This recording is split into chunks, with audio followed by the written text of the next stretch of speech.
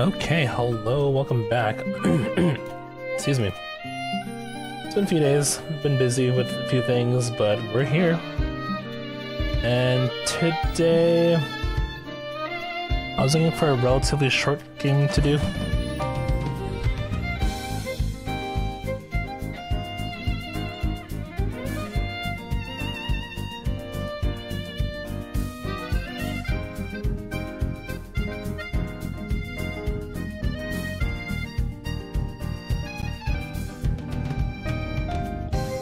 Yeah, sorry, so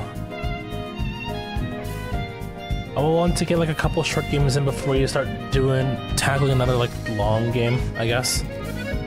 And this game's been sitting on the build list for quite some time, so I figured I'd clear out, I couldn't really decide on the game, so here we are. We're running at Layton 6, Azran Legacy. It's been a while since I played this game previously once upon a time before I started streaming. So I don't know where this sits now. Let's see if I remember how to do things, I guess, but yeah. I can't imagine this taking that long, I would imagine. So yeah, we're just gonna see how far we get to today.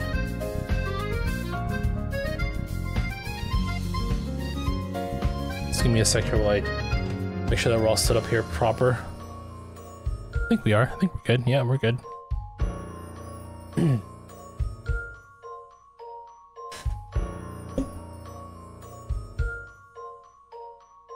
So maybe if we play long and if we play this enough times, and hopefully we're not spending too much time on the puzzles, we can get this done for the week. That was maybe by the end of the month. Which one is it? So these are the 3DS. Okay, I think we're good. It's been a while. Enter your name. Oh yeah, shoot, stylus. I don't have one. Hold on. Let me try and find one.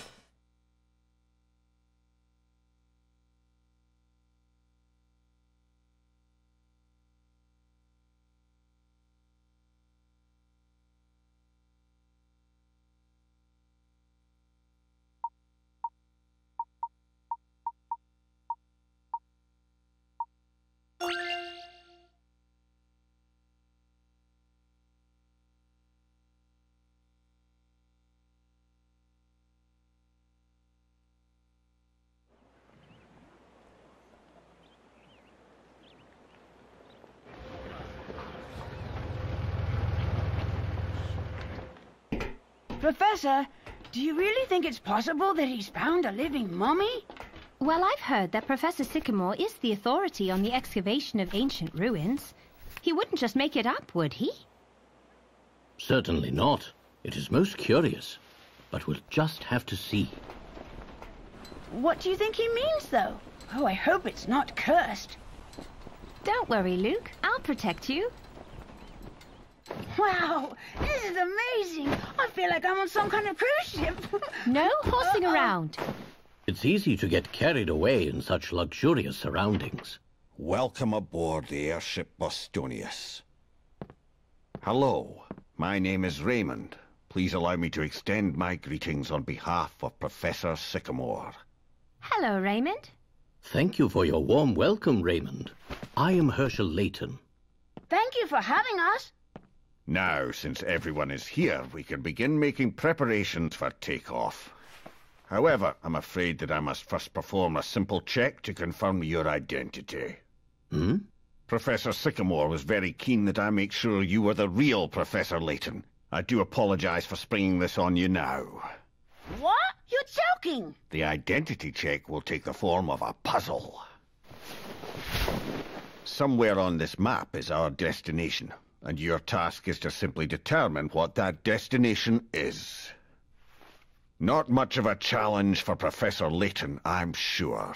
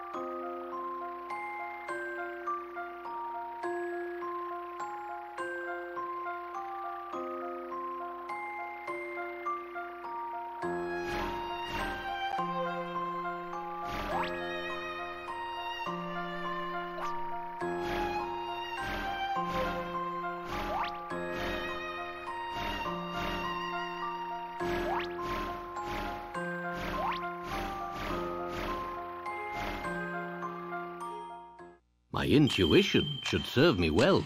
A satisfying puzzle indeed.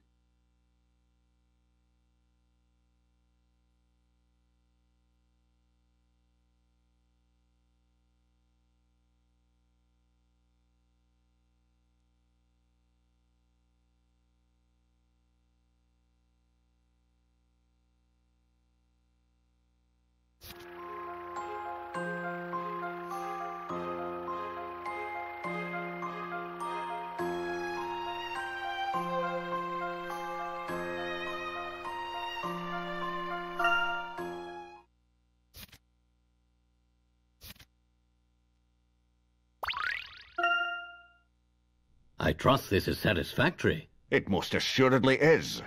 There is no doubt that you are the real Professor Layton. Now please make yourselves comfortable. You are all our most honored guests. We shall be taking off immediately.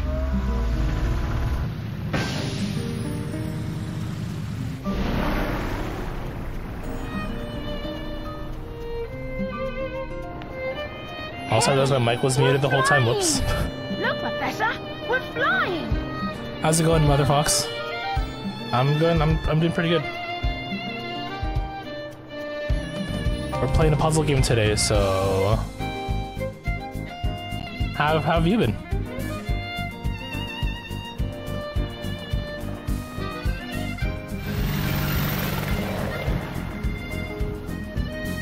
And so the four of us set off in the airship Bostonius to solve the mystery of the so-called living mummy.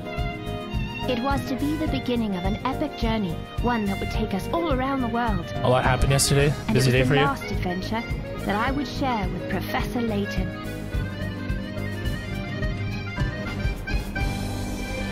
Yeah, I was looking for a short game to play before we jump into another like super long playthrough or a super long game. So we're doing some Layton.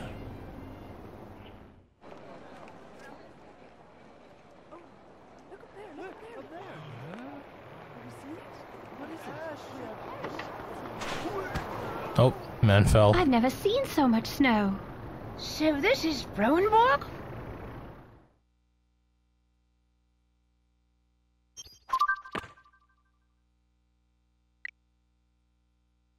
Renowned archaeologist Professor Desmond Sycamore claims to have discovered what he terms a living mummy, which is a rather mind-boggling concept. What can he possibly have found? Right? Save already?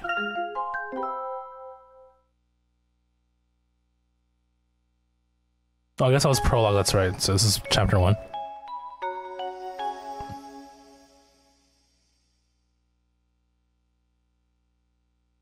Oh, I'm so sorry to hear that. My condolences to you and your family.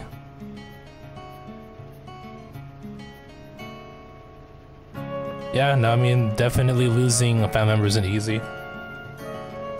Oh, I almost struck my stylus. It's been 2 years now since my dad passed away, and yeah, it doesn't get any easier. As long as you're with people, you know, important thing is you're around people who care about you, right? So, but yeah, sending good vibes your way. Well, here we are, Frohenborg. Frohenborg. I spelled Borg, but didn't Luke say Berg? Pristine white slopes, gentle snowfall. This place is gorgeous. Yes, it is rather. And if Professor Sycamore is to be believed, it's here that we'll see his living mummy. It's rather hard to swallow, isn't it? I fear I dismissed the whole thing as a ruse if it weren't for Sycamore's involvement.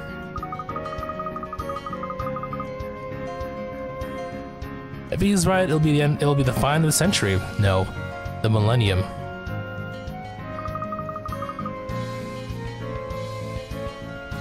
That would really be something. Ooh, come on, let's get going. We have a town to investigate. Let's not be hasty, Luke. It might be wise to review our methods before rushing headlong into somewhere new. Oh, of course. Right, you are, Professor. How to walk. Yep. I mean, it's the beginning of the game, so. Mom's friend told you that your mom's your older sister. Oh, you don't. Oh, well, I mean.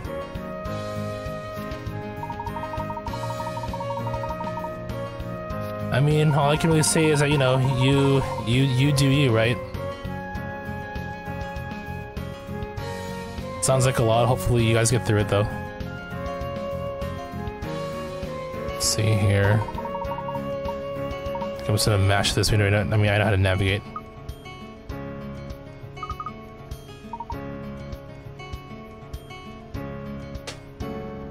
Okay, let's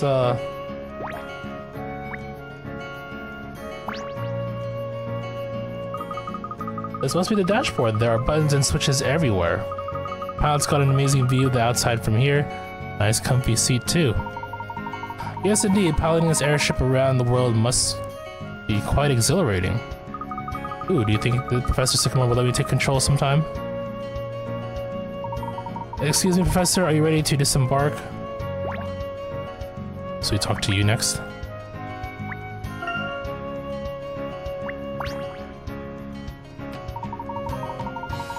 Professor Sycamore is waiting on the other side of Frohnberg. Be sure to wrap up warm before you go out. Thank you, Raymond. Right then, our first step is to locate Professor Sycamore. Enthusiasm is all very well, but shouldn't we work out how we're going to get about first, how to actually walk? More tutorial? Yep.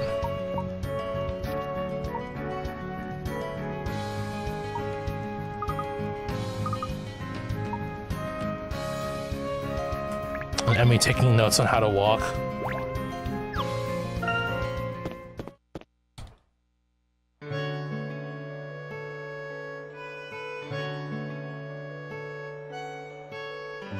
I think how good the music is in this game too.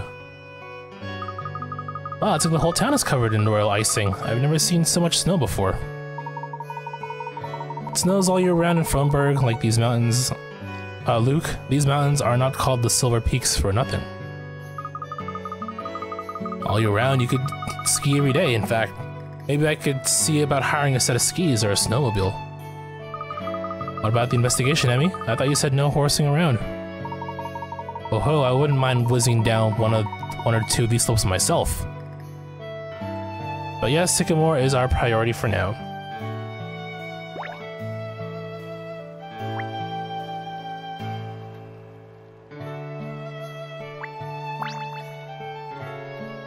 So I do have a guide open up, but this is mainly for the hint coins and little collectibles that show up. Obviously we gotta do the puzzles ourselves. Gotta exercise this good old brain after all. Focusing on myself, making a choice to focus. Yep, I mean... yeah, you know, do what you gotta do to, you know, make sure you don't get, you know, lost in the negativity and in the bad feelings. And it's good to have people, yeah, you also have, you know, someone looking out for you as well, which is very important. Well, are the walls made of that house really made of ice? It must be freezing in there. Actually, I read that igloos are quite warm on the inside because of the insulation. Still, I wonder who lives here. Perhaps it's a lodge for travelers with such magnificent scenery. This town is bound to attract a lot of visitors. If this were a holiday, I'd definitely want to spend a night in there. Do you think we can sneak a peek inside? Professor, there's a man coming this way. Do you think he knows where Sycamore is? Maybe he can give us directions. Oh, this guy.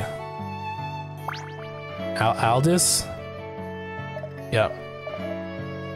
There's the hint coin man. Ah. And lo, in these frosty snow-piled peaks we meet again, my friends. Fate has seen fit to send you here to warm my heart and ears and ease my shivers. Ah yes, you are. I'm indeed. How pleasing it is to see you in good health. I never dreamt of meeting you here.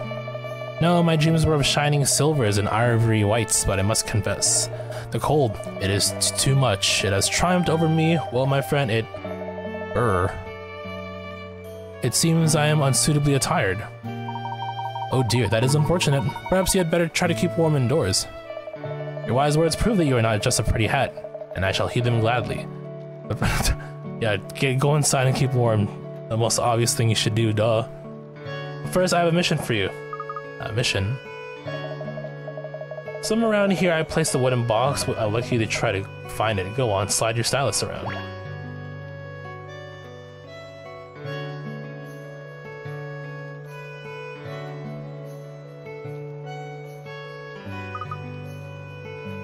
Can't see wooden box anywhere. Where's it supposed to be? Ah, youth so impatient, ear to toes may be numb, my young Fulfillo, but do not let the Koga glaciate your mind. Glaciate?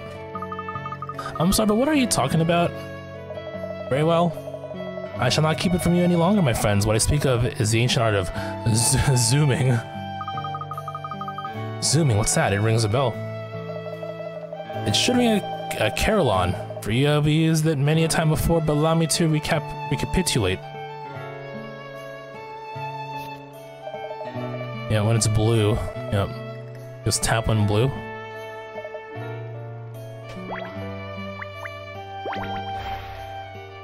There we go.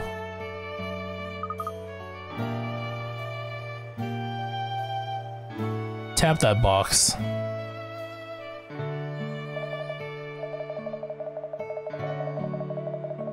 Remarkable, you have not lost your touch, little gentleman, little gentleman.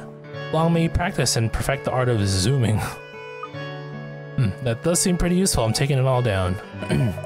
You honor me, my lady, but will you not inspect the box? I'm sure you want to. Go on, touch it. Touch the box of unknown origin in a place you've never been before. Behold a hint coin. When your puzzling logic runs to a dead end, this glimmering beauty will be your guide. However, hint coins are not infinite, so be sure not to fritter them away. You may save them for when you're well and truly lost. These coins are hidden all around the world. Peel your eyes and seek, scour, scrutinize.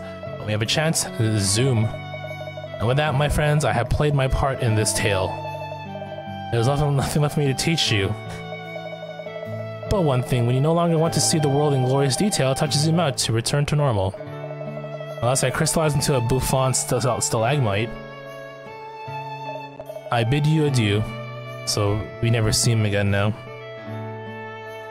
That's it for Al. Well, I wonder if he shows up in Layton versus Ace Attorney. We'll find out. Our old friend Al, this is quite the traveler. He did look exceedingly cold, though. Let's hope he manages to find suitable clothing. I hate for him to catch a cold after being so helpful. He's taught us loads of useful stuff. He has indeed, though we didn't quite get the directions we were hoping for. Okay, if I recall, there should be more coins in here too. Well, not recall, but referring to the guide.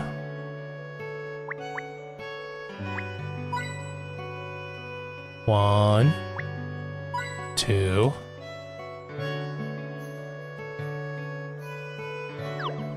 Zoom out. Coin up here.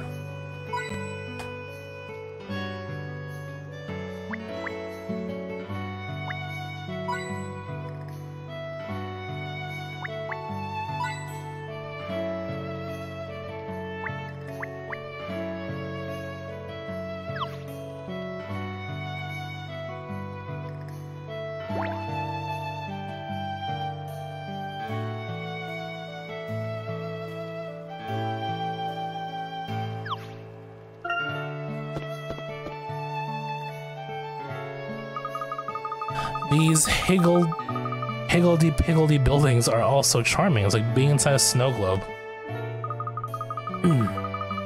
Hey, Professor, I just thought of something. How are we going to keep track of our investigation? Excellent question, Luke. Listen closely, both of you. How to save? Yep. Straightforward as well.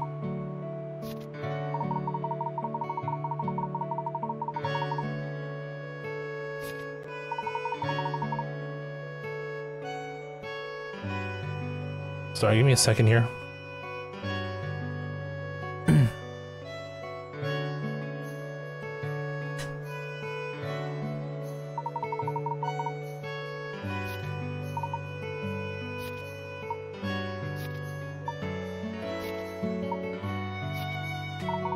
Treasure hunt. Oh, okay. Street pass. Yeah, that ain't happening.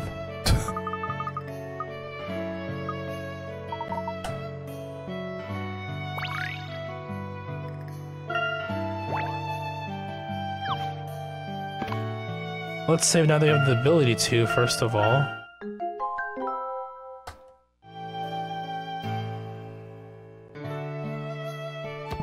Right. Hint coins, hint coins. There's one.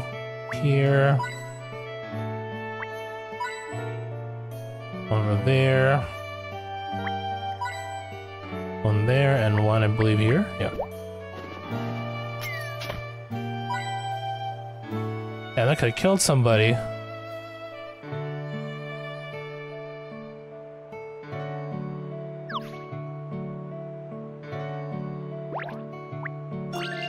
Alright. Maybe I'll use a sledgehammer? No, don't be ridiculous, Prima. That wouldn't end well at all. Is something the matter, miss? Ooh, you startled me. I'm sorry, sir, but who are you? My apologies, my name is Herschel Layton. I'm an archaeology professor from London.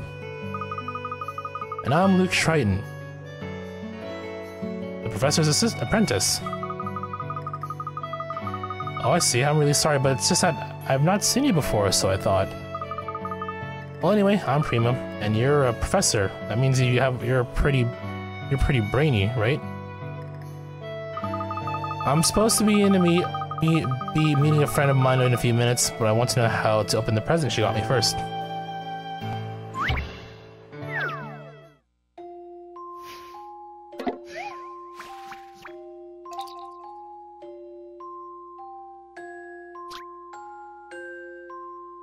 My friend gave me this birthday present, but it was delivered in a block of ice. The card that came with it said you can use 150 ml cups of hot water to melt 30 grams of ice, and that I have to work out how many cups of hot water are necessary to melt the 2 kilo. I mean,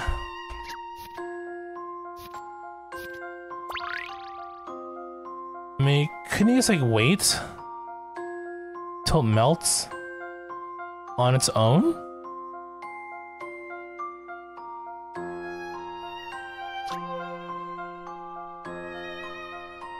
I mean, it wouldn't even, well, I guess you could, oh my god, look at how much water that is. I mean, we can do some quick math here, but I'm pretty sure the answer is 0. They're not gonna make you do this kind of math. But in case you want to, if you're really impatient that you don't want to wait for your present to melt free from the ice, let's see, 2,000, that's 2,000 grams divided by 30. That's 67. Times out by 150 mils of water.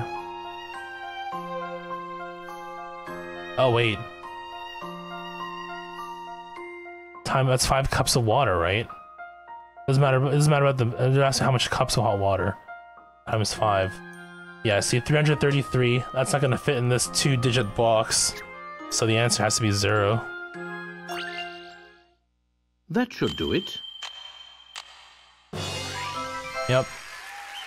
I think I'm in the mood for another. Leave it by the fire and wait. Yeah, just let it melt, dude. You ain't in a hurry. Oh, so I've been out there fretting. My present's probably defrosted all by itself, and you worked that out in no time too.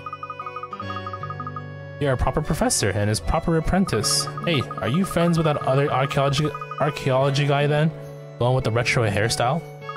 Ah, you mean Professor Sycamore? Yes, Prima, we've come to meet him. Could you tell us his whereabouts? I'm sorry, I have no idea. I see. Well, never mind. I'm sure we'll find him soon enough. I can tell you this, though. Ever since that professor got here, suspicious-looking men have been lurking around town. They sort of look like soldiers, but if you ask me, the military wouldn't wear uniforms so horribly passé. Oh, I'm going to be late. Better not keep Donna waiting. Prima donna. Excuse me, Professor. I have to run. Bye now. We didn't get much to go on there, did we, Professor? Not as such. We'll just have to ask around some more.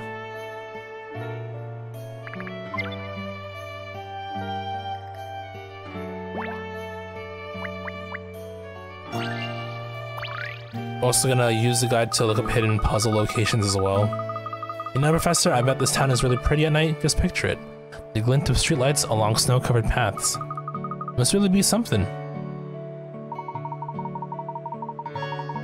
Indeed it must. Well-lit streets will certainly brighten the mood of any town.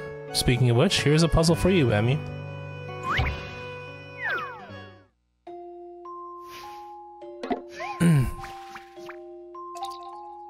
Lighten up. It's carnival time and your job to hang some festive lanterns around town. You'd think it would be simple enough, but a note from a pushy member of the carnival committee shows you have a very specific idea of how they want the job done. No more than one lantern on the street, one per street. I don't want any beams of the same color crossing. It's tacky. Can you provide? Okay.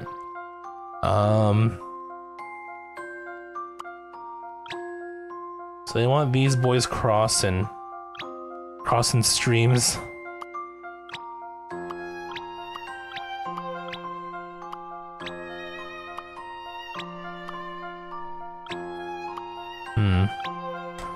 Crossing streams.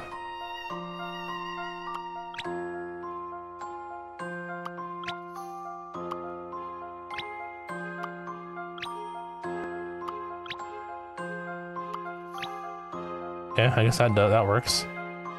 Make sure the pinks don't cross each other as well. You can probably do that. And we get the bottom here, I think. I mean, everything's covered, as far as I can tell. No pinks touching, no yellows touching. Right, I'm all set. I'm in top form today.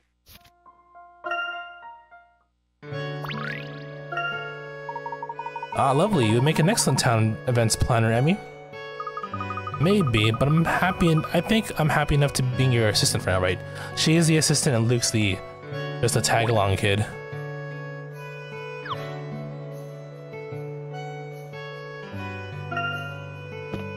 I guess we move on, right? Hey, Toad, what's up? How you doing? Oh, Argrats, why does everything here have to be frozen solid? It's Frohenberg. Of course everything's gonna be frozen. Robin and Macaw, they're named after birds, I guess. Yeah, come on, but a huge wall of ice? It's not natural, I tell you. I should have been able to chip it at least, but ow. Well, if fire didn't have any effect on it, I hardly expect brute force to either. Anyway, whatever happens, we're not leaving here until we've captured the target, so you better suck it up. Come on, Robin, let's see if we can find another way in. I'm on it already. Do you suppose those were the suspicious men Primo was talking about? They must be. This trip may not go as smoothly as I had hoped. Living mummy or not, I think Professor Sycamore has uncovered something extremely dangerous. Is that your intuition talking again, Professor? Perhaps. In any case, we should try to locate Professor Sycamore as soon as possible. Mystery men. A number of uniformed men with an air of malice about them are prowling around Frohenberg. They appear to be searching for something, but what could it be?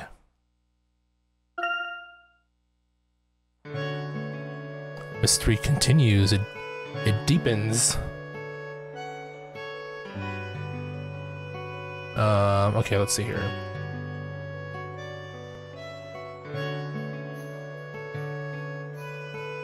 Guide for coins, 1, 2,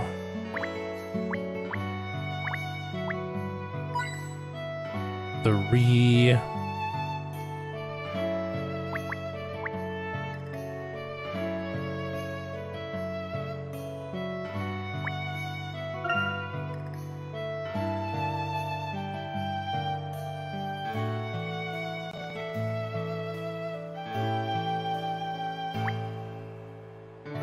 There's something we can grab from here, but nothing's working. Maybe we gotta talk to...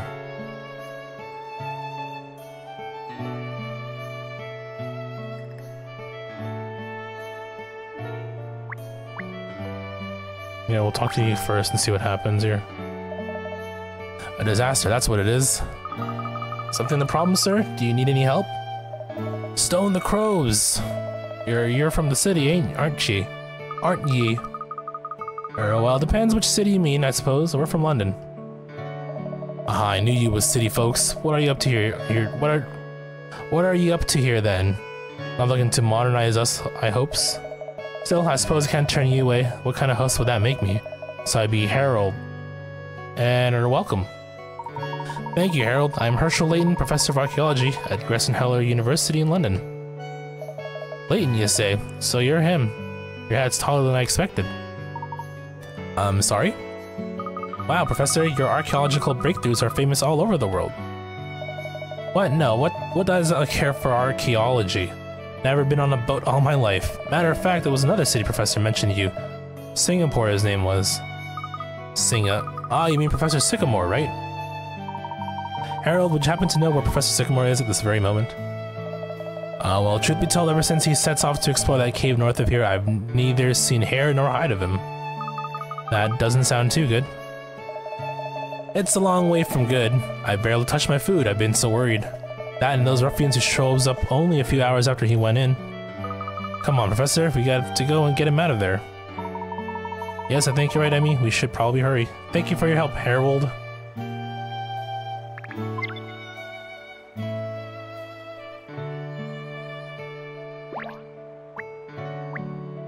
Okay, hold on.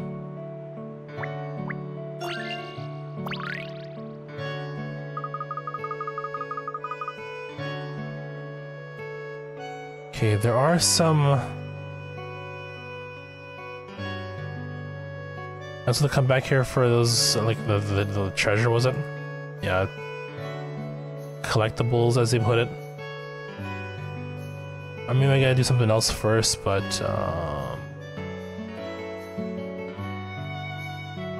we'll see. Look at that, Professor. It looks like it's shining. That's right, the falling snowflakes are catching the sun. Now why don't you take a closer look in the form of a puzzle?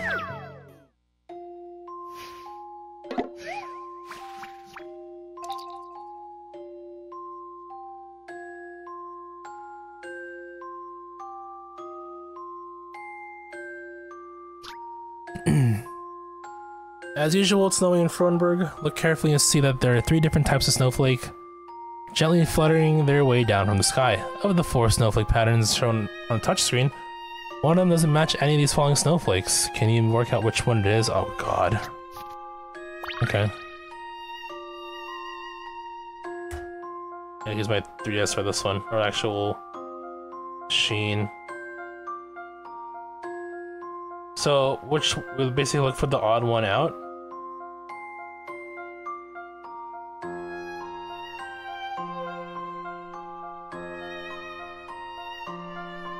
Yeah, I do see ones on the right look like B.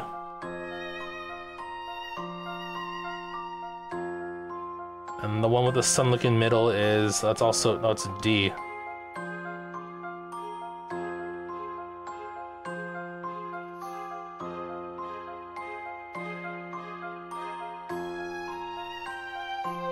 Here's a star body. Looks like, okay, C, I think.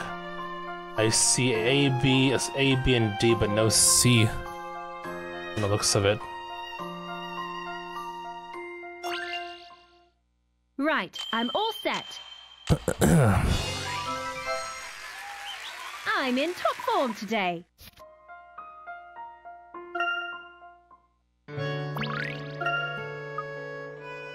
Sometimes it's snow in London too, but never seen snowflakes like these before. They certainly are rather special. Let's hope that we have an opportunity to study them more closely sometime. Okay, I think I gotta go to the box here real quick, and maybe we gotta activate the treasures. Yeah, there it is.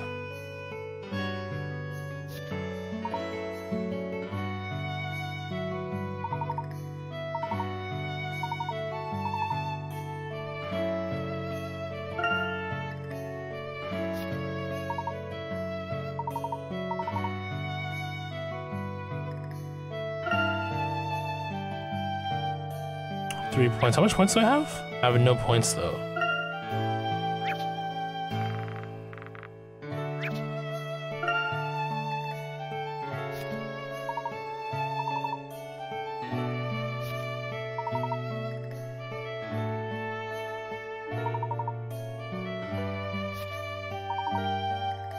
Okay.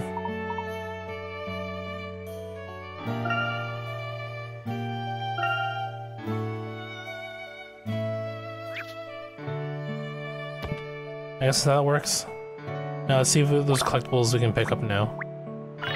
Yep. Pair of skis, and then this one up here. Okay. Straightforward. I had to enable the feature through a menu.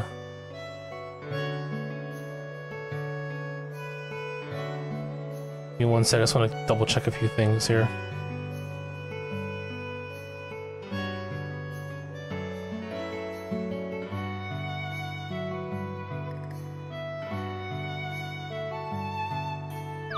Yeah, so I did miss something too.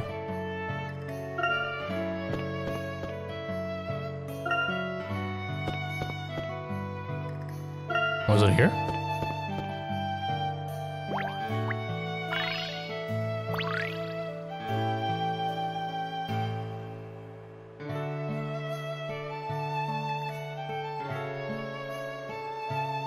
Okay, I think we're good. Let me just make sure that we're okay.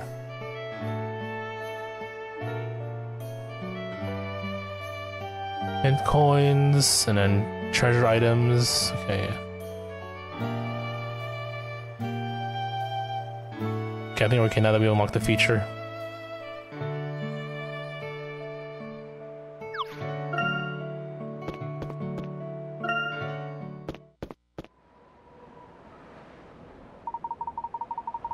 I believe the cave should be around here somewhere, but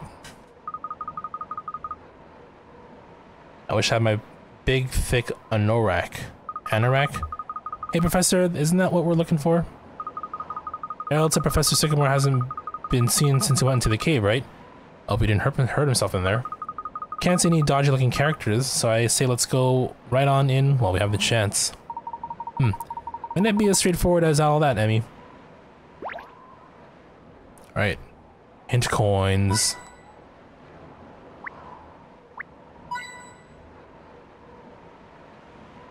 And then one down here. I mean, the cave got frozen shut, from looks of it. It's supposed to be the entrance to the cave, but it's completely blocked by a wall of ice. I can't see any cracks or weak spots. But all we need to do is break through the ice, right? Sounds like a job for you, Emmy. Absolutely. Professor Luke, you could just stand back a moment.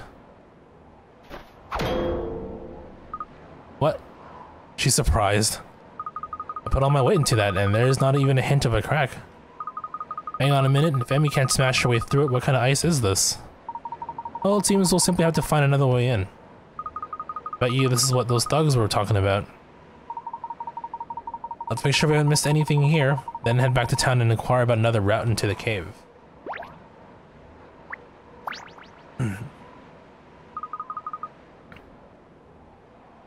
Hey, look, a snowman. So it is, but who would build a snowman all the way out here? Look at its hat. It's a snow gentleman. It is rather elegant, isn't it? But look, it seems to be missing one of its gloves. Aren't you cold, Mr. Snowman? Maybe the other glove got blown away by the wind or something. Might ponder its fate all day, but our time would be better spent finding a way into the cave. Let's return to town for now. Puzzle is you gotta find the glove and shove it into its arm, and then it'll open up the. I mean, that's probably what's gonna be the solution.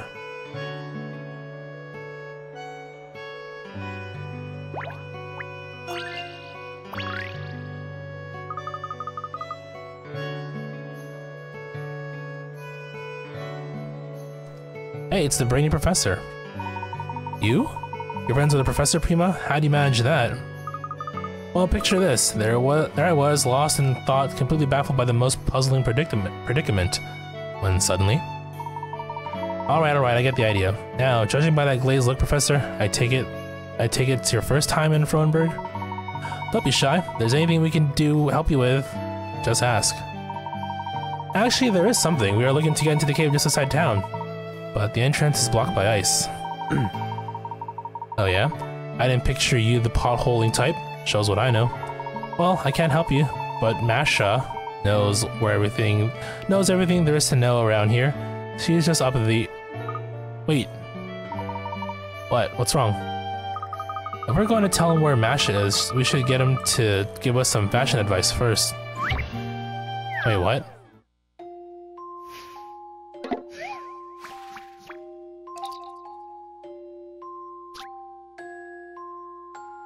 Four different patch designs have been sewn onto this plain handkerchief in a particular sequence. The pattern starts in top left corner and follows the orange line towards the center.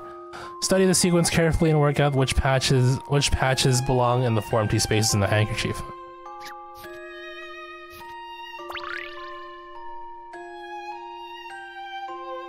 Okay, so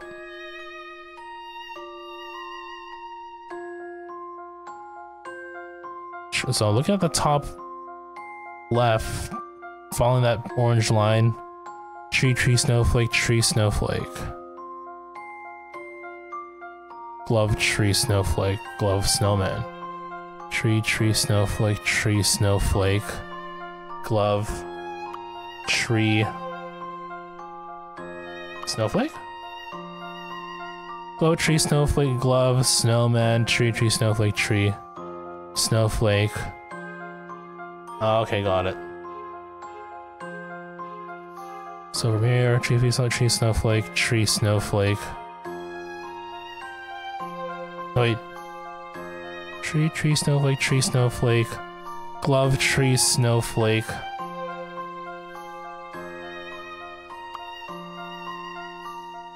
Glove.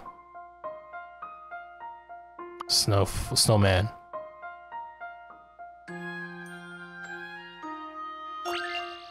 That should work. Here's my answer. Critical thinking is the key to success. Alright. Hooray, thanks, Professor. Show off. Alright, time for us to keep our end of the bargain. You see that post box there? You'll want to zoom in on the building behind it. That's where you'll find Masha. Thank you, that's perfect. Hey, I know. Since you're so good with fashion advice, I think you should start coordinating outfits. Preferably mine first. Oh. You dressing folks up?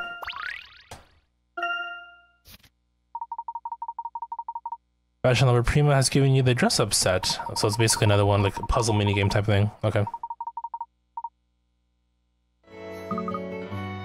Not usually impressed by English fashion sense, but you got talent, Professor. At least the potential's there, I'm sure. Want to try the bright and cheerful look for spring, if you don't mind, which I'm sure you don't. Prima, what do you like? Sorry about her. If you need anything else, just say. Like some people, I like to give help out of the kindness of my heart. Okay, so... want to zoom in over here, I guess. Damn, hot spring in the winter? That sounds kind of dope, actually. Coin.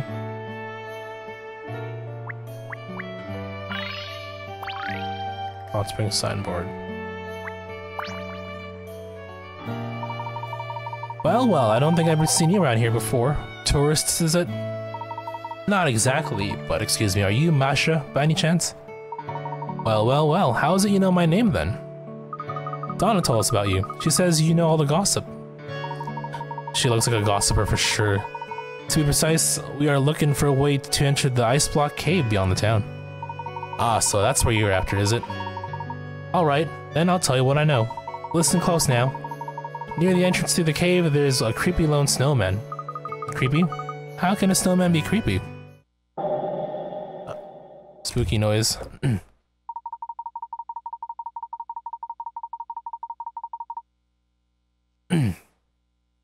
That's the thing.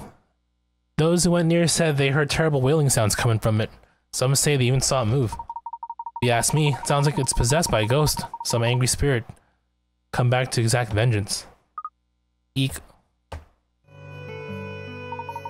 Well, look at it this way. Ever since that snowman turned up, no one has been able to set foot in that cave. One day I went up there to see it for myself. Didn't hear any wailing, mind, but there was something off about it. I could just feel it. I see. I think I'm starting to understand. Do you really think there's an angry spirit living inside the snowman, Professor? No, but I do think that it holds the key to our getting into the ice cave. I thank you for your assistance, Masha. Emmy, Luke, our next step is to inspect all the town snowmen. They will lead us to what we are looking for.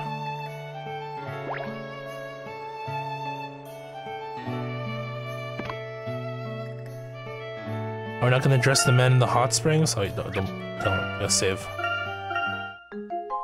Don't lose any progress here.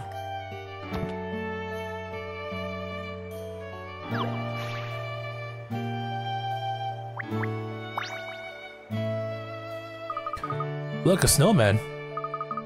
This looks like any old snowman. I don't see anything special about it. I don't think the snowman will be of any help. Let us look for another one.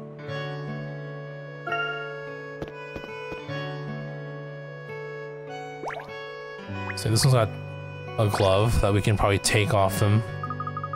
Here's a snowman, and hey, he's only wearing one glove. One glove? Where did we just... Ah, the snowman in front of the cave. That only had one glove too. Oh ho, I'd say we found our key into the cave, wouldn't you? What makes you say that, Professor? All in good time, Luke. For now, let's take that glove with us.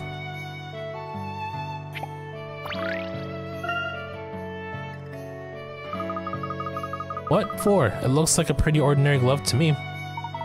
I'll show you when we get back to the cave, if you don't mind. I mean, Professor knows when to do the big reveals after all.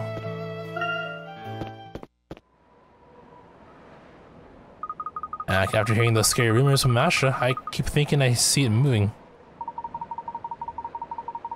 Those scary rumors gave us the information we needed. This snowman is the key to getting into the cave. What do you mean, Professor? We don't have to go any closer, do we? We most certainly do. In fact, that's precisely why we are here now. But Professor, what if it's cursed? The boy tiptoed near when suddenly the snowman gave an awful howl and lurched toward him. Its cold, empty eyes rolling. Emmy, stop it, please. Don't worry, Luke. You can go up and examine it without fear.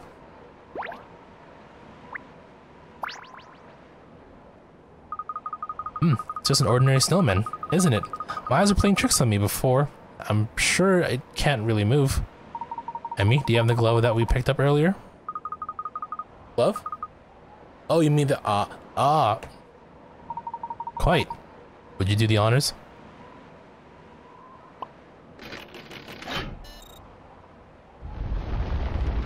What an interesting mechanic for a city. What happened? Did that huge wall of ice just... There is no such thing as ice that cannot be melted by fire. Therefore, the wall blocking the cave entrance was not made of ice. Only logical. What? But it looked like ice. What else could it have been? I can't say precisely, but if I were to hazard a guess, I'd say it was a panel made of incredibly durable tempered glass. Our frosty top-hatted friend here hides the control switch. But Professor, isn't it a bit weird? I mean, how come nobody noticed that the wall's made of glass and not ice? It was clear and cold to the touch. People don't usually doubt their first impression. Nor did we, if you remember. Amazing, Professor, you've done it again. Now then, somebody's waiting for us inside that cave, the very person who put up this protective wall. Shall we? Oi, oi, oi, did you see that, Macaw? Still can't believe that wasn't ice. How did Top Hat Man figure it out? Who cares? This saves us a ton of trouble. We can claim it all. We can claim all the credit. Come on, we're going after them. Hold on, we got to report it to the boss first. But by all means, run on in if you like. That's your neck on the line. Spoil sport. All right, fine, I'm coming.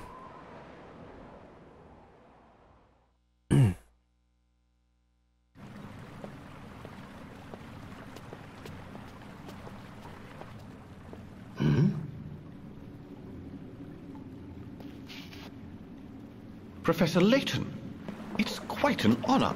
The honor is all mine, Professor Sycamore. I have been looking forward to this. A chance to meet the famous Professor Layton. I told you were a celebrity, Professor. I wouldn't go that far, Luke. What do they call it? Like secondhand pride or whatever? Professor Sycamore, you said you found a living mummy? Ah.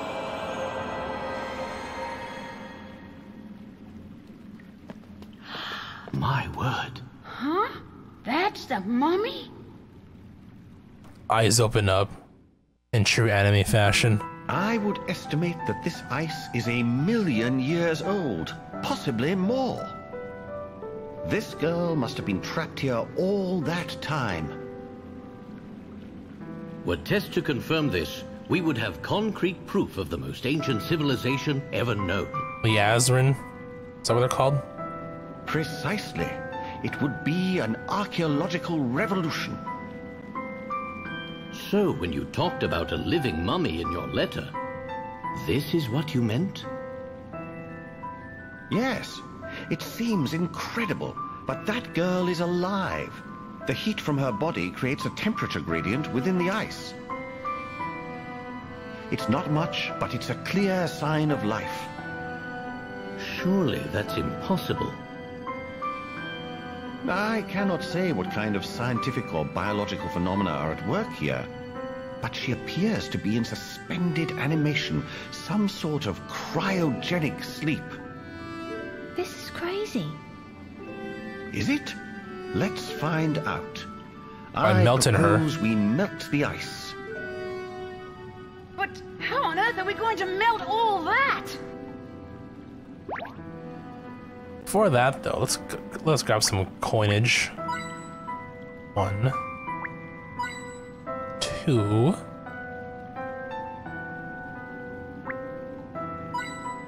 Three.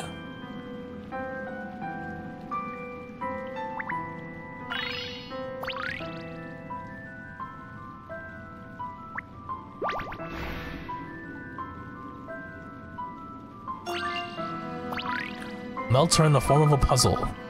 Wow, she's beautiful. She looks as though she's just sleeping peacefully. Can someone really survive like that? I did not think it possible either, but all the signs are there.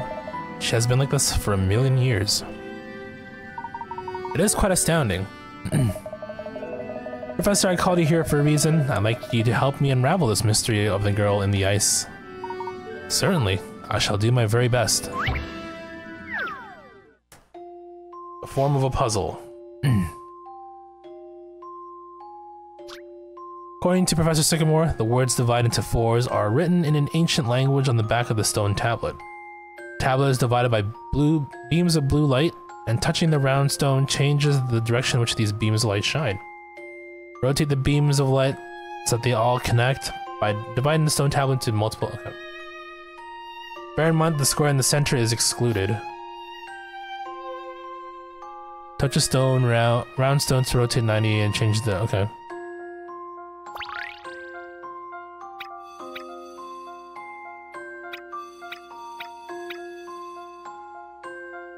Alright. So divide into 4 square sections.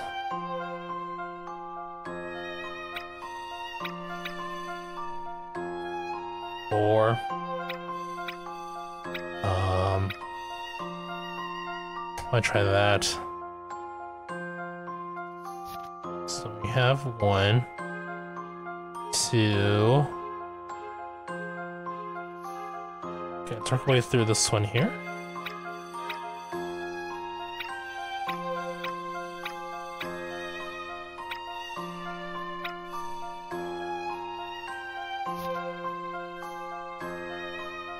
Do that. This looks good too, as far as I can tell, at least. And then...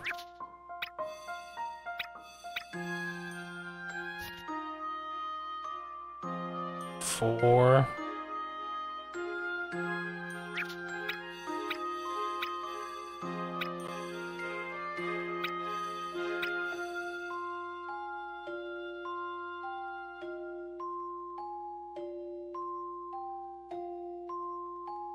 One, 2, 3, 4.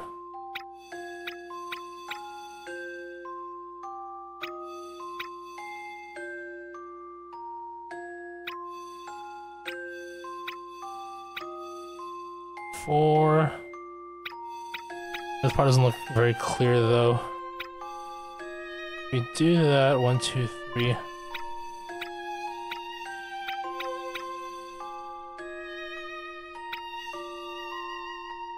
Oh, I think I got it.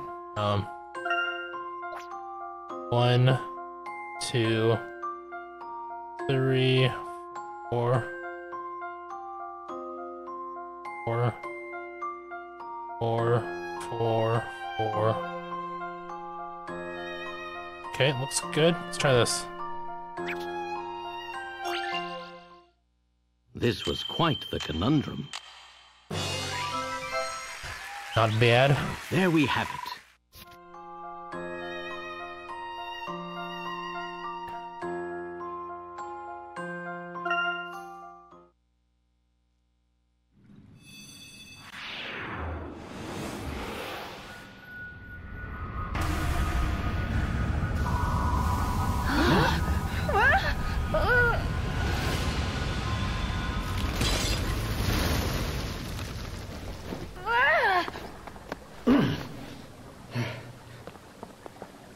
Luke, there's no way we would catch that. Catch her. There is absolutely no way.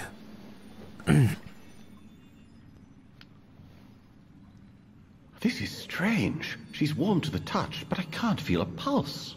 So is she alive? Look, she's moving. Surely not.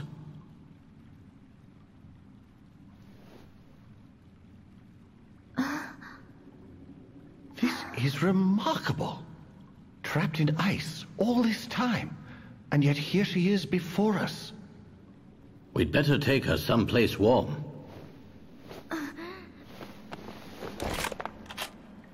Thank you. We'll Quick. take it from here.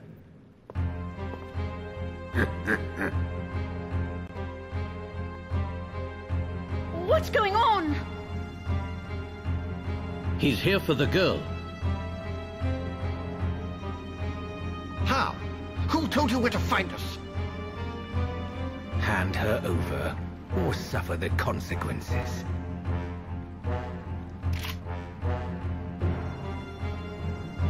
Don't want to mess with plot guns, that's for sure. Ah, this girl knows what's good for her. So long. They shoot anyway. The game is already over. We must go after them. There's no telling what they might do.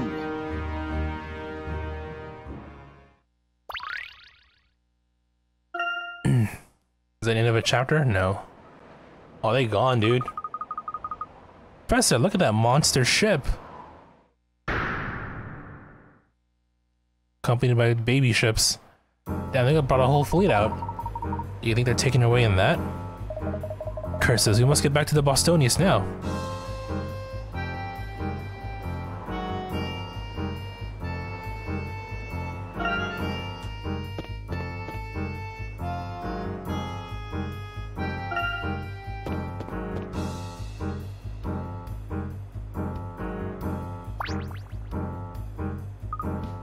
Hey, hey, wait for me. Oh, they left him behind. What are you lot looking at? You got a problem? Wait a minute, that's one of those shifty men from earlier. What's he doing here on his own? Oh, have they not forgotten me or anything? Nope, I stayed behind on purpose to delay you. We gotta know who you lot are. You're a real thorn in the boss's side. Here, solve this or else I'll stop you with a puzzle.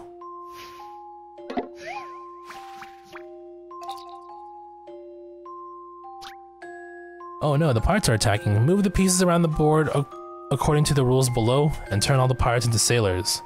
Sailors and pirates can only move by leaping. Okay. Multiple sailors and pirates can be leapt over in one movement. Pirates that are leapt over will turn to sailor. Okay. Okay.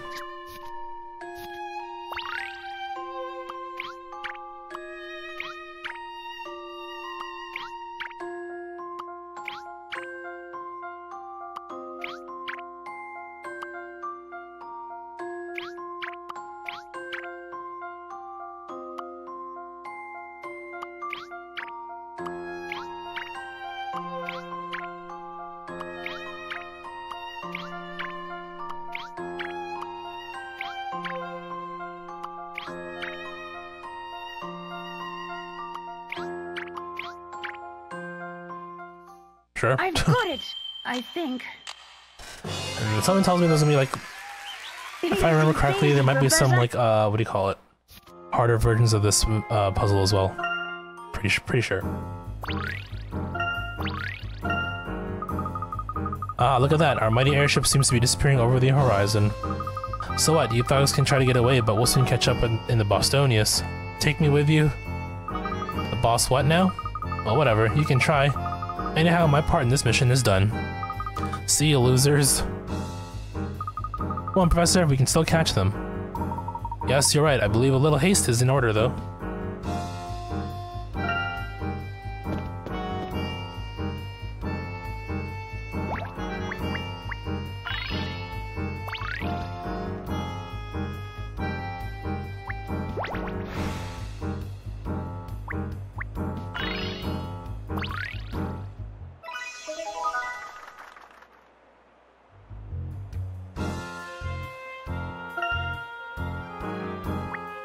Okay.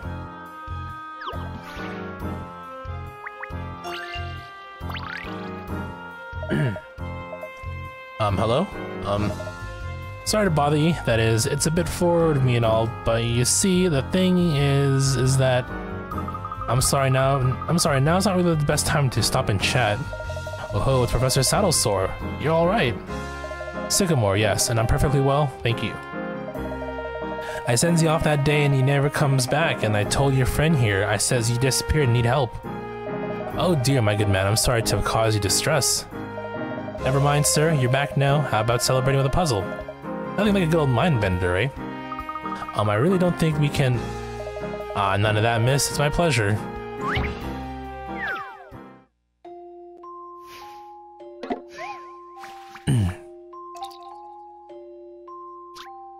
Reggie the Red wants to sunbathe on this frozen lake. He's seen the perfect spot, but he needs a little bit of help getting to it. Little turtles like Reggie go flying if anything bumps into them. The big ones don't budge unless they're hit by Reggie or an ice block. Blocks only move when you move them, and they fill any holes they fall into. Okay. Actually, I don't need to. I mean, it should show up here visibly, right? We can move any of these? Yeah, okay.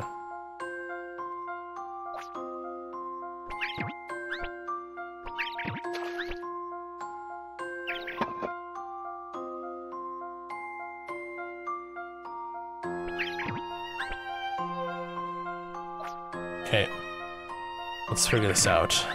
Oh.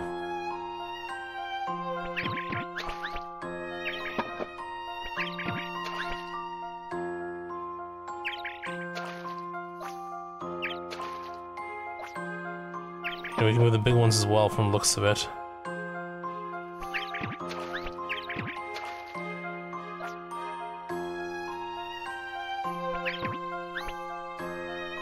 I think I got it. Hey. Let's try this. Puzzles are a tonic for the mind.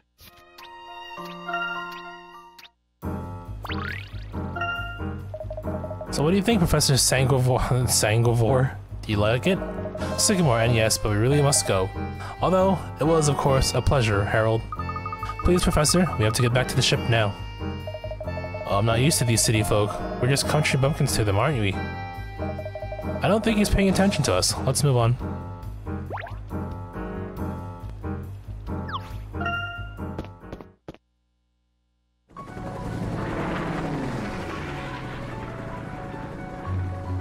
They won't get away. Not if I have anything to do with it.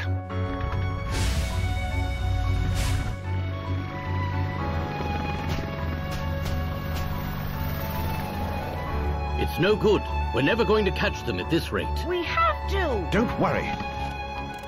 Time to turn on rocket thrusters. Oh god, actually, yep. Or just extra wind power. Oh.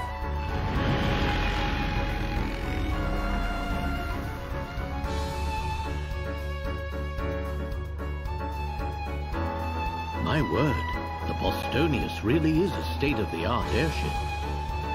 Amazing! Look how fast we're going! I think we're catching up. Professor, we've got an incoming message. Well, well, I didn't think you'd have this much fight in you. It's them! What do you intend to do with the girl? Let's just say she has a role to play in our plan. We will not let her go.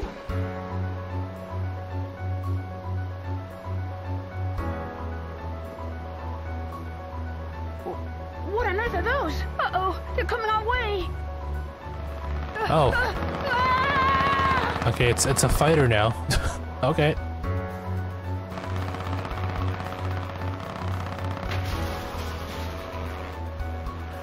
It's a Star Fox game.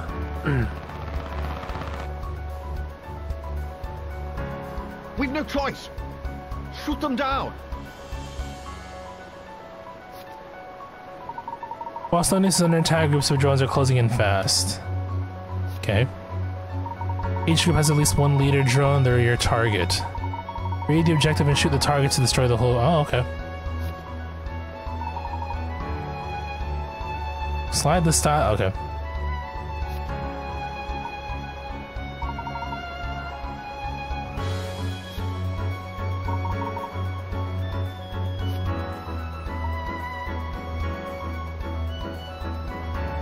Here they come, Professor! We're ready for them. Fear not. Odd one out, huh?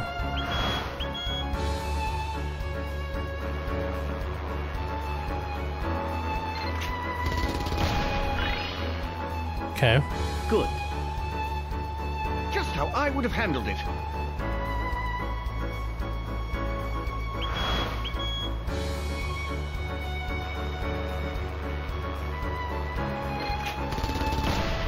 Go without eyes, I guess. Nice shot! You did it, Professor! Ha. Shoot all blue drones.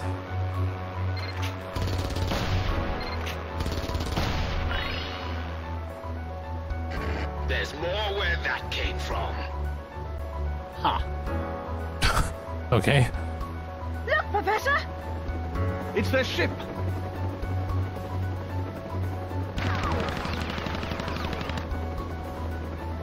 Looks like we're going to catch them. I think you may have spoken too soon. Yeah, I mean, way to jinx it.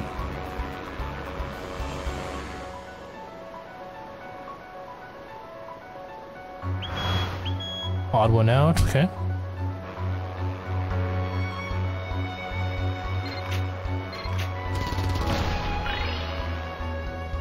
Good. You did it, Professor! Shoot this drone, okay. No eyes. Yep. Brilliant! Good job! Just how I would have handled it. We're almost there. We're taking a shortcut. Huh, don't tell me we're going through there.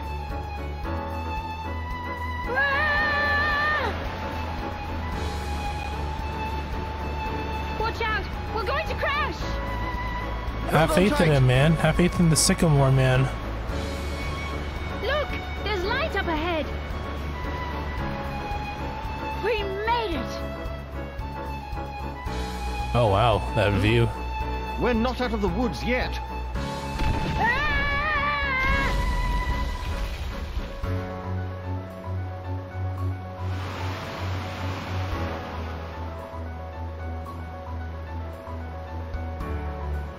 Phew, we're still in one piece. I'm surprised you made it this far. You're not exactly making it easy. Let's see how you handle this. Watch yourself, Professor. I'm ready for them. All drones with an even number? Okay. They're mixing it up now. Impressive work. Keep it up! You did it, Professor! Shoot this drone.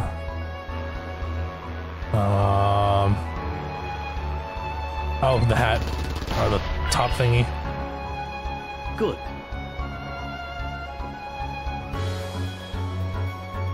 All right. Just a little further. Look! Missiles! Look out! Quickly, Professor, shoot them down! All blue missiles.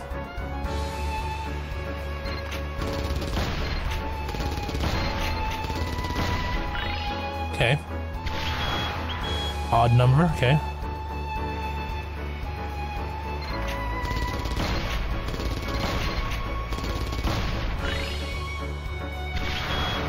Highest to lowest? Oh shoot. Observation skills time.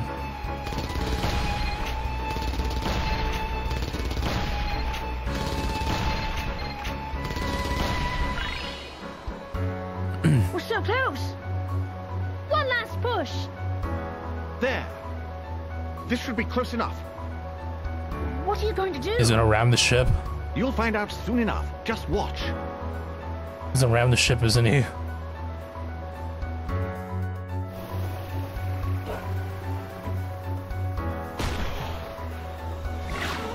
Oh. It's time to board their ship. What? I'll do it. Luke, you stay here. Huh? What are you talking about? Professor, you can't go without your trusty apprentice. Wait! Here we go. Right.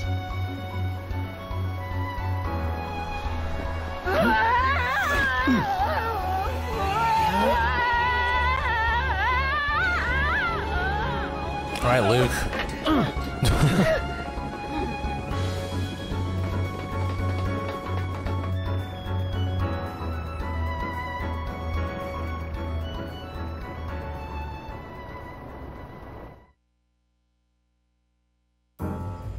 Who's not coming on board? Are you alright, Luke?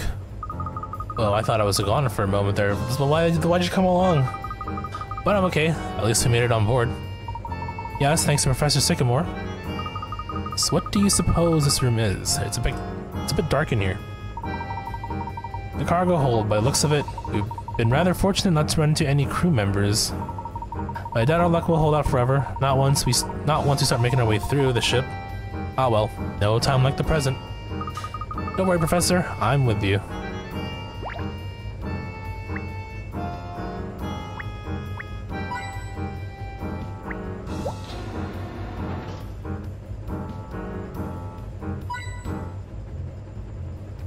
So for some more coins. Coin. Ah, puzzle. Oh no, this door won't open, Professor. After we made it this far, too.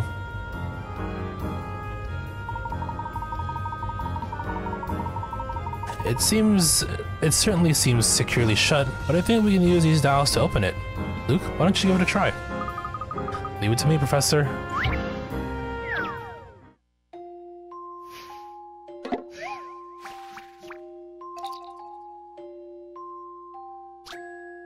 The door of the cargo hold is fitted with a special lock, and Layton and Luke will have to unlock it before they can proceed. The controller device consists of dials that are each separated into 4 quadrants. These quadrants are marked with the symbols circle and diamond, which have the values 1 and 5 respectively.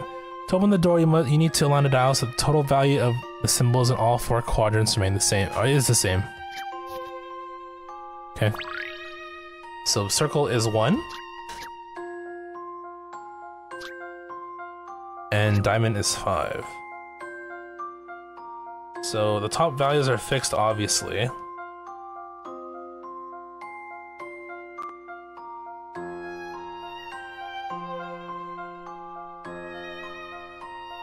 Let's see. 5. Start with an arbitrary number. Like if we do, for example,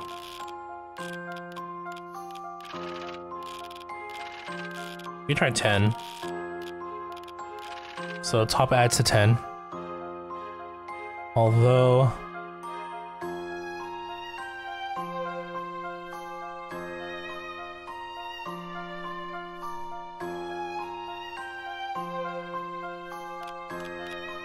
okay, that won't work clearly. 5, 10.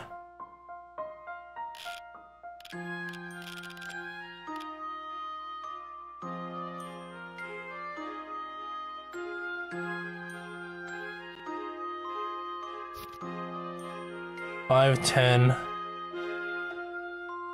11, 12, 13, 14, 15. How about the middle, too?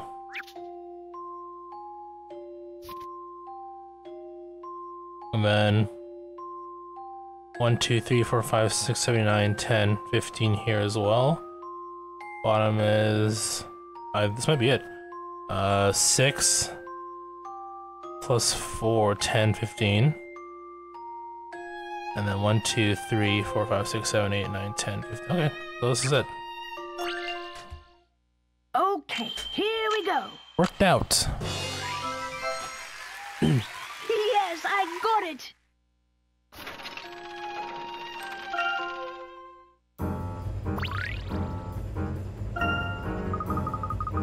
I did it, Professor. The door is open.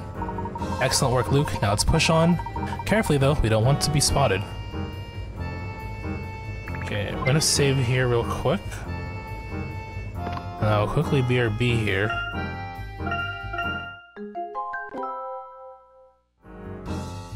Give me one moment before we continue here.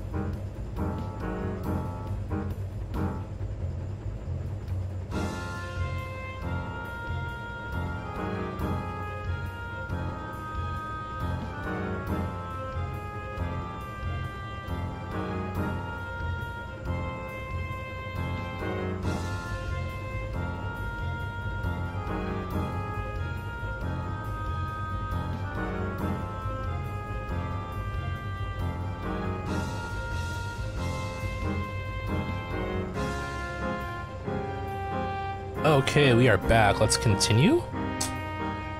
Okay, where are we headed now?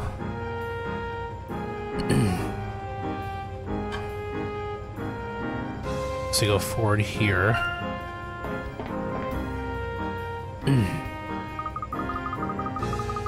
It's even bigger in here than I expected. You might get lost if you aren't careful. Quite. Shall we take that ladder to the floor above? Boy, you two, hold it right there. Where do you think you're going? Oh no, they found us already. Got a lot of guts waltzing in here like tourists. Don't move an inch, I warn you. I'm not going to go easy on you just because of the kid. I know we can defeat him by solving a puzzle. Probably, most likely. Checking for coins real quick. And then... up here? And there.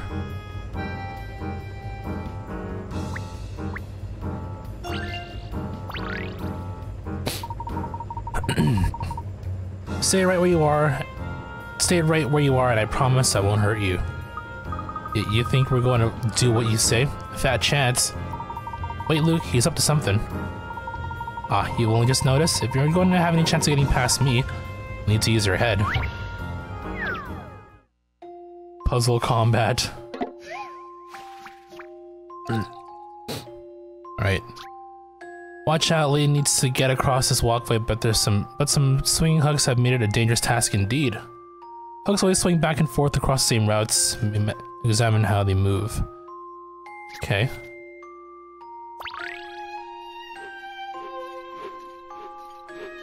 Dodge the hooks.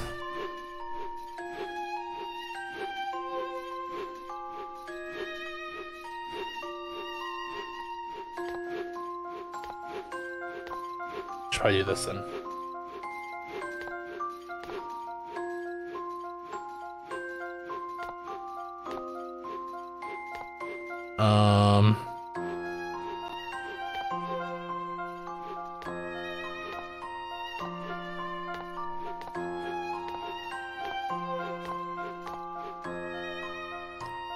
Wasn't so bad.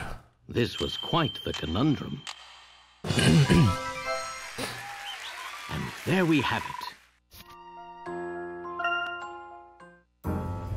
No, how'd you get across? God, where's backup when you need it? I can't handle this on my own. I should just face it, I'm always going to be at the bottom of the heap. Boss isn't going to just let you go, you know. He ran off. What was that all about? Don't let your guard down, Luke. We aren't safe yet.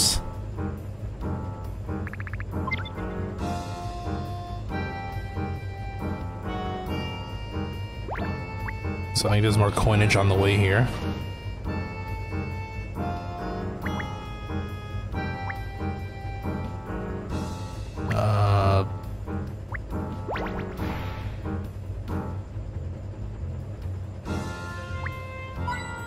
Coin there.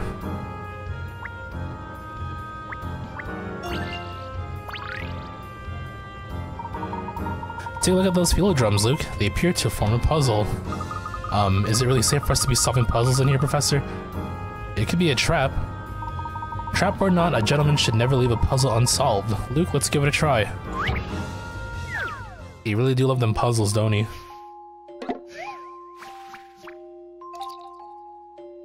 A laborious leader. This pump seems to be broken and won't stop pouring fuel until the drum is full to the brim. Nonetheless, it is possible to end up with just 1 liter of fuel using only the pump and 2 empty fuel drums. The small drum holds 9. The large one holds 11. Although the pump is broken, the machine's other features still seem to be functional. So it only pours until it's full, right? That's basically... okay, well...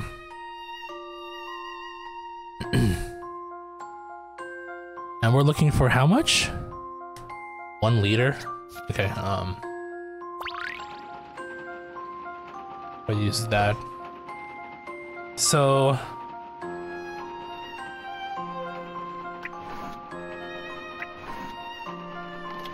oh, yeah, that's how you use it. Okay, 9. And then that transfers that. I'm assuming 7, and then we dump it. Okay. And send that over.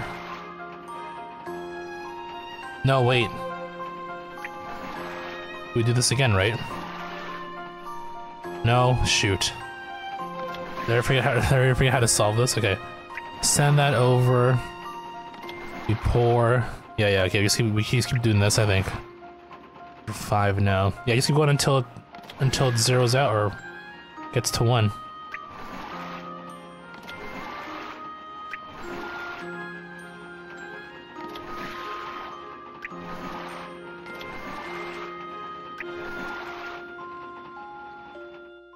There we go. Let's see. That one's in the trunk.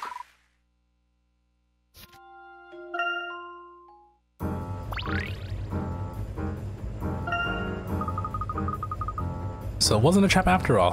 Phew. Oh ho, you know I would never have touched it if I thought it could be a trap, Luke. Never doubt Professor Layton, Luke. Stop teasing me, Professor. Been through 5 games already so far. Granted, this is a prequel, but still.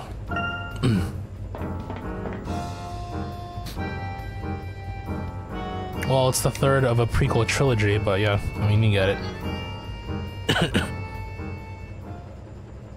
Well, well, Professor Layton. Who are you? My name is Leon Bronev. I am an archaeologist, just like you. Are But you? an evil And archaeologist. Since when did archaeology involve kidnapping young women? Let her go.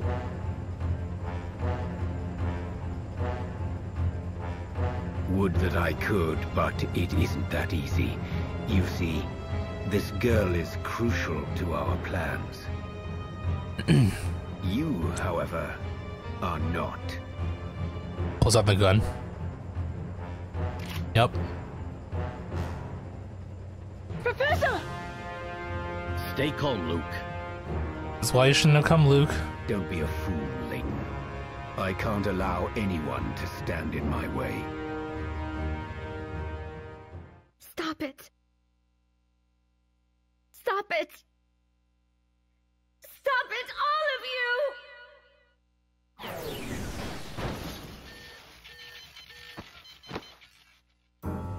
What was that?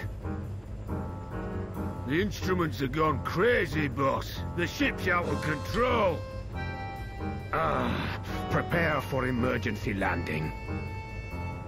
Aha, you didn't expect her to be a magical This way, girl. Quickly.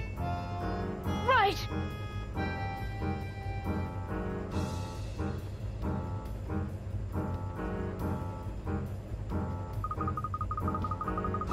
What was that strange shockwave thing that just happened? Now's the time to worry about that. We need to get off this ship. Let's go.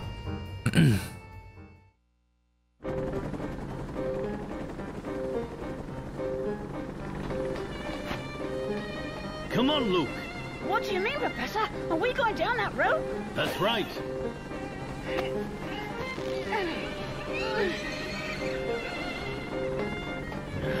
A minor setback.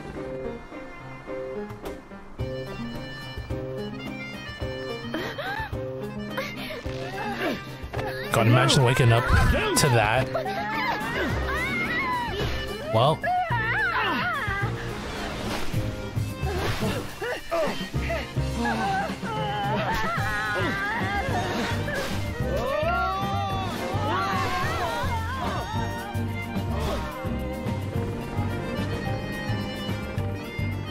Wasn't Sycamore in that? Oh, okay, yeah. Well, I was wondering where they were.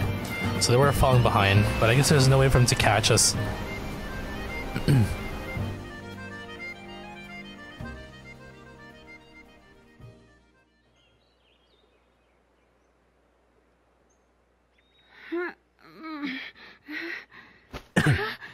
Are you all right, Luke? Where are we?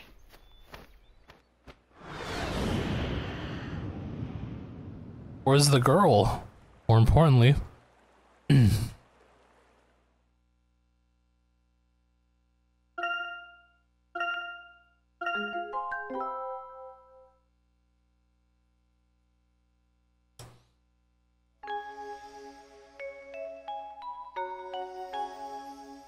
How many chapters are in this game?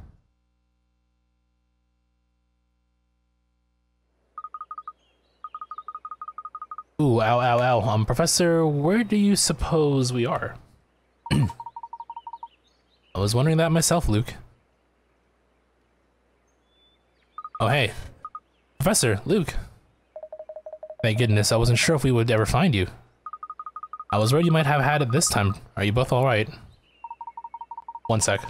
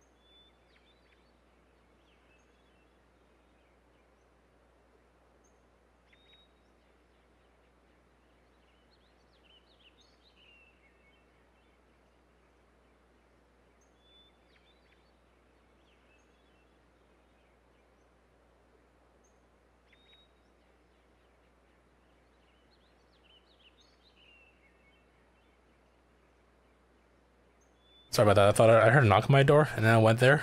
Nobody was there, so I don't know what's going on. Anyway, let's continue the story. You're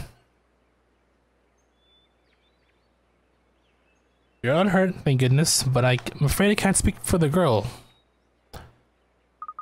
Oh dear, I hope she's okay. Yes, that was quite a fall. In any case, you certainly picked up an interesting location to land in. Oh, do you know where we are? I do. We're on the ledge of Lake Cod, or Siren Lake, as the locals call it.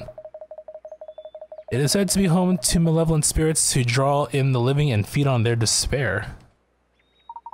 Ooh, more mysteries to solve. Is that so? Well, it's all superstition, of course. I believe it arose due to the unusually high number of airships that crash into the lake. The surrounding forest has also experienced more than its fair share of crash landings. Quote unquote. I see, hence the name Siren Lake. Doesn't exactly sound like a great place for a young girl to be on her own. We should really start looking for her. Yes, let's waste no further time. We'll need a great deal of luck if we're to find her in a forest so large. Oh, cute. Okay, so coins first.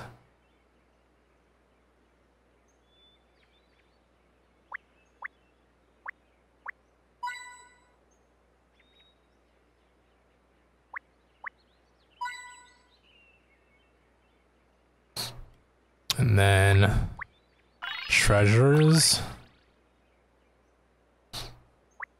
And then I guess your puzzle, yep. Hey look, Professor, it's a squirrel. Oh, how charming. You know, Luke, I wonder if the little creature might have not seen our young lady. This seems like the perfect opportunity for you to make use of your ability to talk to animals. Oh yeah, I forgot you can do that. Why don't you say hello? Of course, Professor, leave it to me. Hello, squirrel friend. You're looking for a girl. She's a bit taller than me, and I think she wears a pink dress. She's a bit taller than me, I think. And she wears a pink dress. Have you seen her? Chirp, chirp, chirrup, chirp.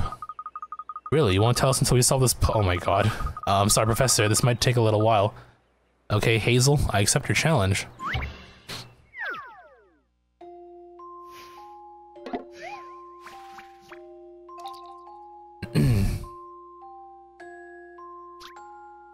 These 4 fruits have all different weights. The squirrels don't know the fruits' individual weights, but they do know that their favorite fruits are 2nd and 3rd heaviest ones. Okay. They also know that the weight of each of these 2 fruits in grams is an even number. If you put a piece of fruit into each of the 2 boxes, the counter will display their combined weight. Okay.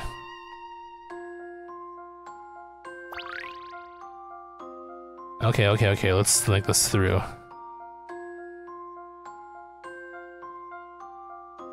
So, for starters, use a control. Let's say A is our control here. 101. Oh god. I need to do math. 88 to 96. So clearly B is the heaviest.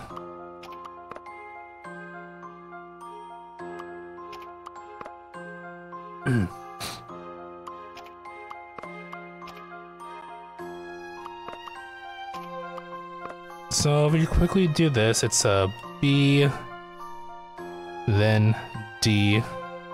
Well, hold on, I might need more workspace here. B, D, C. Now the question is, what does A fit in all this, right? So if we use B as a control.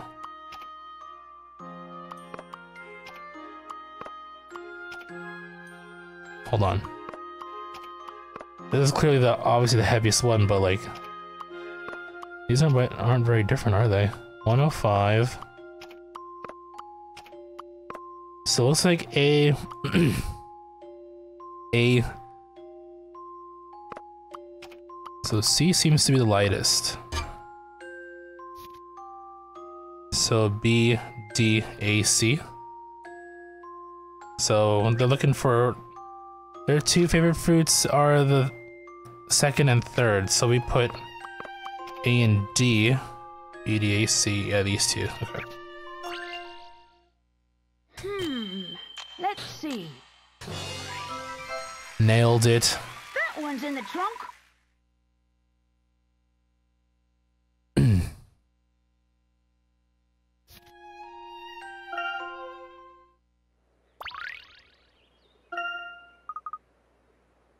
Chirrup. Yes, go on. Chirp, chirp, chirrup, chirp, chirp, chirp, chirp. Got it. Professor, Hazel says she saw a girl making her way towards the town, which is this way. I see. We should be off without delay then. Please give my thanks to Hazel here. To chirp, chirp. What's this? Is it a present for us? Wow, so this is a really popular game among squirrels, right? Sounds great. Nutty Roller. What's a squirrel doing with a whole ass board game? Little Forest Dweller has given you a cute little game to have a go at Nutty Roll Min. Okay, yep. Make clever use of acorns and pebbles on the ground to help Hazel roll a nice crunchy walnut back to her house. You'll pick up more levels as the story progresses. Can you complete every challenge? Okay. I thought she was gonna come along and be like our hint coin sniffer. Guess not.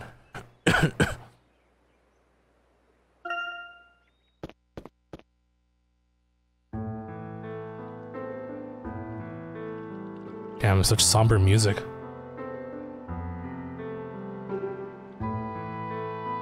Behold the town of Cod. The landscape is beautiful, but its reputation for accidents renders it unpopular as a tourist destination. Hence the somber music, representing all death that occurs in this place naturally. It is my opinion that an extraordinary secret is hidden in this humble burg. And what might that be?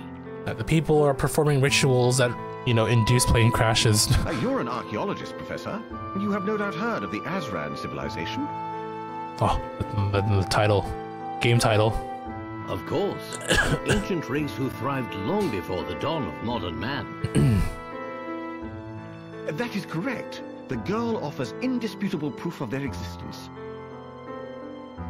And an analysis of the fossil ice she was held in should give us an idea of when the Azran lived. I mean, didn't you say the ice was 1 million years ago? So in other words, this girl is the key to unlocking the secrets of the Azran civilization. Indeed. I don't think we ended up here by accident. I believe the girl led us here somehow. I don't know about that. We were chasing... Well, okay. If my theory is correct, there may be some manner of Azran relic in this town. Didn't we just like stumble upon this town by coincidence, though? It may even be the source of some kind of magnetic field that causes passing aircraft to malfunction. Ah, so it is wizardry. That really would be an extraordinary secret. So assuming you're correct, this girl is most likely trying to find this relic left by her people. I believe so, yes. All this is mere speculation at the moment, though. To find the truth, we must find the girl.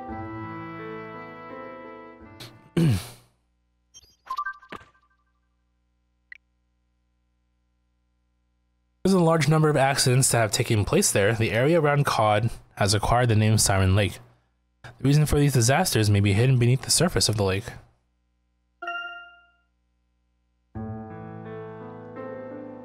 Ah, and out come the locals. Alright, give me them coins.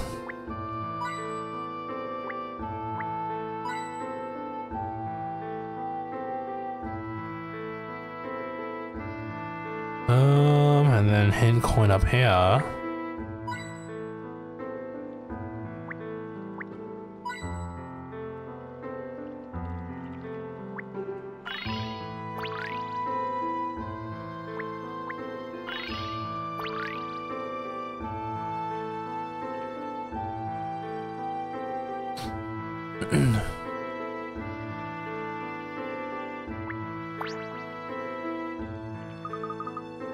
Hey, mister. Are you addressing me? This dude looks like a rat man. Of course I am. Was that your cruise class gunnery airship that crash landed in the lake and made a monster wave? Our ship did land in the lake, but it is a small red aircraft. What? So the big steel Zeppelin isn't yours then? Well, that's rubbish. I was hoping you'd give me a tour. Well, now I'll admit that the other airship is quite imposing, but the Bostonius is lighter and a great deal more maneuverable. Really? Wow. To be honest, I'd be chuffed to go in any airship. Hey, you seem like the perceptive type. Could you give us a hand? We're looking for a girl. Long hair, unusual manner. Huh? Sure. I saw her earlier. She's heading towards the station. Excellent, thanks. Professor, let's go.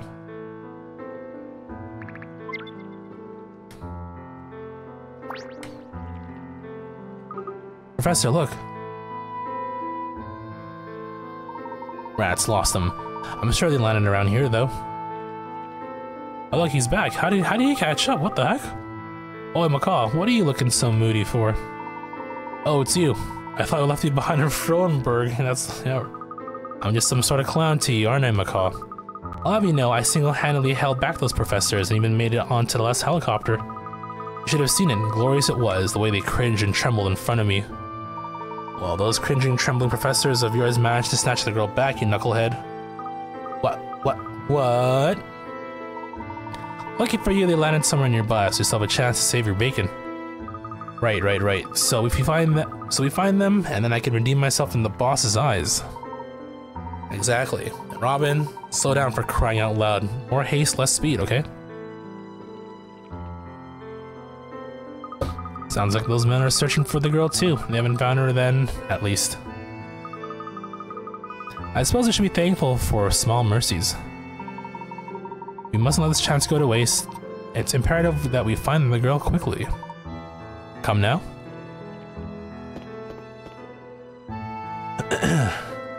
Who are those bozos anyway? They belong to Targent, a secret organization bent on unlocking the power of the Azran. And what's wrong with that? That sounds rather sinister. I mean, depends what they're gonna unlock it for, right? You remember the Golden Garden, the oasis you discovered in Mist Hallory? Oh yes, Leighton 4. Its true name is the Garden of Healing. You will also recall the City of Harmony, the Leighton ruling 5. structure which rose from the seabed around the island of Ambrosia. Finally, we have the Nautilus Chamber, an extremely complex mechanism situated just No, this is Leighton outside 5. I think Montreal. that thing was the Leighton movie.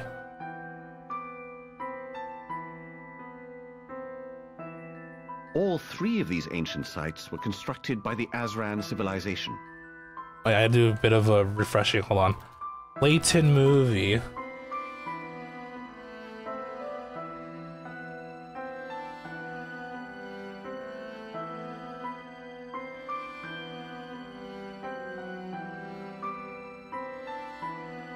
Takes place after Last Spectre. Yeah, there was like some sort of Ambrosia. Yeah, this is from the movie. Okay, so and this is from the 5th game. The Azran must have been a remarkable people. They commanded technology far more advanced than anything we could imagine. If anyone were to claim that technology for themselves, they would have the power to rule the world. Aha! So that's what Targent is after. The Azran's power. I mean, if they use it for good, though. All three Watch of it the supposed to be Azran like sites I spoke they're of the good guys. are now under Targent's control. What? Like I know like general stuff, but I keep forgetting like little details Their here and there. examination of the Azran ruins led them straight to Frohenborg, just as my own research did. But none of us could have imagined what we'd find there. That girl is the key to it all, the key to the Azran legacy. Ah, title drop. There it is. I see. In that case, it is absolutely crucial that we not let Targent find her. Quite. So let us move swiftly.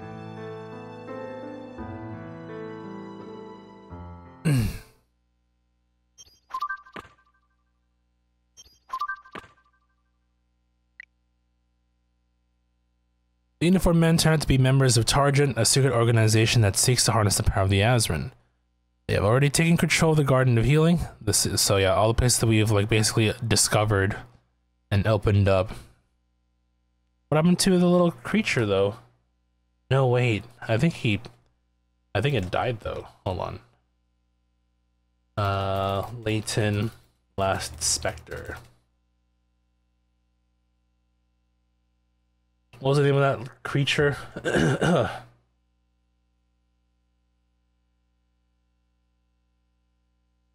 Oh, yeah, Lucia. Didn't it die? Can't remember anymore what happened to her.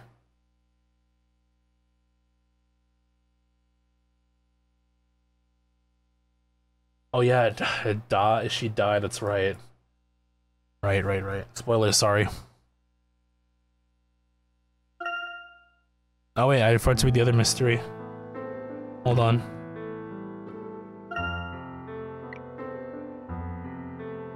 Professor Sycamore. Oh. Despite their rich history, so little is known about the Azran that they are considered something of a phantom civilization. Professor Sycamore is one of the few who is knowledgeable on the subject, yet he is something of an enigma himself. Oh, I guess we can't trust the man. Okay, coins time.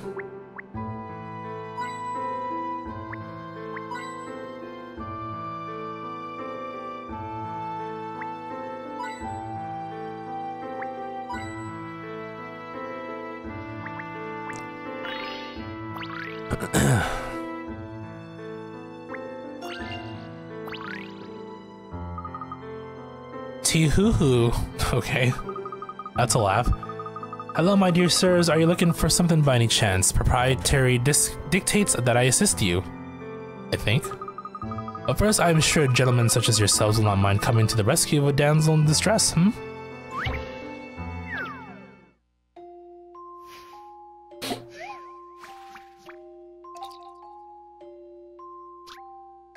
You decided to sow your friend a garish flower from the number of red, blue, and yellow and purple petals.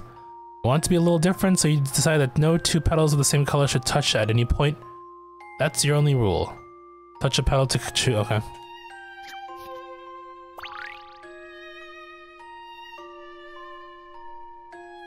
Oh, they got presets already, so I think best to start from the here, I guess.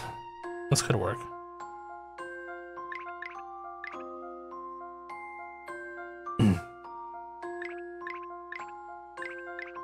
I mean, as long as they're not touching.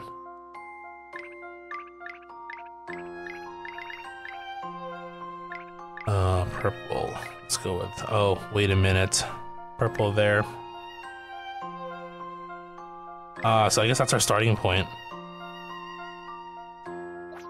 This one here. Okay, and blue there for sure. Purple. That can be red. And that's blue. Yellow, yeah, so it's designed in a way that looks like, for the most part, each flower will have like a third. We'll have like three, or each petal, for the most part, will have three touching it. Okay, this one's purple, right? And that can be blue.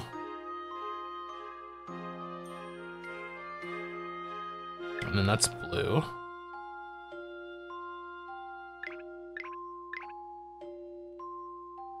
Red, maybe? Well, we can try that for now. Okay, I'll leave that until the end here. Let's go with the ones that we know for sure are that one there. Red.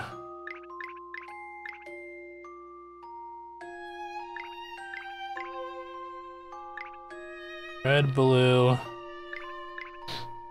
yellow,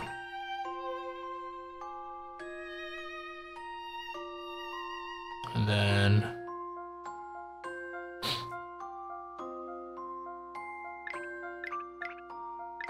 you can try yellow, red. Okay, no, that won't work. This can't be purple. So we can try maybe blue here. Blue. That can be red, yellow. That can be yellow and red. And make sure. Let me use a bigger screen here. And this does look good as far as I can tell.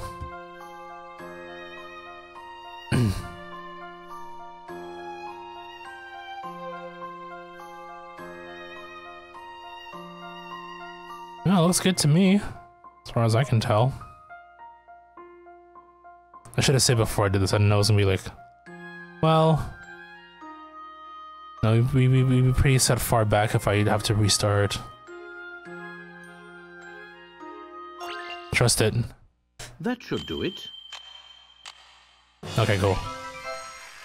I think I'm in the mood for another.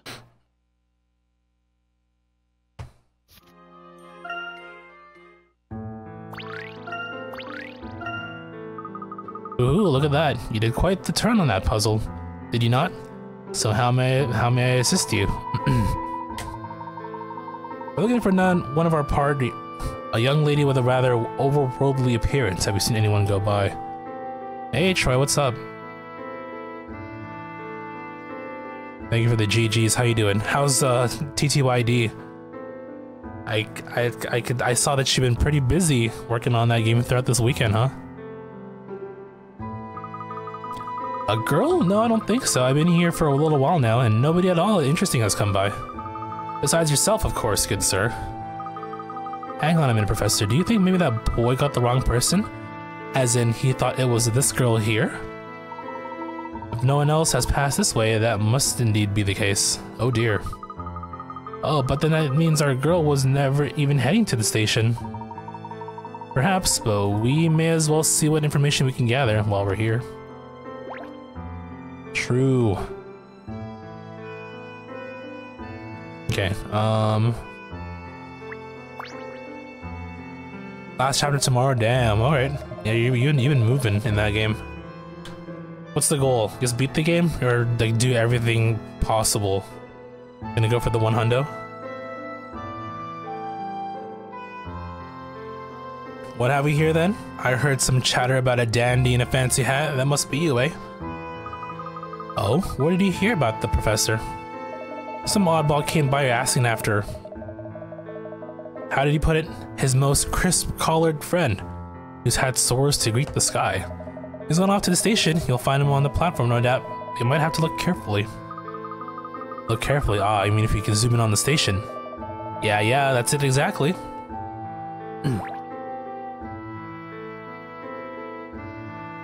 Let me save before we move on here. Tomorrow will be beating the game, yep, and then relatively full completion after that. How's it been so far? I mean, I'm assuming it's lived up to your expectations. I mean, I played through the game once upon a time myself, but some details are scarce here and there, so I'm looking forward to playing it again. I was telling myself that, I mean, I have like the original on GameCube. I was telling myself that I was gonna play through the GameCube version first, and then revisit it again when, you know, the Switch version came out. But well, I mean, I'll just play the Switch version. Obviously. Okay, zoom in on the station, right? Okay, here. Oh, Aldous, what are you doing here? I thought our business was already dealt with. Okay.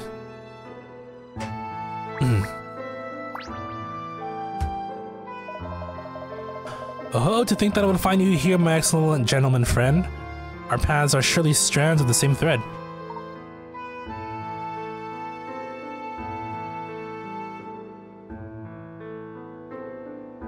Favorite part is the music, given how much you like the Origami King music was so good. Switch music take on TTYD music, that's interesting. I'll be sure to make comparisons when I play through it. Yellow outfit lady is cute. Emmy, yeah. She's smart and she can do martial arts. A perfect package. Ah. Oh, I see. So this is the oddball, I mean, the person who's looking for you, Professor. Absolutely, incontestably. Just as the squirrel might seek the acorn, it behoves me to find you. Get your girl who can do both, yup. But first I must tell you how honored I am to witness you making such eager use of the zooming skills I taught you. Thank you, Aldous. What was it you wanted to talk to me about?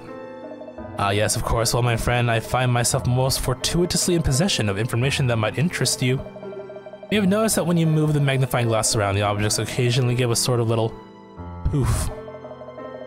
Whenever you notice such a poof, even if the magnifying glass is not orange, take heart and investigate with vigor, for it means that a weird and wonderful curio may be within your grasp. Now then, if you please, I ask you to slide your magnifying glass over the locomotive's chimney and examine it closely.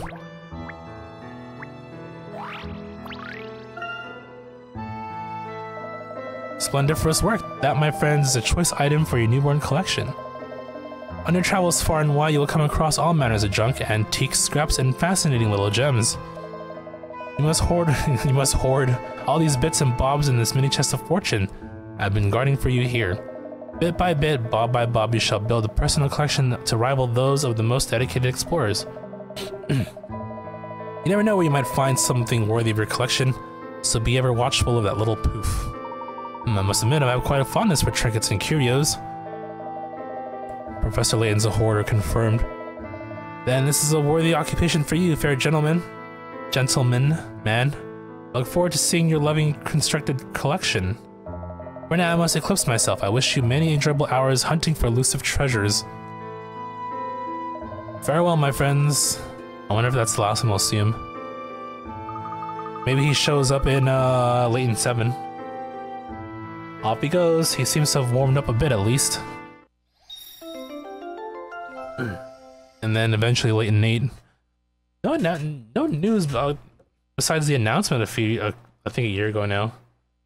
Professor Layton and the New World of Steam.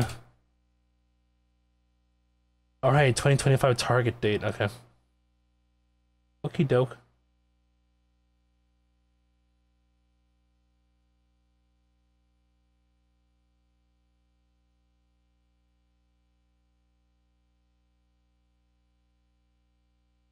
So a year after Unwound Future. So this is before Catriel, I guess? No. What the heck?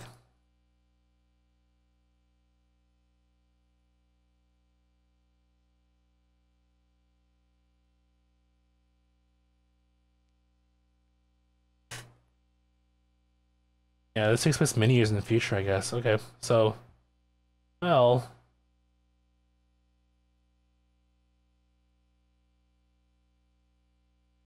Anyway, let's move on.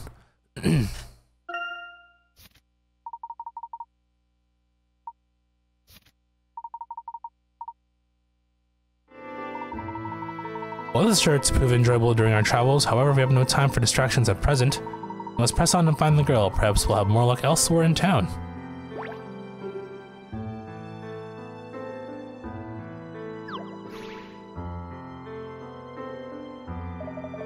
So, did you find an oddball I was telling you about before? Yes, we found Aldous. Unfortunately, he was unable to help us with our predicament. We urgently need to find someone, you see. Well, that's too bad now, isn't it? Who is it you're after, then? Not that funny-looking girl who went by earlier, is it? Ah, that may well be her. Which direction did she go? Ooh, she was headed straight for the fish market, I reckon. Figured she was after a trout fillet, fresh from the lake. Wait, so there's a chance that there's a chance she'll still be there. Or at any rate, someone will have seen her. Let's go. Okay.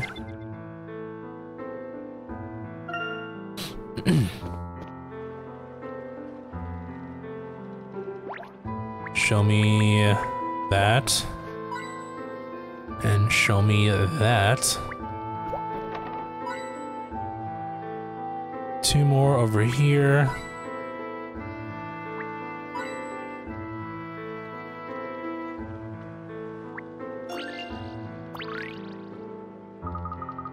Ooh, new faces. Let me look at you. Ah, I take it you're the ones who have been traveling that funny little airship, hmm? Yes, well, we've mostly been traveling in that one. How did you know? Did you see the Bostonius come down? No, just heard about it. Market gossip, you know. And airships are always crashing around here, so it's easy to spot survivors.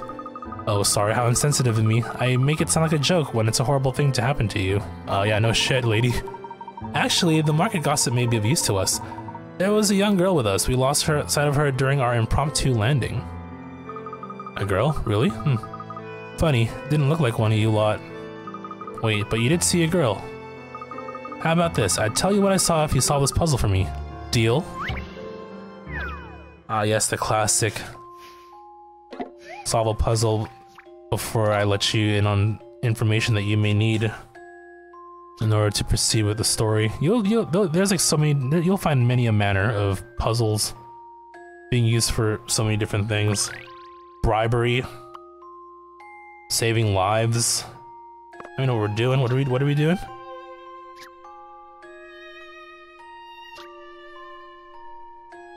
Combat.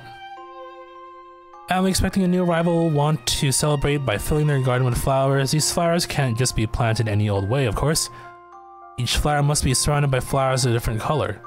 With this in mind, okay. So basically make a pattern. Easy enough.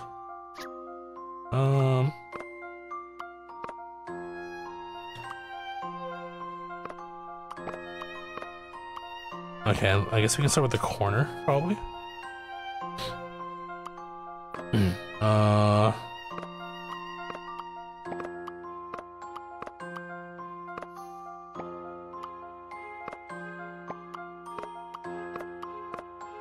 Okay, that won't fly. I gotta figure out like the perfect way to put these.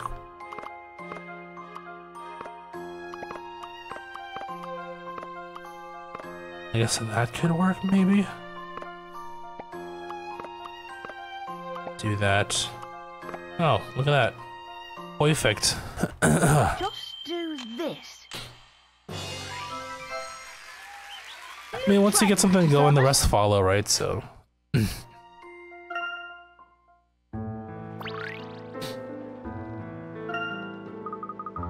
Great stuff. You're not bad at landscaping, are you? Alright then, I'll spill the beans. There was a girl not long ago, headed towards Boris's hut. You know Mr. Strong and Silent, the fisherman? I see. So if we go in that direction, you might run into her, yeah. It's not a very busy part of town, so if she's there, you'll probably spot her quickly enough. I see. Thank you very much for your help. By the way, you seem pretty deft with that flower bed puzzle. You reckon you enjoy taking on a bit more of a challenge?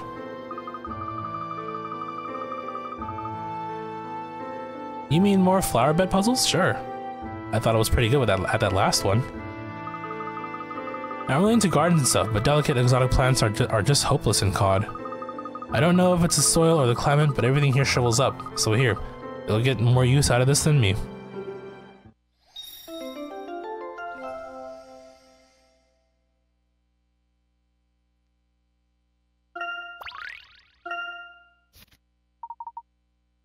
Okay. Plant special flowers in just the right spots and bring the garden to life. Do that later. Look after the darlings, won't you?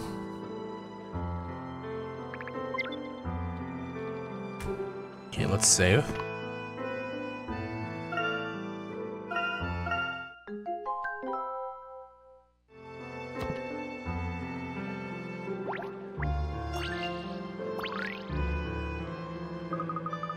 Look, there's a fish painted on this wall, and it's looking a bit sorry for itself though. The paint stopped peeling away. Why don't they clean it up like in this puzzle? Of course, the classic tangent puzzles as well. That reminds me.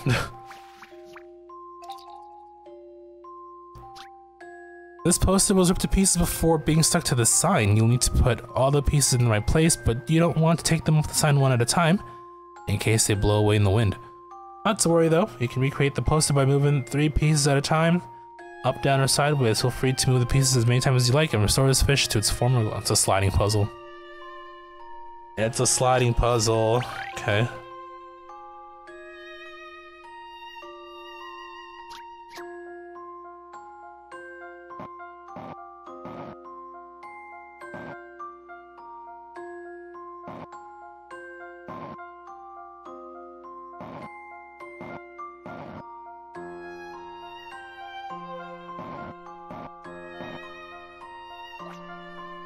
Okay. It's one of these types. Okay. I need to figure out how to move.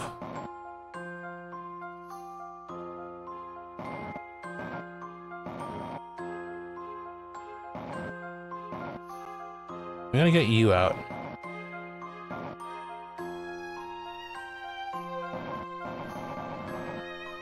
Yep. Tangent puzzles. Okay, maybe if we do this. We can take that out. That probably fits. Yeah, something like that. And then I gotta find a way to put this.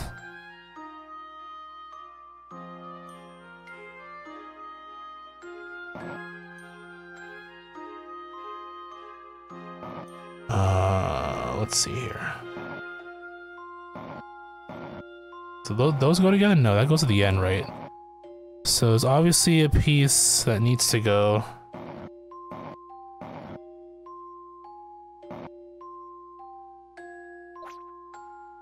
Just trying to think.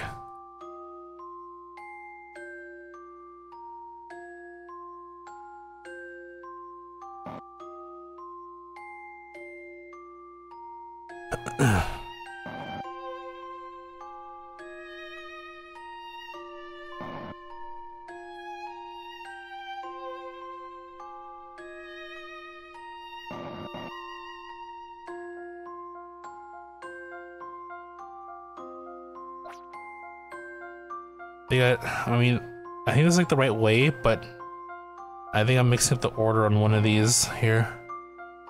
Let's see. Those sometimes games like this, I wish I had I wish I used the like an emulator instead. So I'm not looking down my DS and then looking up just to make sure everything looks good on the bigger screen.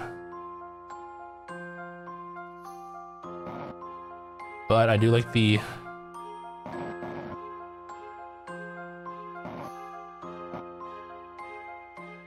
there you go. Okay, it's a matter of order. Done. Good stuff. I mean, yeah, I want to try and play, you know, on original hardware as best as I can. Unless I decide to make a few modifications here or there. I mean, ROM hacks, obviously, I played those on emulator, for example. You know, maybe all that cracked paint isn't so bad after all. It gives things a nice retro feel. You might even say vintage, haha. I mean, this isn't the time or place for puns. Oh god. Okay. I think we're good here. Should we move on? Any additional coins? She makes puns too.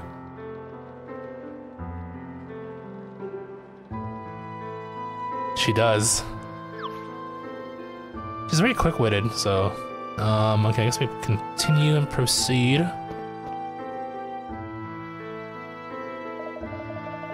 I know she's around here somewhere. You're not doing yourself any favors by protecting her, you know? Now, let's try this again. Tell me where the little missy is, or I might take it upon myself to rearrange that honker of yours. I told you, I turned around, she was gone. Ran off to the market. Oh, I? So what if I went looking near those boats, eh? What would I find there? A puzzle? Oh dear, do you think we should just go back the way we came? Well, we didn't see any sign of her on our way from the market, so that must mean she's still around here somewhere. Let's ask that man. He seems to know something about the situation. Coin. Coin.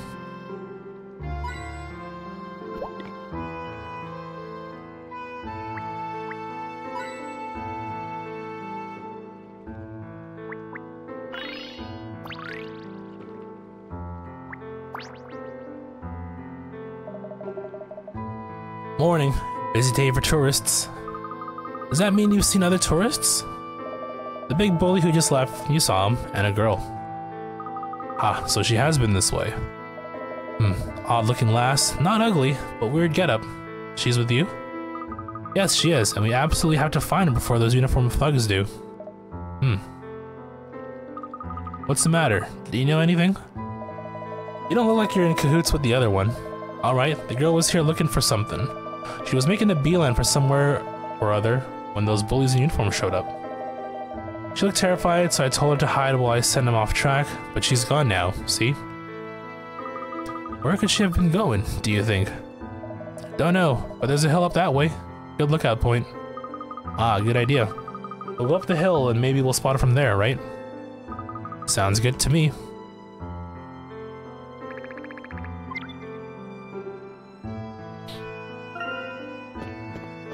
More coins. Anyways, Troy, have yourself a good night. Get some much needed sleep. Best luck with the remainder of TTYD. Be sure to catch you on that, hopefully. Rocks, shrubs, fishing boats, mountains, more rocks, nothing even remotely girl-shaped.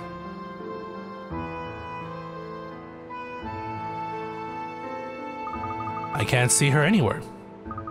Well, we've climbed all the way up here, so let's make sure we have a good look over the whole area. We may spot her yet.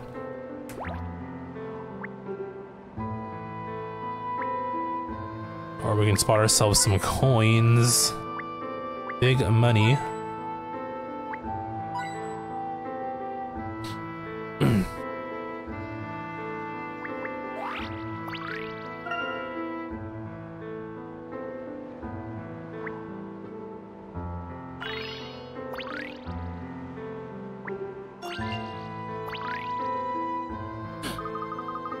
I wonder where this path leads, Professor. Keep your eyes peeled for any signposts on the way, Luke. In fact, let me show you an example in the form of a puzzle.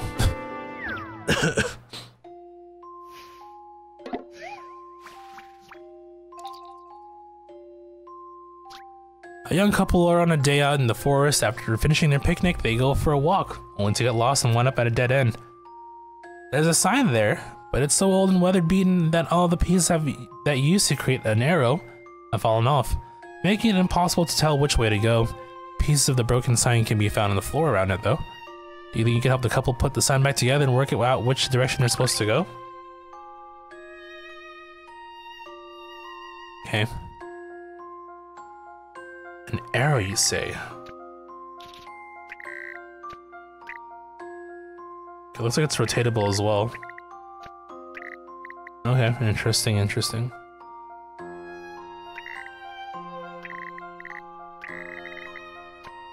I mean, if this shadow's any indication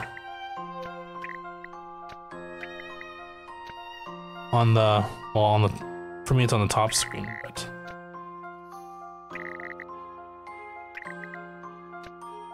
maybe the idea is to, yeah, it's probably something like this then.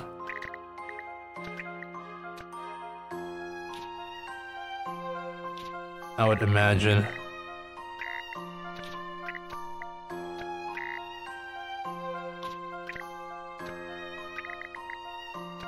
Something like that, I guess.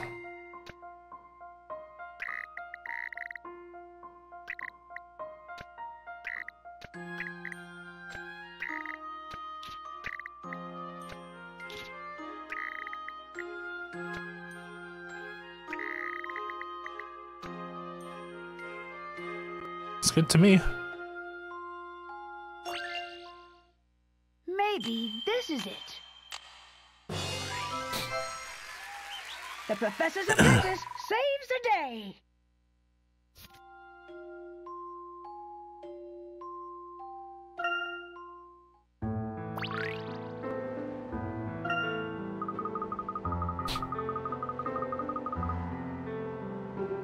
Well, I'm still not sure where that path leads, but it definitely looks a bit dodgy, Professor. Indeed so. And jumping over fences is most ungentlemanly behavior.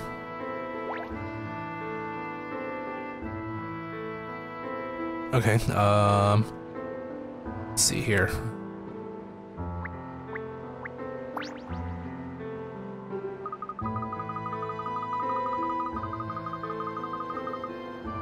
Hey, the view is amazing from up here. You can see the whole town and most of the lake. I bet this spot sees tons of picnickers. Professor, look over there. It's the girl. It's Sergeant Zeppelin. So that's where they came down. It is rather unfortunate they landed so close. But they're not moving, which means they haven't found the girl yet, right? Or their ship sustained damage during the crash and they are still doing repairs. Either way, we have a chance. Did you hear that? It sounded rather like the fisherman we met just now. Oh no, do you think the Targent thug came back? With guns and puzzles? Let's hurry, come on.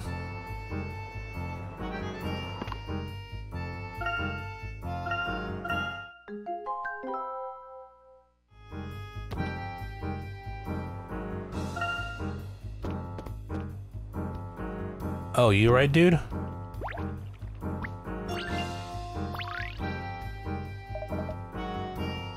Whoa. Sir, are you okay? What war? Not war. Water. The girl, she was walking on water. I beg your pardon? I'm telling you, she walked straight across the surface from shore to the middle of the lake. That's impossible. Nobody can walk on water. Except for Jesus. Don't be so quick to dismiss this, Luke. One moment here now. Look down at where I'm standing. What? How are you doing that, Professor? I mean, it's probably frozen. No?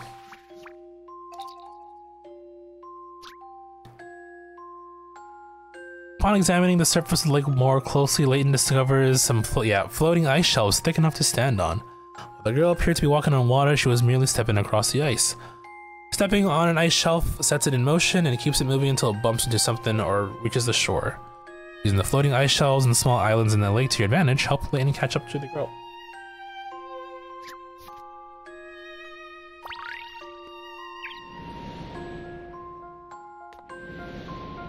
Yeah, okay, I took one of these.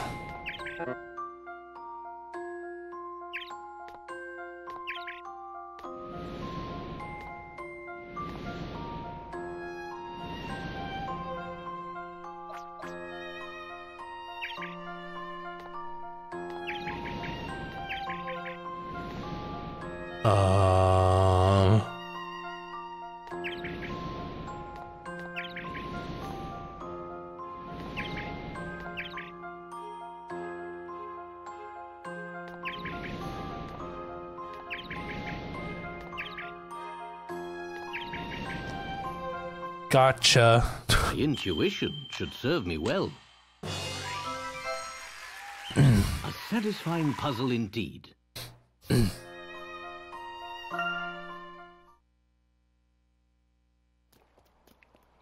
Huh?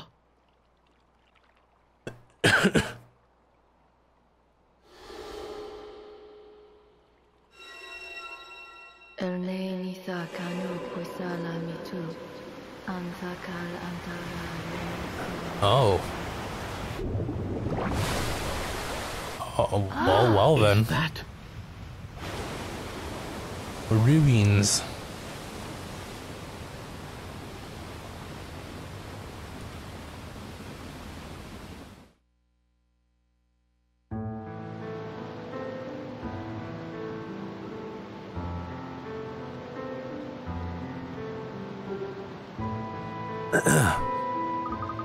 What? Who would have thought there'd be something like this hidden under the lake? I can't see the girl. Where's she gone? Do you think she slipped off this walkway? Hold on. Over there. Is that a passage leading into the ruin? The girl must have gone inside. Come along, we don't want to lose her again.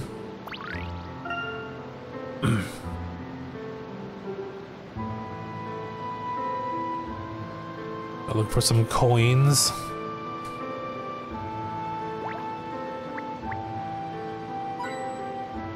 One, 2, 3.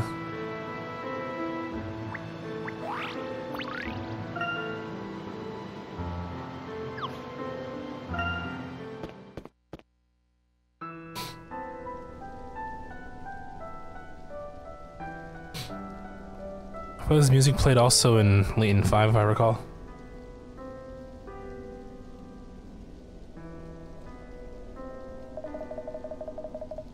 Good grief. I never would have imagined this. I think these ruins are responding to the girl. So they too must be Azran, yes, no doubt about it.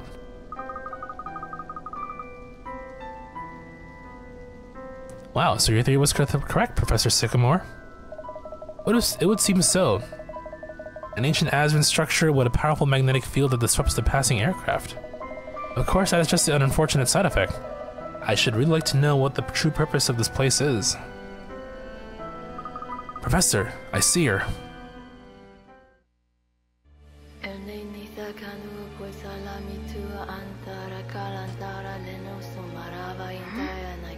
Huh?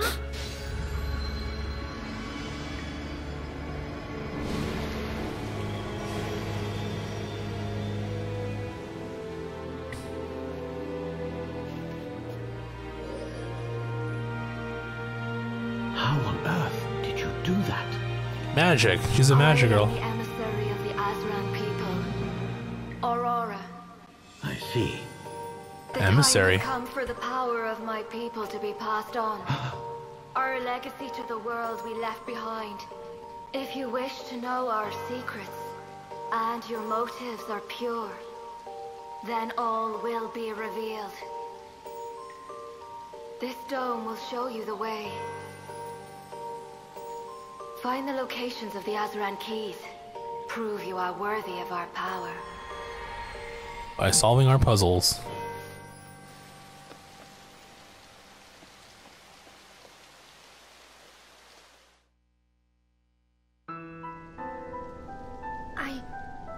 What? Where am I? So you were not aware? You called yourself Aurora just now. Is that your name? Aurora? I don't know. So the Azran kidnapped and reprogrammed this poor girl. Do you remember being trapped in the ice? Me? Trapped in ice? Yep. You claim to be the emissary of the Azran. Is it possible that you were sent by the Azran people as their messenger? A messenger? No. I don't know. Poor girl. Perhaps your role as a messenger operates only on a subconscious level.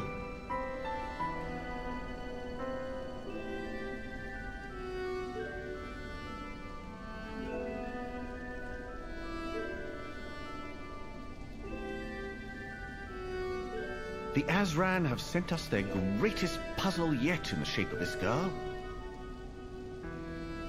It is up to us to rise to the challenge. I suppose you're right. But what could it all mean? Indeed.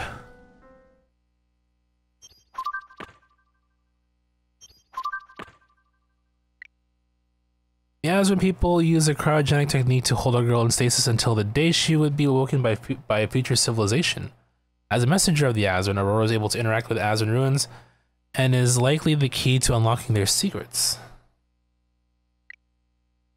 The incantation from the mysterious girl lifted the seal on the lake and revealed an Azran ruin hidden beneath the water. The ruin seemingly emits some kind of magnetic force that interferes with passing aircraft. Okay, so let's look at some coins real quick.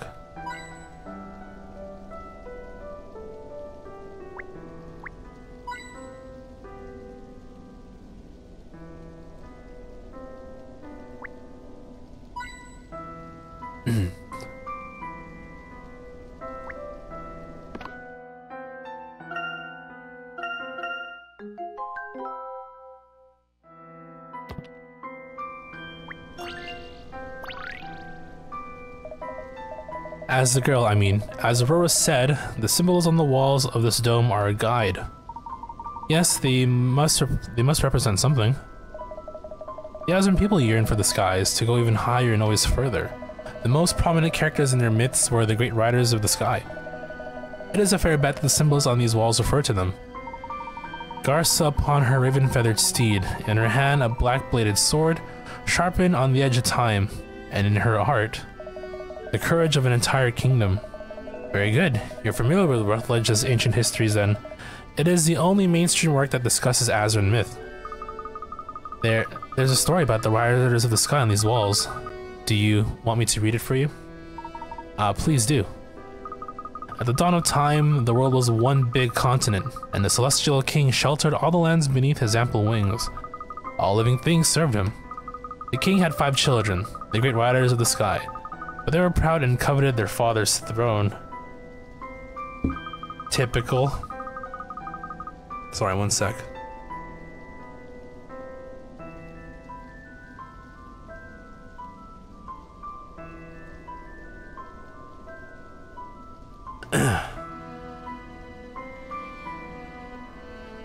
The constant warring of the riders exhausted the people and tainted the land. Roused at last to anger, the king drew his sword to make 4 strokes, slicing the land into 10 continents. 4 strokes? Oh, okay, yeah. Wait, 4? His children, he banished them to live on Earth. The king sealed the sacred gates to the skies and scattered the 5 keys on Earth, that his children might one day find them. Ever since that day, the king's children have gazed up at the skies, longing to fly again one day. Aha, now I see it. Patterns on the walls must represent the Earth. If we were to gather the 5 keys, we could unlock the gates to the skies, or in other words, the power of the Azran. Incredible. I should very much like to solve this puzzle. Right now.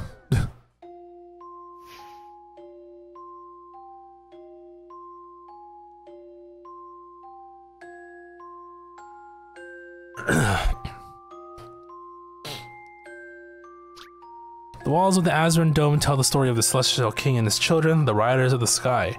Enraged by the Riders' constant warning, the king made 4 strokes with his sword and divided the land to 10 continents. They equipped the story by reenacting it using 4 lines to divide the land into 10 sections, separating the Riders. Draw lines between the points around the edge, but be careful, you can only each... Okay. Okay, 4, right? Like, would that not work? I'm assuming that would work.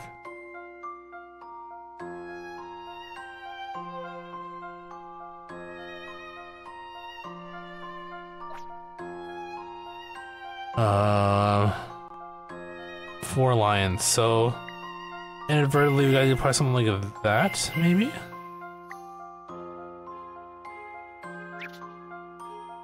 That's already 2 cuts. 2 cuts make 4. And we gotta put like a cut along something like this maybe to create additional pieces. So that's 1, 2, 3, 4, 5, 6, 7. We need 3 more. So one cut has to go through 3.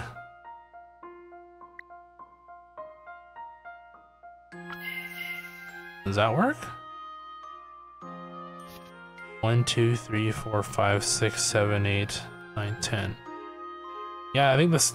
Look at that small piece of land, though. Whatever. I'm sure this works. This was quite the conundrum. There's probably other solutions as well, but And there we have definitely the type of puzzle that, you know, once if you satisfy the conditions, at any rate it should be fine. Okay.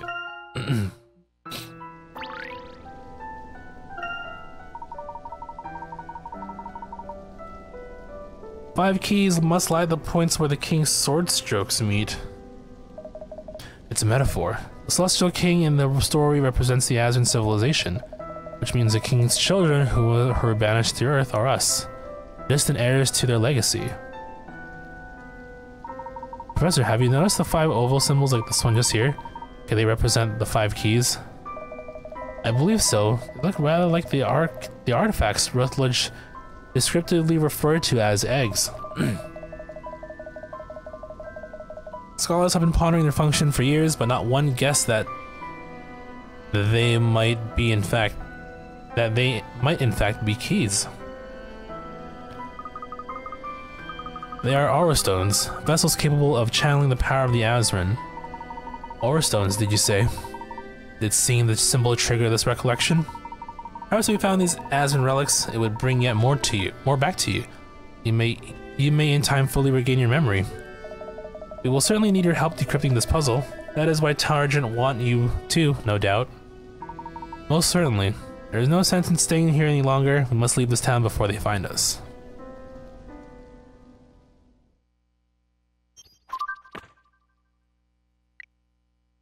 Walls of the Azran Dome and Cod indicate the location of 5 egg-shaped Azran artifacts. These eggs apparently form the key that unlocks the legacy of the Azran. What on earth could this mean in practical terms? Like its use, I think, right? Traveling to each of the locations indicated by the dome's walls will be quite an undertaking. All 5 sites appear to be in remote parts of the world. It would be wise to do a little research before you rush into action. It may also be prudent to ensure that the Bostonius is fully stocked. Naturally, may I suggest our first stop be London? It's a little out of our way, but we can gather both supplies and information there. An excellent idea. That will also give us the opportunity to do more extensive repairs on the Bostonius. Good. It's decided then. I shall go straight back to the ship and prepare our flight to London. Professor, I leave Aurora in your care. Understood. We'll proceed cautiously. Good luck. This is incredible. Are we really going to fly around the world, Professor? It sounds a bit dangerous, but really exciting too. What? Around the entire world? Aurora, I must tell you, your people are gone, and this world is no longer the one you once knew. You owe us nothing, but we need your help to solve the puzzle of the Azran. Would you please accompany us on this journey? Aye. In return, we will try to help you regain your memory, if that is what you wish. Come on, Aurora. It's going to be amazing. Trips with the professor are always exciting. Alright. I accept. I will go with you.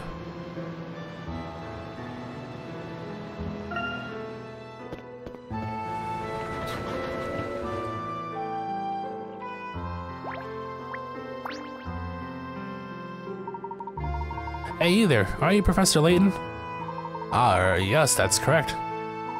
Whoa, I never thought I'd run into the famous Professor Layton all the way out here. The name is Macintosh, by the way. Still, if you're here, that must mean I'm not too far off the mark. Cause I'll bet you came to investigate the secrets hidden in Siren Lake. Am I right? Bro, we already solved them. Hey, Prinny. We're working on it. How are you? How have you been? Secrets? I'm not sure what you... Aha, no need to play dumb, Professor. We both know about a certain ancient civilization. Wink wink, nudge nudge.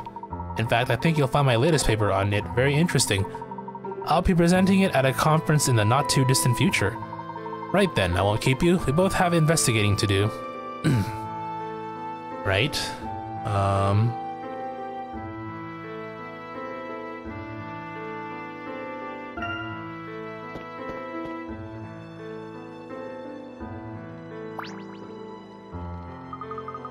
Everyone, watch out. There are Targent thugs coming this way. Oh no, what do we do? We can't let them see Aurora. It's too late to run. We would never get far enough. We'll have to find a place to hide Aurora. Let's see if anybody here can help us. How about this, you know, trustworthy looking fellow? What are y'all staring at? Is it those gloomy uniforms over there? They all came pouring out of that not at all sinister airship. Of all the people to wash up here, they're the strangest fish by far. Please, sir, those men are dangerous. We urgently need to hide this girl from them. Can you help us? However, that's a tricky one. She could hide over by those white crates of bait, as long as she doesn't mind the smell. Yes, that's perfect. Thank you very much. It's a great help. Oh, it's nothing. Can't exactly throw you to the sharks, can I? Meanwhile, I was like, okay, well, I guess we...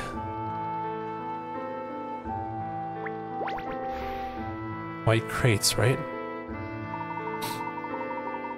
No time to lose, Aurora. You'll have to hide yourself behind those crates. I understand. Grab a hint coin. Okay, she's... The way she's placed, though, is like... I mean, you could do a better job hiding, you know?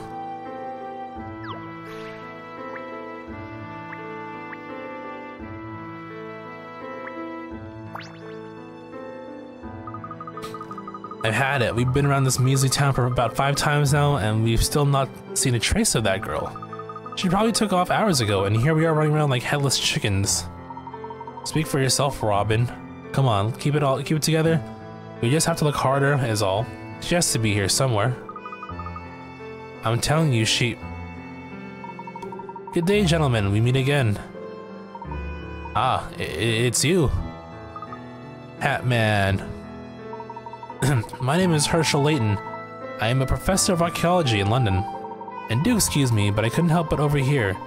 Did I understand you correctly that you're yet to find the girl? Hang on a sec, you're not fooling anyone. You're trying to get info on her, right? Which means you haven't found her either. That is, I don't know how much I should really tell you.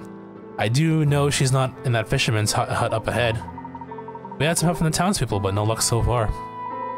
Wait, did you just say the fisherman's hut? Isn't there a hill up behind that place? Oh, what is there? Your face says it all, mate. You've not been up there to check, have you? Of course we have, you. Aha, you ninnies, good luck getting to the girl before we do. Oi, Robin, hold it. We don't even know she's definitely... Robin, listen up, you lot.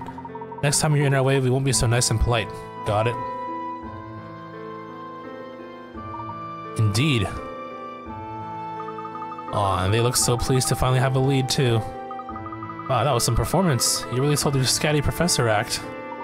Oh, thank you, Luke. Now then, you shouldn't linger here. Let's take Aurora to the Bostonias. But Professor, the station's full of Tarjan people. How are we going to get past? You're right, Luke. We cannot go back the way we came. We shall have to find a different route. You'll want to go down that little path along the lakefront. It's just houses, so it'll be nice and quiet. Sound advice. We'll take the path. Thank you again for all your help, sir.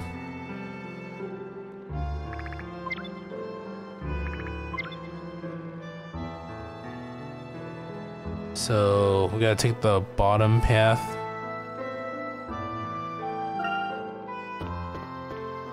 Okay, this is a new area.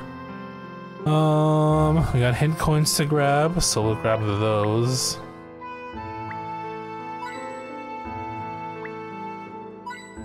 Two, three. Three? Three. And another one up here. Okay.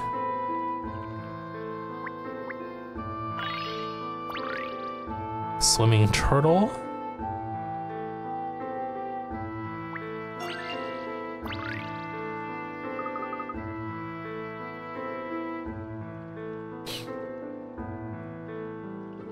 Tihu Tihu. Hello again, dear visitors, to the humble town of Cod. And who is this young person? Is she a friend of yours? Why do you laugh?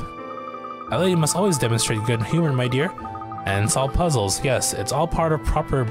Okay. You there. Are you not this lady's gentleman escort? Please show us your puzzle-solving capabilities. Wait, what? Me?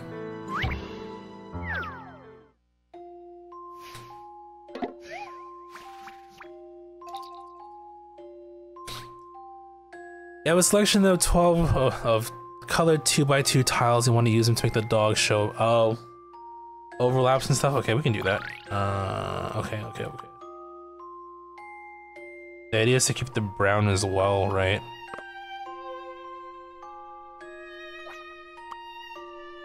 Need one red here. So I got that out of the way.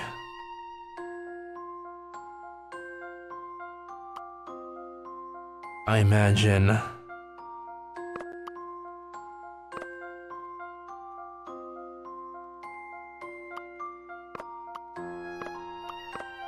Or hold on a sec.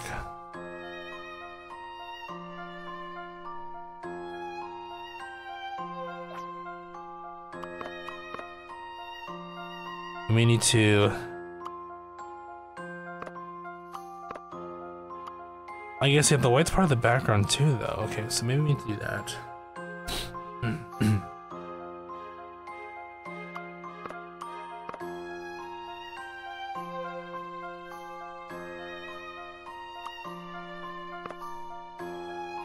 And then we can just cover that up there like so. And we can probably put the red... That... And then brown followed by white in that corner. That should finish that up nicely. And then I guess we need to put brown there. White, white, brown.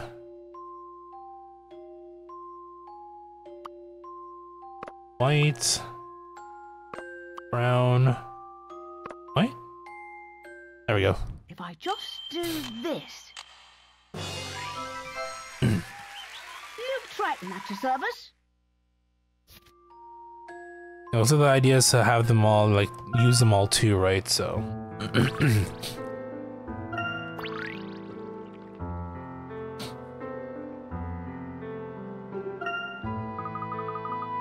Oh, very well done, young man. You seem more capable of protecting this young lady. Young lady? I'm 1,000,000 years old, and you, my dear, must seek to become a little more worldly like myself. You can start by putting a smile on those lips. Now, if you please, I shall take my leave. Goodbye now. Tee hoo hoo hoo. Okay.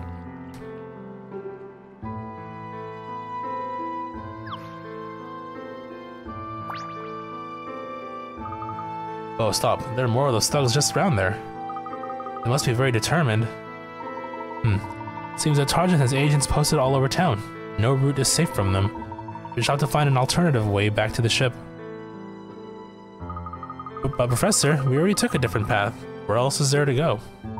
Calm down, Luke. We'll just have to look around.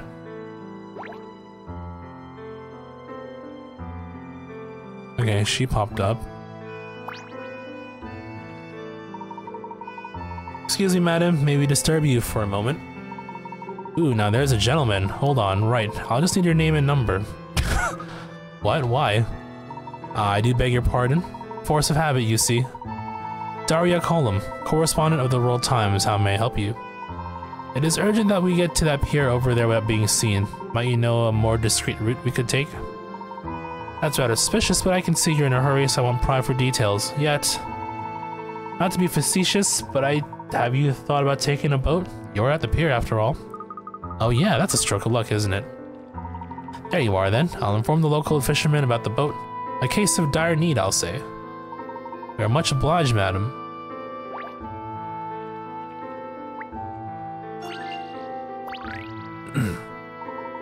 Now then, we have our means of getting across to the pier. But won't rowing take too long? We're bound to get spotted. Actually, Luke, I come up with a much quicker way for us to elude Targent. Let's go.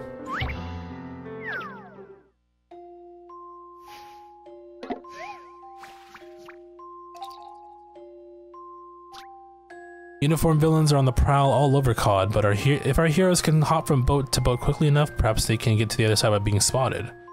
Each boat travels in a fixed direction and at a fixed speed. Red boats move 1 square at a time. Blue moves 2, purple 3, and orange 4. Bear in mind that the group can only jump to boats adjacent to them, so okay. Okay, let's do this here. So, get on. 1. If you undo. Yeah, there's no way we can.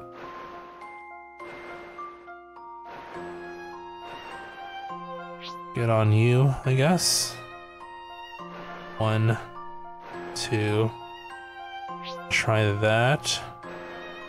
1, 2.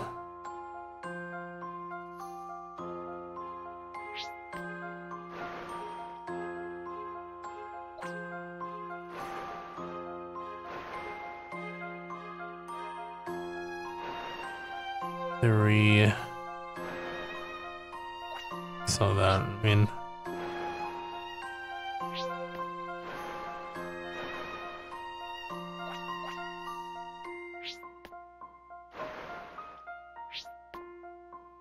Okay, straightforward, I guess.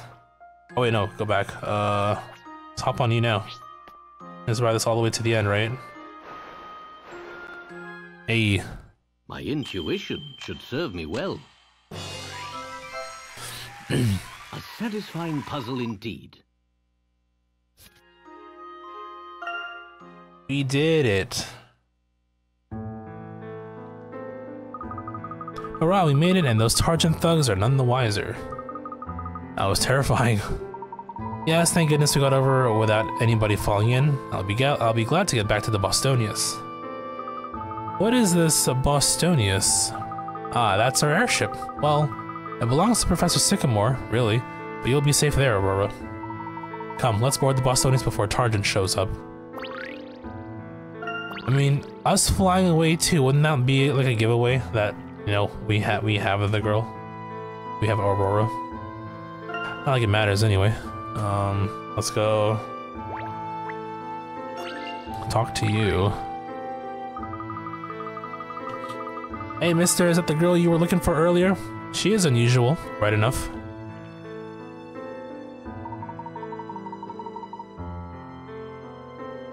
Yes it is. Thank you for your help, young man.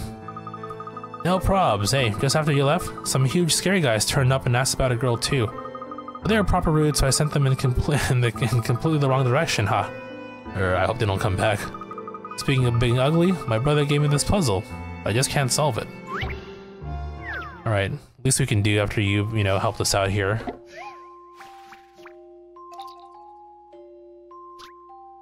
Three friends, A, B, and C, are fishing on the riverbank. Watching them is a keen-eyed fisherman who says, one of these lads have caught a Wellington boot, another caught an empty can, the third lad, though, he's landed himself a really big catch.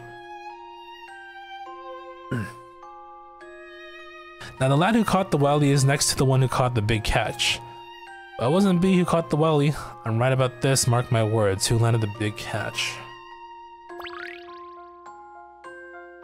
Okay, hold on. That's one caught a fish, one caught a boot, one caught a can. The third lad, though, landed himself a really big catch.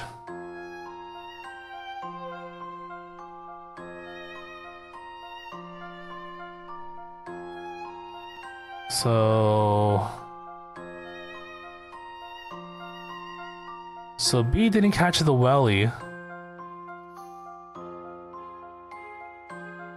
A or C did. But whether A or C was the one who caught the welly, the person beside A or C caught the big catch, so shouldn't it be B then? It's B. I think. Yeah. So, welly, catch is beside. Yeah, no, I mean, that's my thinking. You know, I think this may be it. Okay. Logic, baby. Puzzle solving is a most gentlemanly pursuit.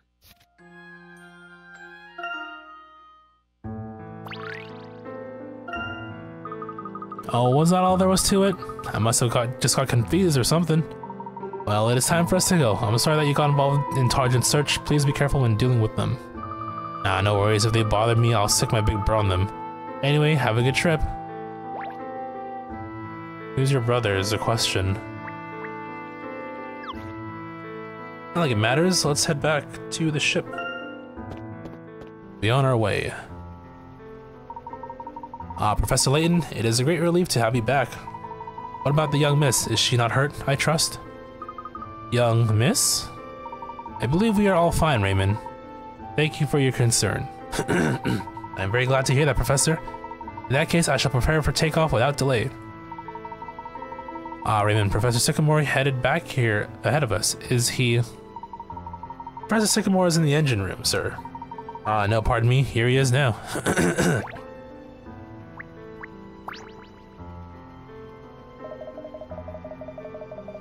Professor, perfect timing.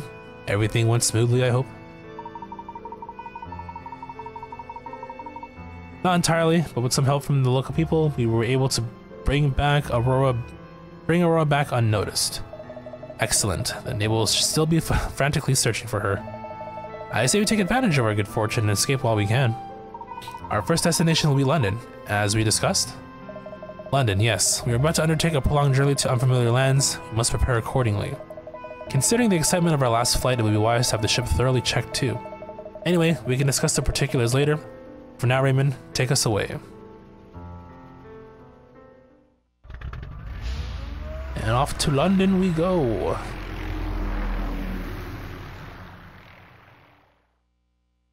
Like, would they not see us taking off though? No, whatever. Maybe they're too busy. And even if they notice, maybe the ship's still being fixed and, you know, they won't be able to follow us.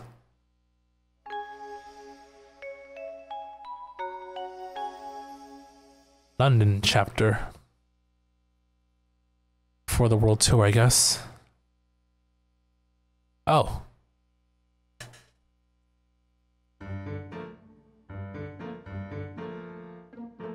Scotland Yard. Oh, what's his face here? I forget his name. Yeah, this guy. Grosky. DCI Carmichael, I got an urgent summons. Does the long arm of the law need a pair of fast feet? Inspector Grosky. Actually, I have a special assignment for you. Have you heard of an organization by the name of Targent? Targent? Can't say that I have. What have they been up to then? They are an extremely dangerous paramilitary organization who have been known to operate in all parts of the world. We know quite a lot about their criminal activities, but we are still in the dark as to their motives and long-term goals. I need to get more information, unearth some concrete evidence for us. What kind of evidence, Chief? Targent have moles in high places in the government, the army, and even, if I am not mistaken, in the police force. What's that? A mole in the force? Here's the best part. I think we have an agent here, in this very building. Listen, Grosky, I cannot ensure your safety on this operation, but I would not ask you if it were not important. Are you in?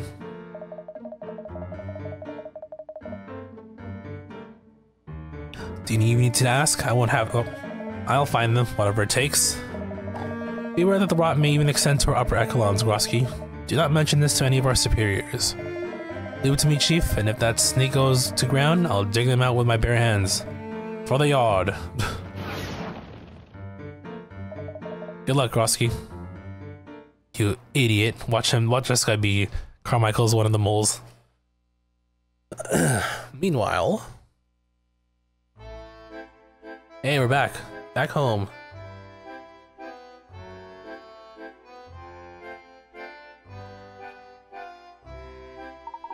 There, the Dean has approved my request to go on a research expedition, and Dr. Glaive will take over my classes.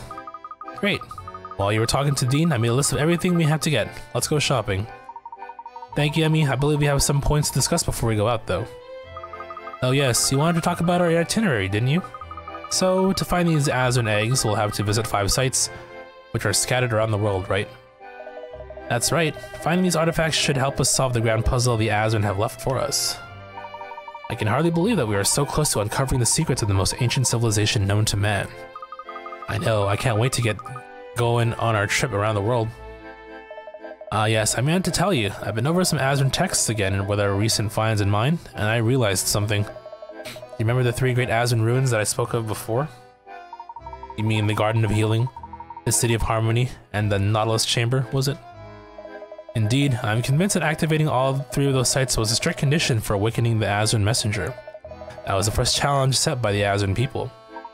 I see. I want to ensure that we could not awaken a messenger before our civilization had properly developed. I must say it is an honor to be present at such a turning point in our history. But in fact, Professor, your thesis already touched upon. Excuse me for interrupting, but at this rate, no historical discoveries are going to be made at all.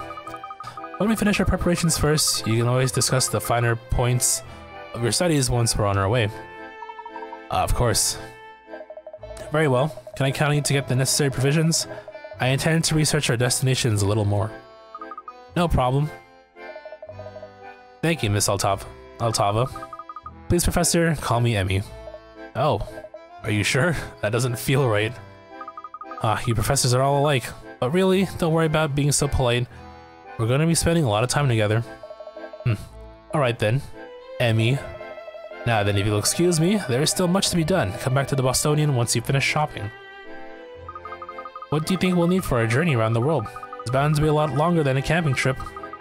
Bread and cheese for sandwiches, biscuits when we go out exploring. Oh, and we'll want tea and cake on the Bostonius. You need many things. You humans are weird. Of course, we might end up trudging through forests, climbing mountains, and exploring ancient ruins.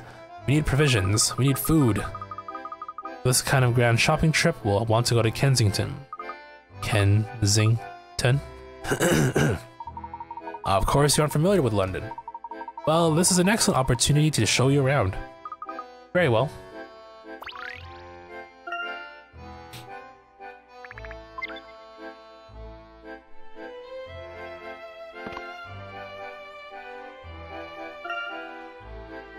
Got some reeds there. Okay, let's save first, and let's now get our coins, among other things. 1, 2,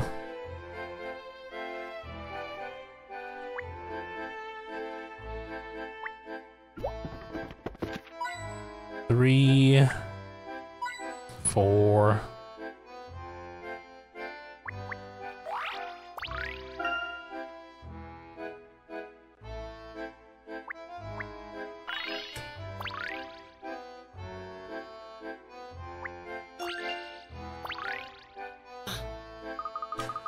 This thing must be precious if the professor is keeping it behind glass. I do kind of want to touch it though.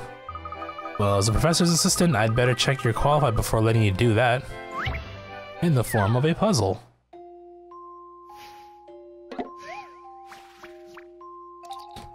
Whose help? Oh, whose help? An archaeologist has just dug up an ancient statue, and a collection of reporters have nosy members of the public have descended on the university campus where he works in order to have a look. Everyone is keen to clear the mud off the statue and see what lies beneath. However, even though the tap's been switched on, there's no water coming out of the hose. You'll need someone to help you get the hose spraying again, but who's the best person for the job? Once you worked out... Okay, just touch... Okay. Change your perspective by... Oh. Well, this is easy. Just whoever's stepping on the hose, right? So wouldn't it be the actual guy himself? The looks of it? Yeah.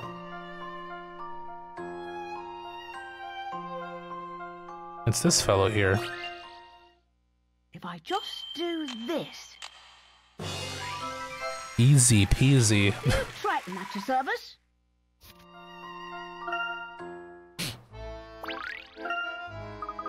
Correct. Okay, on behalf of the professor, I grant you permission to touch that artifact as much as you like. Don't be silly, Emmy. Just because I want to touch it doesn't mean I should. There's a reason he's keeping it behind glass. So you passed the true test. Okay, let's head out.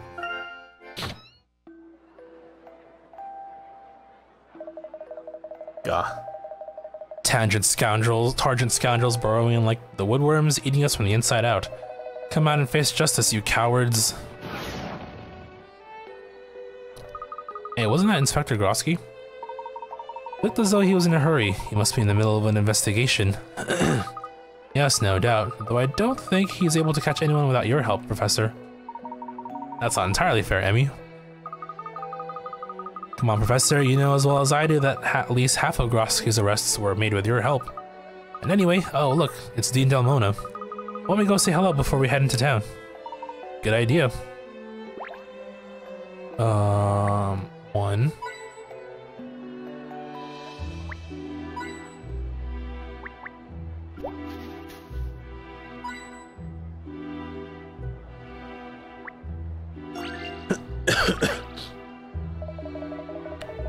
Ooh, Herschel Layton, how are your preparations going?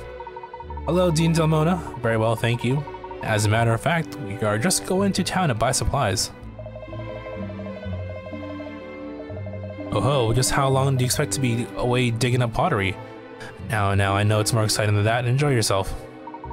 We will, thank you. Now then, before you go, you won't object to helping me with the small puzzle, will you, my boy? I mentioned my granddaughter, haven't I? A darling little girl she is, but she gives me the most devilish puzzles to solve. Is that a problem? It is when I can't solve them, which is the case now. What will the girl think of her old granddad? I see. Well, shall I have a look at it for you?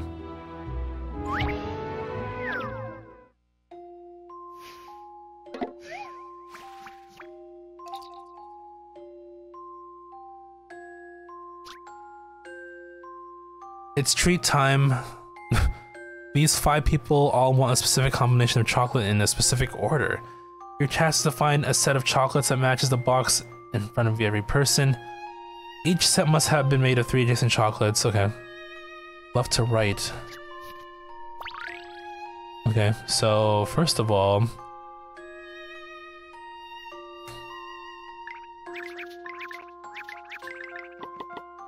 Okay, that's how that works. Okay, that satisfies you. And then we have square, circle, heart. Okay, and then heart, square, heart.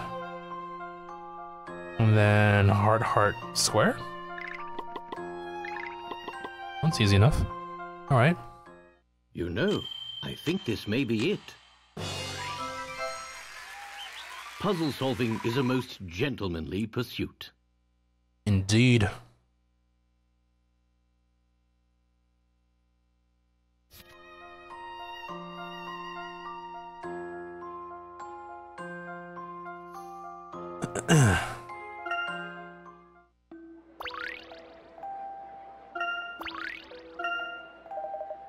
Ah, so that's what it was. Splendid work, Herschel. Thank you. I'm glad I could be of assistance, Dean. My granddaughter will be delighted, I assure you. Well, best luck on your travels, Herschel. Right, let's take the bus to the high street, shall we? What is a bus? Oh yes, of course, you've never taken the bus, have you? Buses are big and red, and they make getting around really easy. Indeed they do. Allow me to explain how to ride a bus.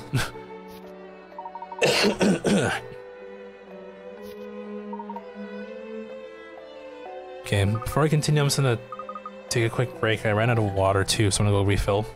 One moment.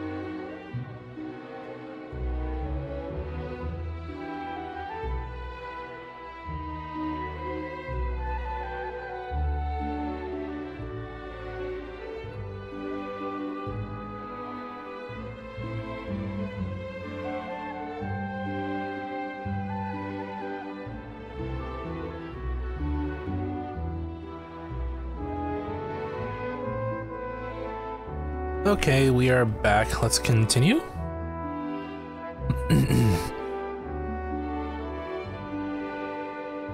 Okay, so I guess we'll take the bus now.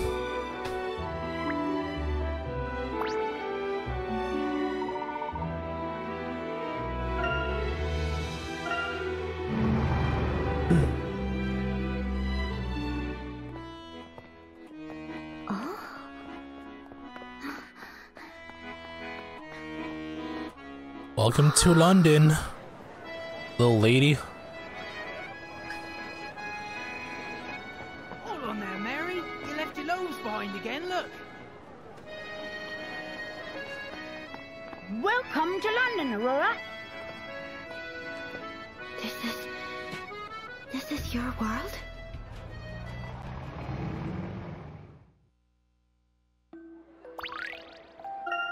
Oh, is that Luke's mom? So many people. So, what do you think? This is Kensington High Street. This here is a fancy clothes shop, and there's a chemist, and there should be some nice cafes down that way, too. I see. You have many establishments. Yep, you can get pretty much anything around here. In fact, in that shop there you can... What? What's the matter? Has something caught your eye?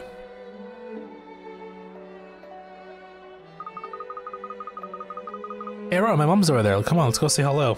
I missed the text window, didn't I? I feel something calling to me. Bye. Okay, hold on. Coins. One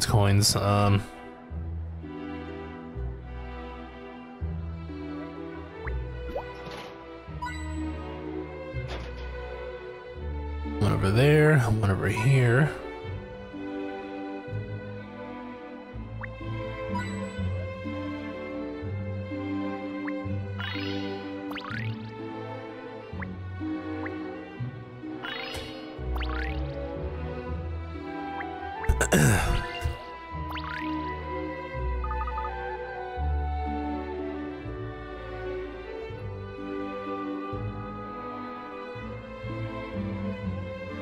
Mom, hey Mom. Luke, what are you doing here? I thought you were off on a trip with Professor Late. Ah, hello Herschel. Surprised to see you again so soon. Do you have lectures to give today? Ah, no, in fact, one of my colleagues has agreed to take over my class for a while. I am on sabbatical for research purposes. Oh, really? Does that mean you found something exciting? I imagine Luke will want to tag along then, if you'll let him. Of course, it's no trouble, Brenda. Actually, he's a great help. What are you doing here, Mom? Well, I was going to Gressenheller Library to do some reading for a paper on plate tectonics. But I've been standing here for half an hour and still no bus. It would be quicker to wait for the grad to shift at this rate. It's just awful. I even made up a little puzzle in the time it's taken. Everyone here is intelligent. Every person in this universe.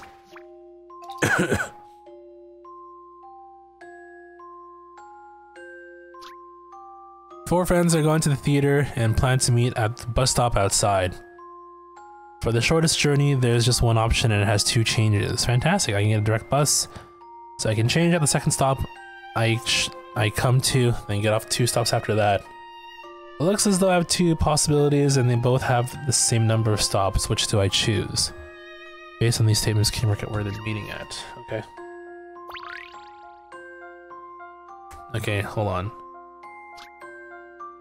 So B is direct. For one thing, it's going to be one of these then. One of these stops. Anything along B's route. So that narrows it down for sure. For the shortest journey, one option, it has 2 changes. For the shortest journey for A, 2 changes. We're trying to get to the purple line from where A is.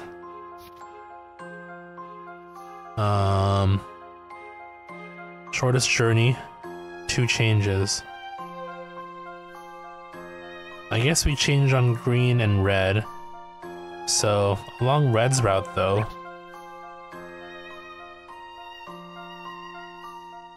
Well, I guess it goes around this way, but we want to get towards blue. That's the shortest route, though. So it's pointing at either this, or I guess, but then 1, 2, 3, 4. 1, 2, 3. But that's the shortest to the same destination, so it could be. So we narrow down to one of these two then. If it's, unless for A, 1, 2, 3, change 1, 5. That's 2 changes, right? 1, 2, 5. So it could be here. It could also be here too. 1, 2, 3, 4. So we narrowed down to these two, I think. And then what did the other people say? C changes at the second stop, and then get off 2 stops after that.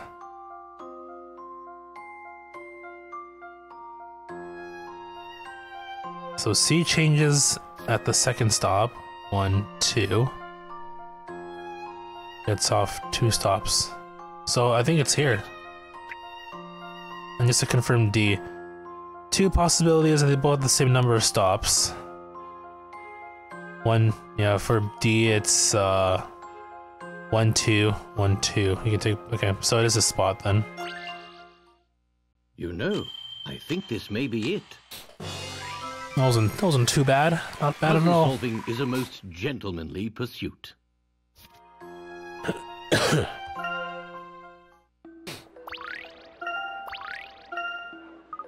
Aha, easy work for you as always, Herschel. Right then, I shall let you get on. I want you on your best behavior, alright, Luke? No reckless rushing around. I'm sure the professor will be keeping an eye on you, but still. Aw, come on, Mom. I've been on tons of trips with the professor and I'm always good. Yes, well, I know you. Oh, by the way, Mom, I meant to introduce you to my girlfriend. Her name is Aurora. We met her in Frohnberg. Aurora, this is my huh? Professor, where's Aurora gone? Oh dear. She seems to have wandered off while we were chatting. Is Aurora a fair-haired girl in a rather severe pink dress by any chance? Yes, why did you see her where she went? She walked off toward the museum a few minutes ago. I didn't realize she was with you. Oh no, to the museum? Is it her first time in London? You better go after her quickly. Yes, come on, Professor, let's go. Yes, let's. Please excuse us, Brenda. It was lovely to see you. Oh, and there's the bus. That worked out quite nicely in the end. Off you go, then. Hope you find your friends soon. Yep. See ya, Mum.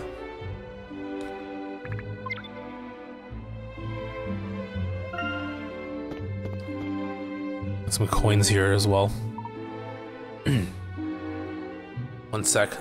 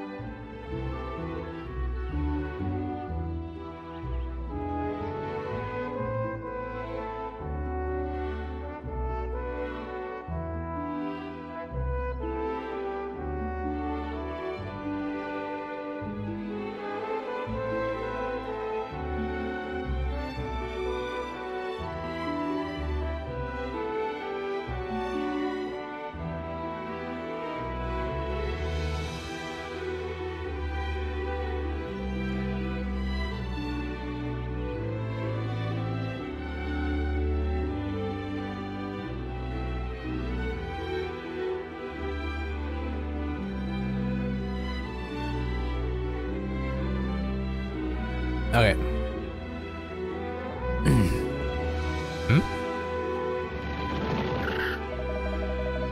They're a nimble lot. Splendid. I didn't expect stealth work to offer so much as a leisurely jog.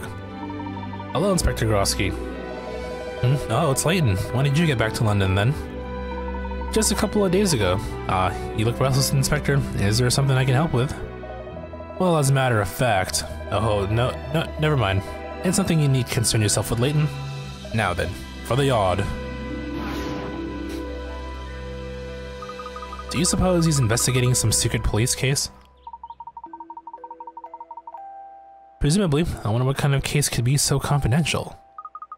Maybe we can ask him again next time we... Ah, Professor, look, there by the museum. Coins?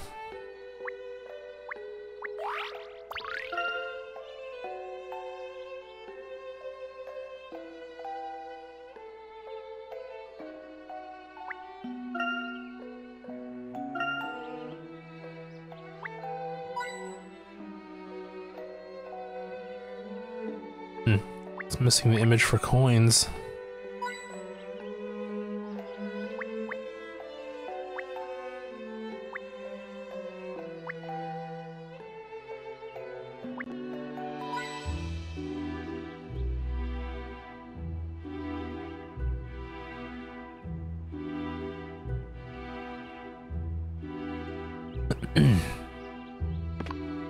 That was 3 you found, right? 82. Let me just save her just in case.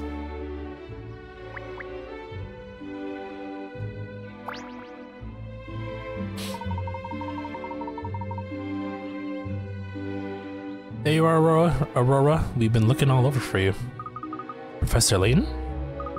Well, you seem to be alright. You shouldn't run off like that, you know, without telling anyone. Oh, I'm sorry. You want to go somewhere, just tell us, and we'll come with you. I understand. What is this place? It's a museum. Would you like to go inside? Something about it feels familiar. Oh, do you think they might have Azran artifacts inside? Very likely. The museum is home to all sorts of ancient objects. It's almost certain that some of them are of Azran origin. I suggest we go inside and find out. Yes. Hey, there's a policeman guarding the doors. What's going on?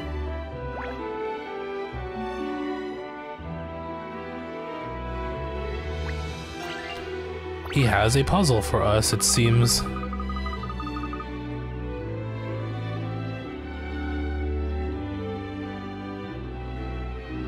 Sorry, give me 1 second here.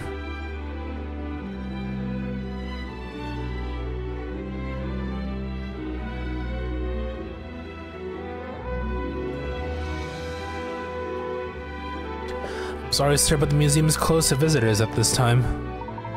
I'm afraid we can't go in, Aurora. Why? What's wrong? Blind me, that's like something my gran would wear, I tell you. Ladies in their fashion. Do you mean me? Oh, terribly sorry, miss. Who do I think I am? The fashion police? No, I'm just a run-of-the-mill constable. Anyhow, can I help you with anything? Why can't we go in? You want to know what's behind the special closure, eh? Okay. I don't see why not. Well, I have this other case I'm working on while I'm standing here on guard duty. I'd appreciate a bit of help with that. If you can do that for me, I'll be sure to tell you all about the special closure, alright?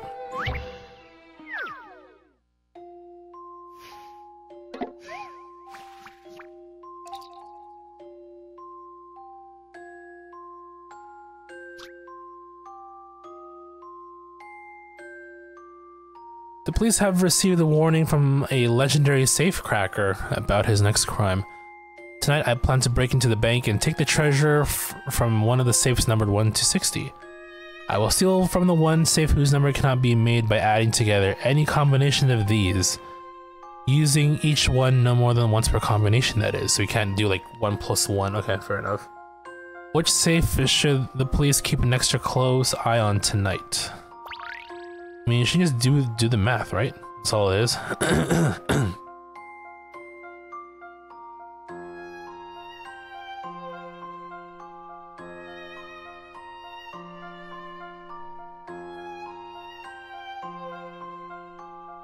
Okay. So which numbers are we looking at here?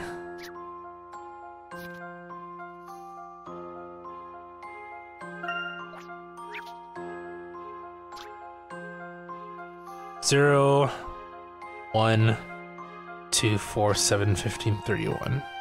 Oh god, okay, well. I just come up with like this in a calculator or something.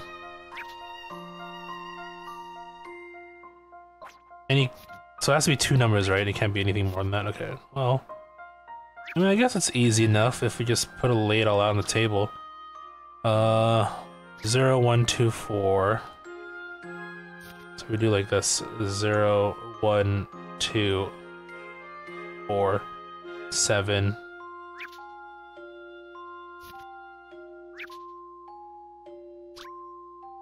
15, 31.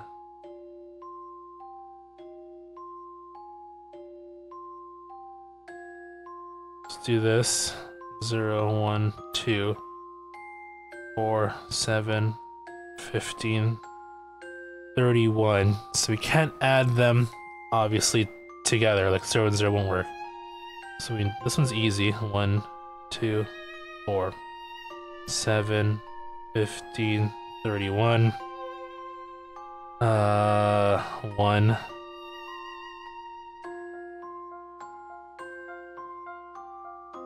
Three.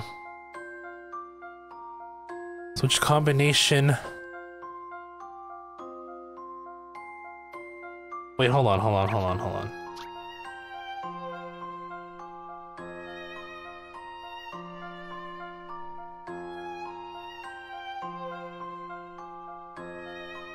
Oh, adding to all combinations? Any combination? Yeah, any. Oh god, that's so much work. Is there like a short way?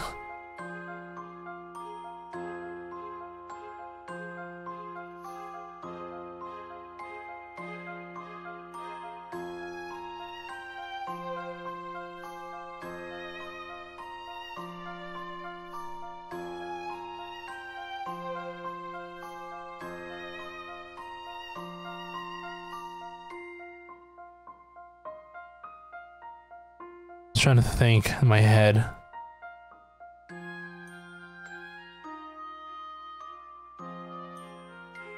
I guess the idea is,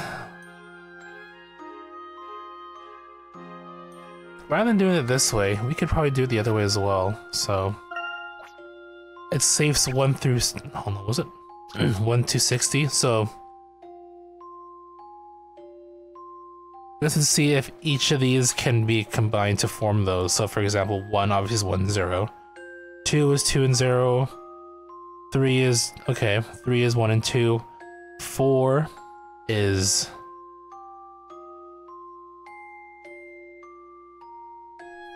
Hold on.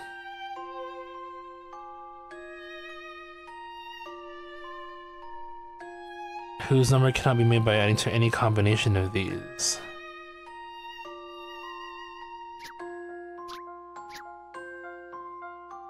But 4, hold on, I'm trying to think. Adding, right?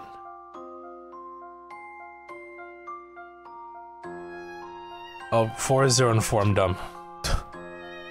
5 is 1 and 4. 6 is 2 and 4. 7 is 7 and 0. Or 1, 2, 4 if you want to get fancy. 8 is 7 and 1. 9 is 7 and 2. 10 is 7, 2, 1. 11 is 7 and 4, 12 is 7, 4, 1, 13 is 7, 4, 2, 14, 7, 4, 2, 1, 15 is 15 and 0, 16 is 16 and 1, 17 is 15 and 2, 18 is 15 and 2, 1, 19, 15 and 4, 20 is 15, 4, and 1. 21 is 15, 4, and 2. 22 is 15 and 7.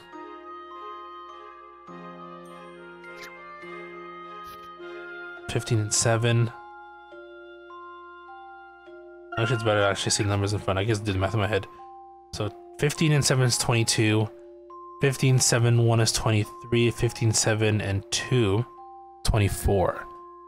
15, 7, 2, and 1 is 25. 15, 7, and 4 is 26. 15, 7, 4, and 1 is 27. 15, 7, 4, and 2 is 28. 15, 7 is 22, yeah, 28.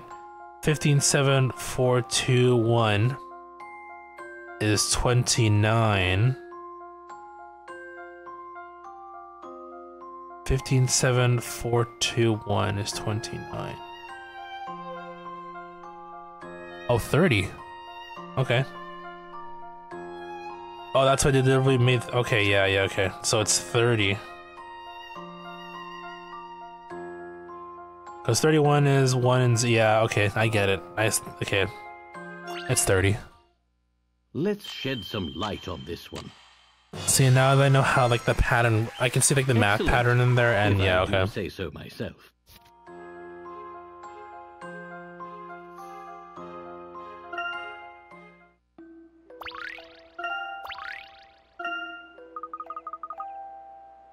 Great, looks like we can take preventative measures in this case, then. Thank you for your assistance, sir. Now, let me in the museum, please. So you want to know why the museum is closed off, correct? The truth is, there's been a robbery. Oh. The scene of the crime will be closed to members of the public for the duration of the police investigation, but we expect the main galleries to be open as soon as the detectives have completed their search of the area. I see. Thank you for the information. I wonder if this is why Inspector Grosky was running around in a tiz. Robbery? Are your people not content with their own possessions? Sadly, some are not. Well then, let's leave this investigation to the police and resume their preparations for our journey. Oh yes, Professor, I was thinking, how about stopping by a fashion boutique before doing the food shopping? Well, we still have time, I suppose. Was there something you needed, Emmy? It's not for me, it's for Aurora. We might end up hiking through rough terrain. She could do something a little more practical. And besides, people keep commenting on her dress. Maybe she'll blend in better if we get her more modern clothing.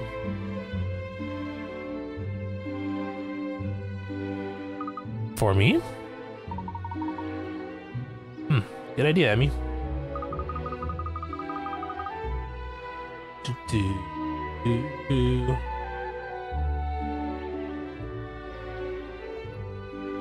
So I'm just checking a couple of things here before I continue.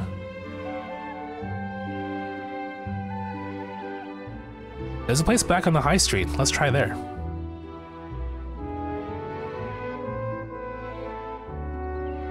Alright, back down we go. Where did that little shop go? Oh, right, there it is.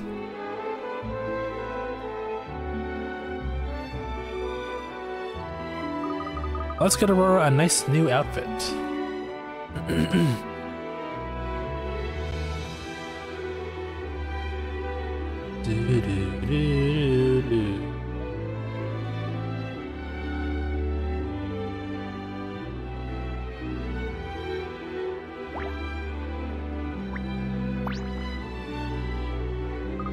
So, you don't like my dress? It's not that. It's just, well, you do stand out a bit. You look like you're going to a formal dinner or a fancy ball. But don't worry, we'll find you a nice comfortable outfit. Emmy, I think perhaps I should leave it to you to select clothes for Aurora. Ladies' fashion is not my area of expertise. I see. Very well. Makeover, makeover. Look, this one's sweet. Isn't it?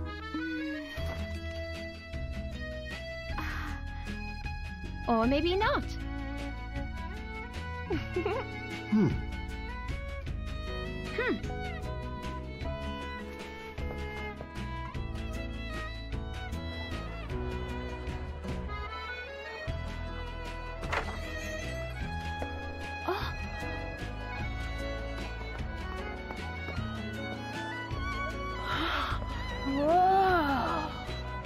Oh, definitely modern for sure. She looks cute. Well? It suits you. Do you really think so?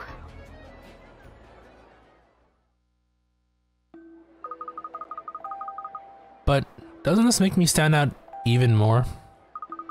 Not at all. You might think you look strange, but to us you look just like a schoolgirl coming back from badminton practice. It looks very nice on you, Aurora. It does, and Tarja won't recognize you so easily like this. Thank you very much for your help. That's another thing. No need to be so formal with us. Try to be a bit more relaxed in your manner, and you'll blend in better. To be relaxed? It might take some time to get into it, but I'm sure you can do it. Yes, I see. Right, now that we've seen to Aurora's needs, let's proceed with the rest of our shopping.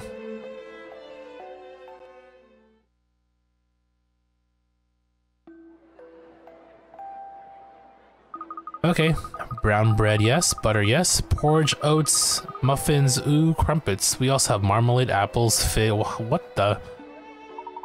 We have everything we need for breakfast, I see. I mean, how are we doing for other meals?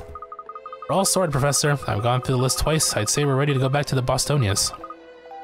Hey, isn't that... You can't hide forever, Targent reprobates. Wow, Inspector Grossigo's running faster than ever. I wonder who's chasing down that alley. I don't like the look of this. We should follow him.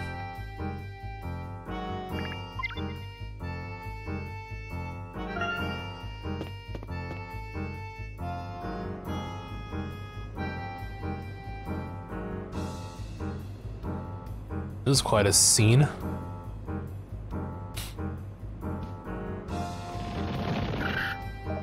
Confounded glaziers, I almost had them. I'm sure the crooks came down here, though. Who's there?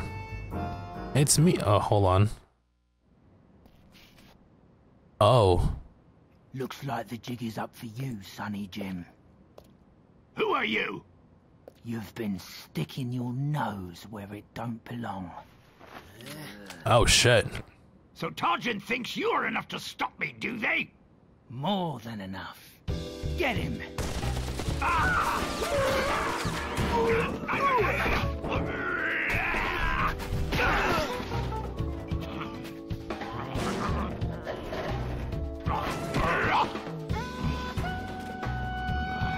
Dude, this music, though. Let's try. Huh? Emmy!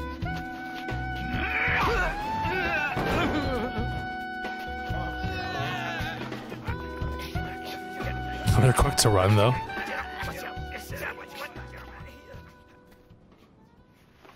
Another win for the yard. Looks like you owe me one, Inspector Grosky. Huh? Targent Scum, are you? Tell me, who's the leader of your little organization, eh? Give me a name. Oof. Nobody interferes with Targent. You'll regret this. Halt the name of the yard. Blast, he's gone. Must have slipped through a secret door. Inspector Grosky, that was rather too close. Are you hurt? Ooh, Layton and the little chap are here too. Nothing like a good fight to get the blood pumping. I'm not a little chap. My name is Luke. Oh ho ho, sorry my boy. Inspector, we need to talk to you about Targent. Did you hear me earlier? Well, you were shouting pretty loudly. Oh. Budgerigars? Layton, this is a top secret mission. I'm not spilling the beans to civilians, not even trustworthy ones. For the yard. He's went off again. Why would he be on anything top secret anyway? Isn't he just an ordinary police inspector? Grosky seems to think those were Targent hitmen. If he was correct, then we may assume that Scotland Yard is not only aware of Targent, but getting in their way. I think we should inform Professor Sycamore right away. We finished our shopping in any case. So that means going which way again? The Bostonians is at the aerodrome, Luke. Aerodrome, Luke. We need to take the bus to get there. Before that, though... Coins?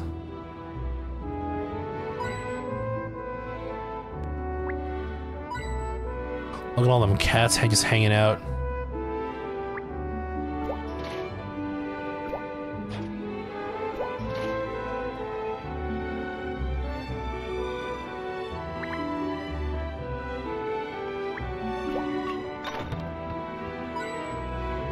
Oh, that's what you do.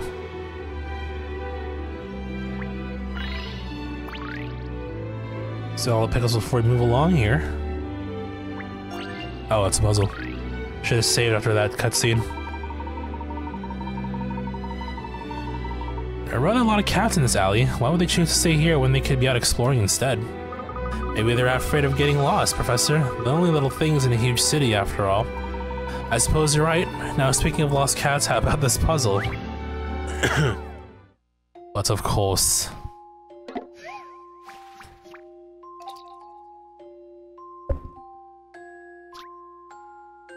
These two kitties are such good friends. They always act in exactly the same way. Today, they've just been out for a saunter around town and are on the way back home. Can you get them both back home at the same time so that neither gets upset? It's fine for them to use different entrances. Keep in mind that if a cat stops on a space that's one move away from a fish, it will immediately pounce on the fish with great delight. Also, make sure the cats don't bump into each other. Make sure the cats don't bump into each other or fall into any manholes. Okay. So they're my cats.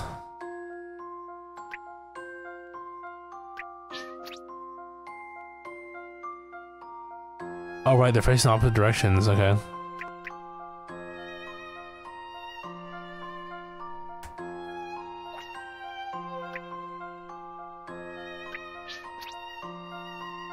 Okay, and then...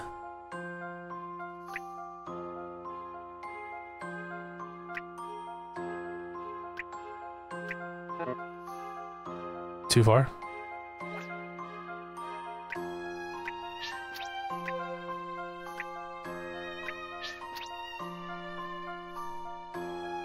And then we probably can do this now.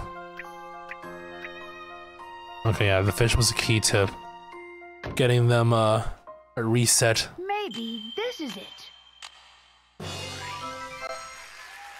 The Professor's Apprentice saves the day.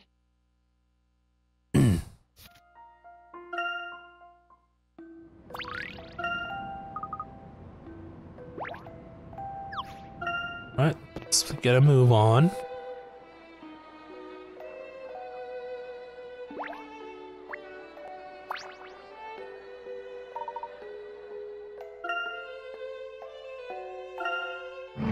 The London Aerodrome.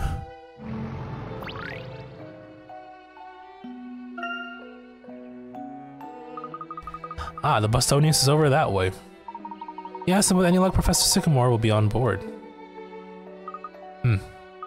I hope Inspector Grosky will be alright. Trying to take on Targin by himself. Ah, where have they gone? I better catch up.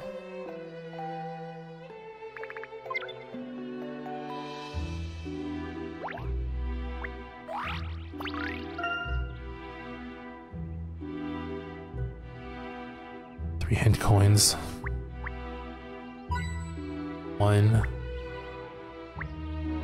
2.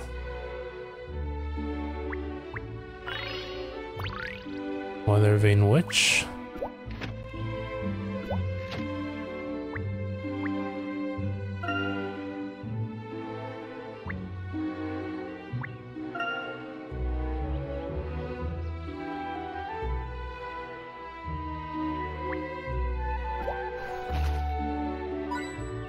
Three.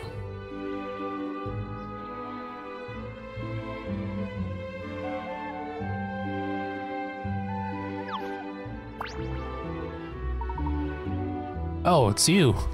Hello, you there. Come over here. I want to talk to you. What up, Granny R?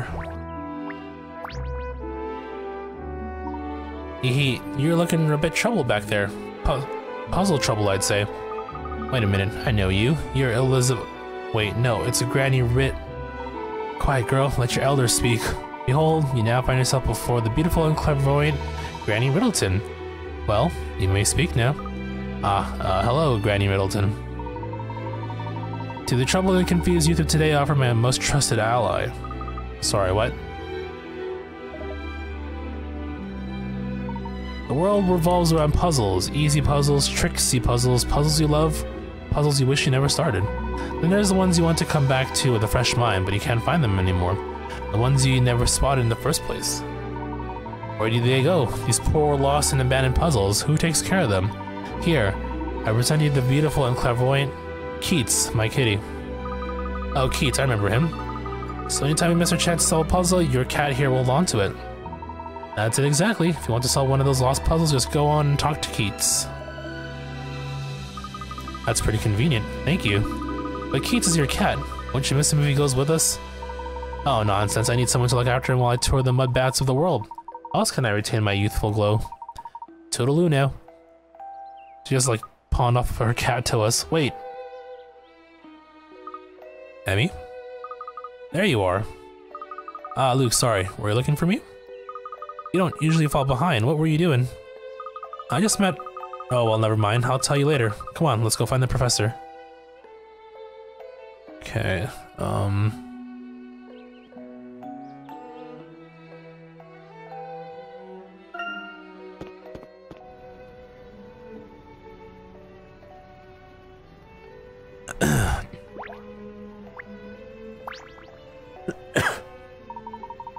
I see everybody is back. I'm about to give the flight instruments one last check. It might take a little while, I'm afraid, so I hope you're not too anxious to depart.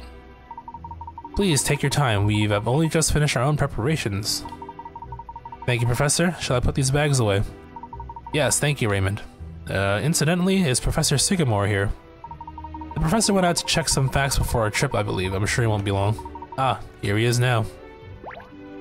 What convenient timing, my good man.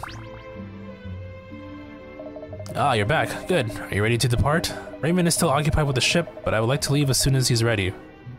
Actually, Professor, there is a matter that I would like to discuss with you before we depart. Oh, and what is that? Earlier today, we witnessed an incident in which a police inspector from Scotland Yard was set upon by a group of thugs. The inspector in question seemed to think that his attackers were working for Targent. Go on. If Targent is targeting the police, we can only suppose that Scotland Yard are actively pursuing them. Scotland Yard? Drat, that complicates things. As a matter of fact, I've also heard some worrying news. It appears that groups of uniformed men and women have been showing up at Azran sites all around the world. Ah, well, that has to be. Targent, yes. I think we can expect them to turn up at locations we're about to visit as well. This is rather troubling. Quite, and I have reason to believe that Scotland Yard have been investigating Azran sites too. Wow, they must be pouring all their resources into stopping Targent. Do you think so? I'm not so sure. Actually, I'm of a mind to look into this further. Would you accompany me? Your friendly ties with the police could be of use.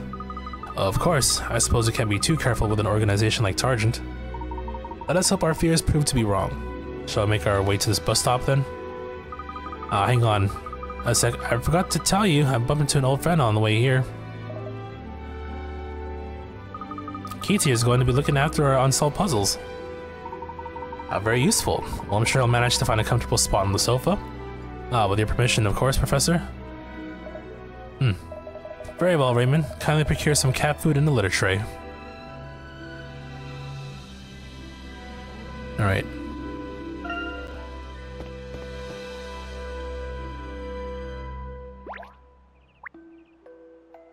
Oh, this is his wife, isn't it? No, that's the other inspector's wife. I forgot his name. Chelmley? Well then, I must get back to the grindstone. Emily, enjoy your trip. Wait, Clamp. No, he's impossible. That's Inspector Grosky for you. He always rushes off before he can say a word. I'm afraid he can get very caught up in his cases. Oh yes, he can. Wait a minute, that hat. Are you Professor Layton by any chance?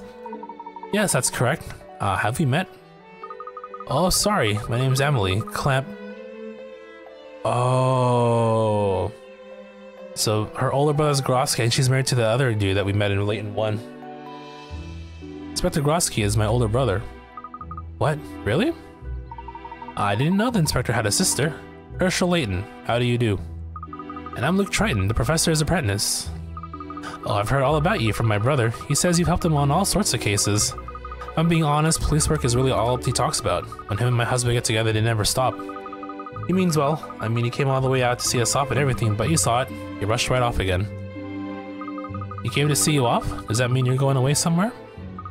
Oh yes, didn't I mention my husband and I are going on our honeymoon trip, all the way around the world.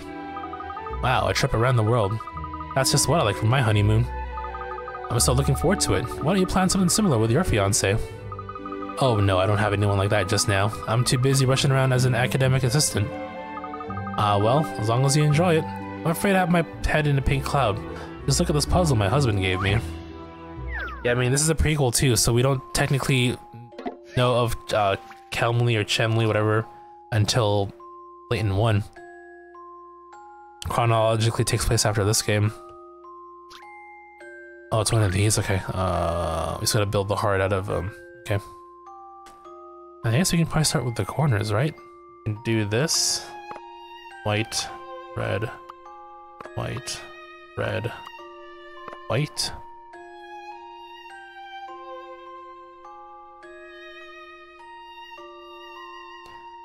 And then the bottom. Want to do that. And then white for those. And then from here we just build the rest of it, I would think.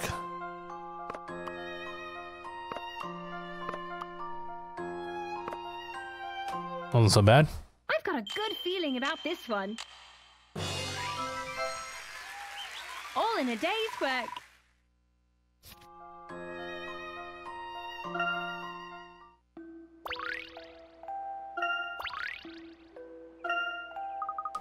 Isn't it sweet? Well, I better not keep you. Good luck with your work. Hope my brother isn't too much trouble. Not at all, thank you. Well, we'll be off then. Hope you and your husband have a wonderful honeymoon. Thanks, we will. Does he show up here at all? There he is, Chelmley. Come along, love. We'll miss the boat. Ooh, is it that time already? Sorry, dear. I thought you were going to let me go off on the roll on my own there for a minute. Damn, what a nod to Layton 1. Okay, I guess now they want us to keep going. Let's save first.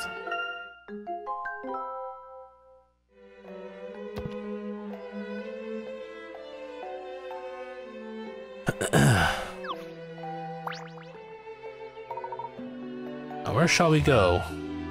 Quick detour for some puzzles.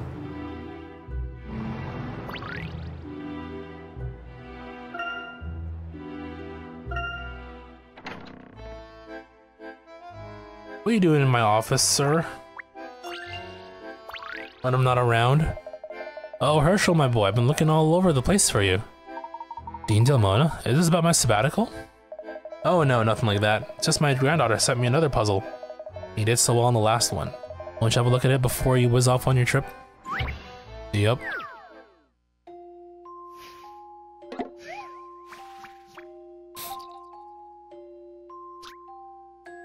A little girl is eagerly awaiting delivery of flowers from this ball-riding clown.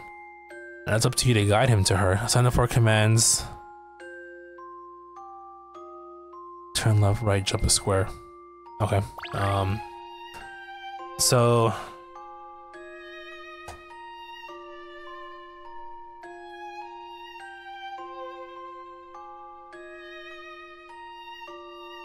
let's see.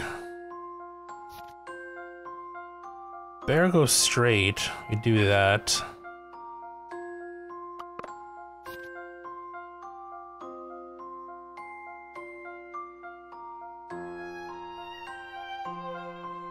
Rabbit could be jump. So hops a square. And then cat could be turn right. Turn... oh no, not turn left, sorry. Shoot. Oh no, it is turn right. Turn right, turn right. Turn left. Here and now. No, that wouldn't work. Okay, let's try this again. Maybe make the bear turn left.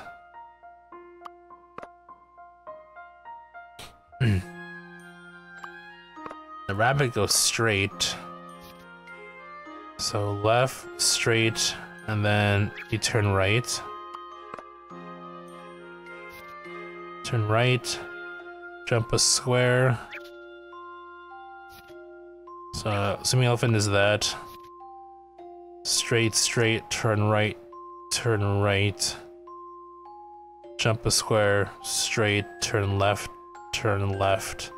straight, turn right, jump a square, turn left, jump a square, straight, straight. Turn left, turn right, right. Okay, I think that's the solution.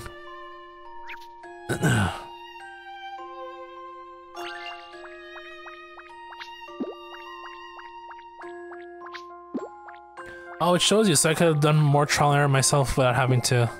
Well, then I don't want to be at the risk of losing Pickerats, right? So.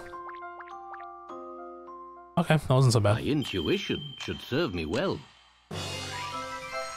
Do. Satisfying puzzle indeed.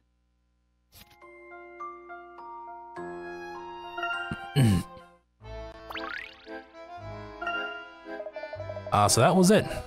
Excellent, Herschel, my little darling will be delighted. Okay.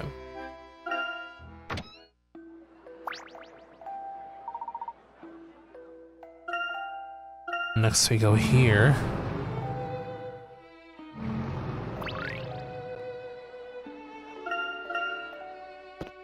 One here, and then we talk to this fellow here. Oh, hello. A bit dark in this alley, isn't it? I'm not very good in dark places, but I can't exactly admit that to the chief. Being dark doesn't make it any more or less dangerous, you know? Yes, ma'am, that's what the chief inspector said too. He's big on mind over matter and logic and all that, like with this case.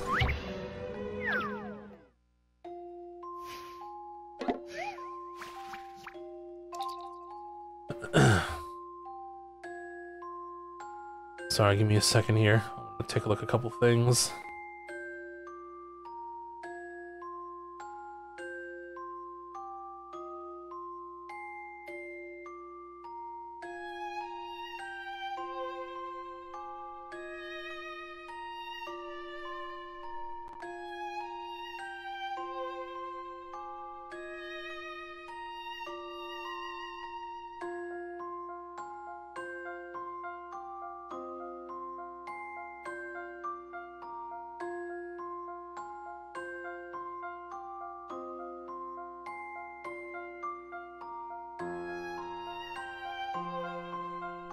Okay, we're good. Let's keep going. We'll play until the end of this chapter here, I think. I don't know how much farther that is, though. We had this case a while back where there were three fugitives were trying to escape on board a train. They each got into different carriages, but none of them hid in the first or last one. We boarded the train in pursuit. The plan was to trap them by having a man in each carriage, where a fugitive was hiding, as well as the carriages on either side.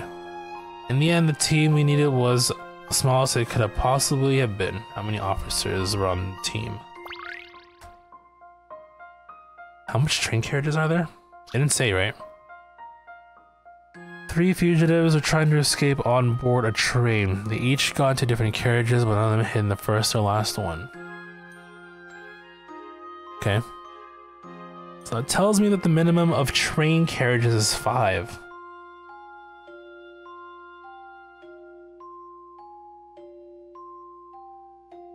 So wouldn't it be 5 then? One for each person. If neither of them are at the first or last one, and they're all different carriages, it has to be minimum 5. And we're looking for the smallest team, so we can assume the smallest amount of train. Probably. Because they never mention it, right? Well, minimum is 2. One for the yeah, see, and then I think ideally they want a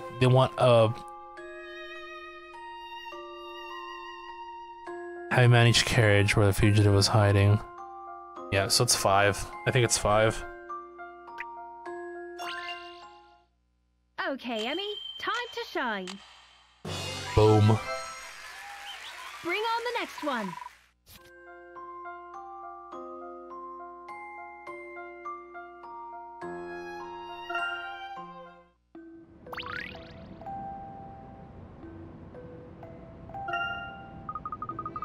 Oh, well done. You're not too shabby at logic yourself, I see. Well, if you and the chief inspector can work out how to catch criminals, I'm sure I can stand guard in a dark alley for a bit. Okay.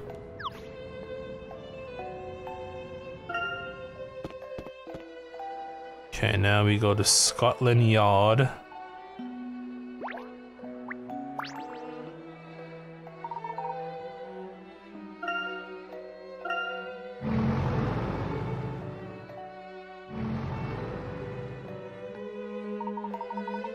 Here we are, Scotland Yard. This building is quite imposing. Yes, Scotland Yard is the headquarters of the Metropolitan Police, who are in charge of protecting the entire city of London. I'm hoping to find some information on Targe in here.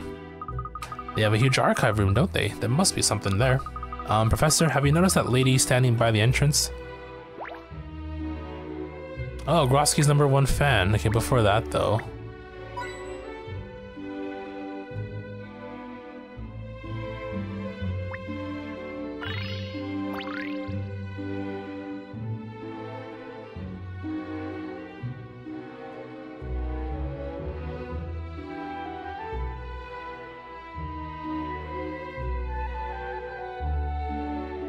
Okay, the god I'm using is being a bit more scarce now. They're not providing enough information. I know there's at least 3.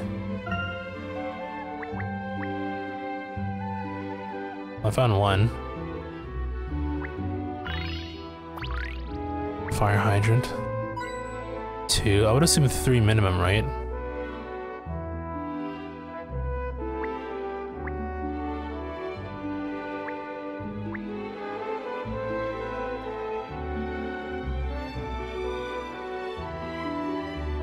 Only 2? There's no way. Okay, I'm about to look up another guide here for these hint coins.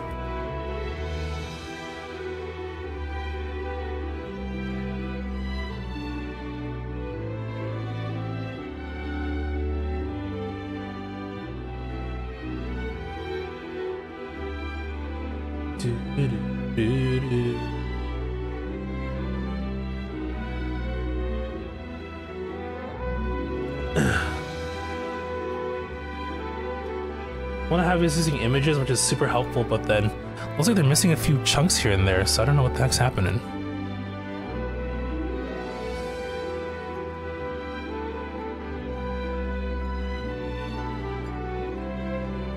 So there's supposed to be 3. Did we find 3? I only found 2, I think.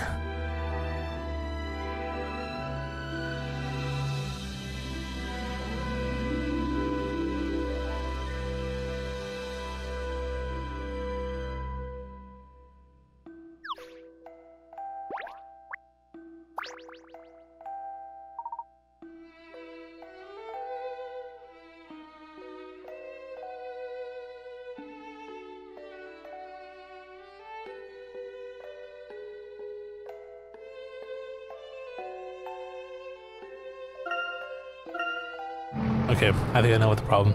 Okay, nope. The way that this guy laid out a particular step, looks like I missed a step here.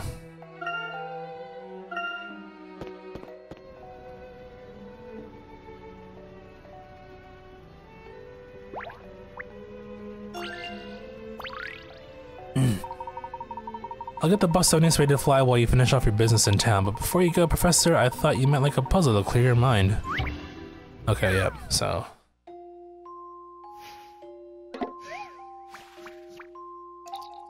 Oh, it's another one of these? Okay.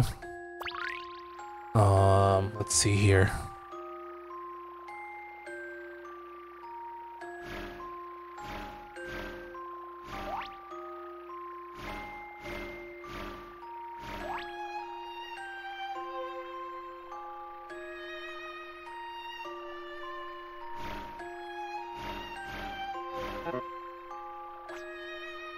It's maybe not the right move to make there, huh?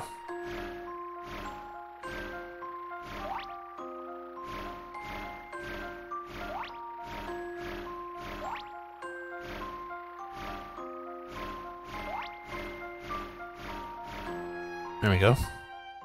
Let's try this. Puzzles are a tonic for the mind.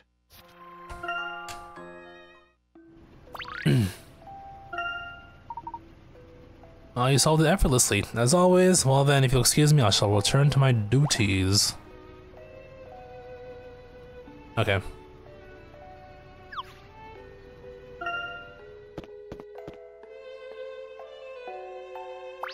Now we go back to the yard. Okay. I missed a step there. I guess that puzzle had to be activated after we visited the yard one time. Still, we're missing 1 hint coin though.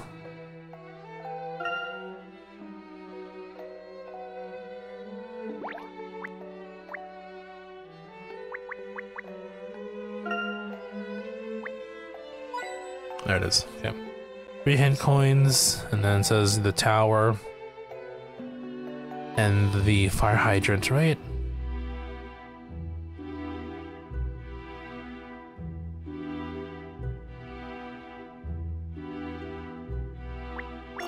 Alright. Talk to Miss Lady here. Hannah, that's her name.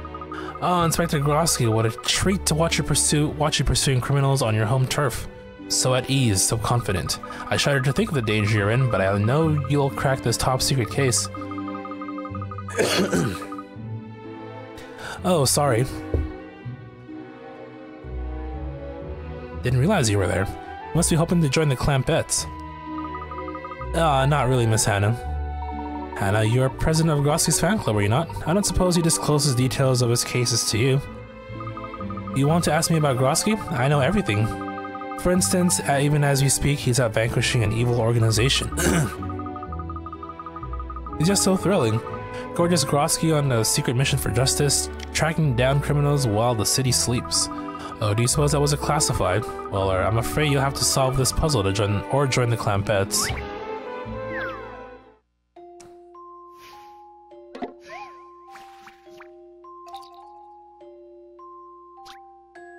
Girl receives a letter and a box from her mischievous but oh so heroic boyfriend. My dearest darling Hannah-B. Apprehending scoundrels keeps me from you, but here's a token of my love. I know you'll unlock it before I see you tomorrow. A star of 10 lights bright as fire reveals my heart's truest desire. Oh my love, Clampy. Oh my god. This is a puzzle she made herself. A star of 10 lights bright as fire. I guess I gotta find a star shape here somewhere.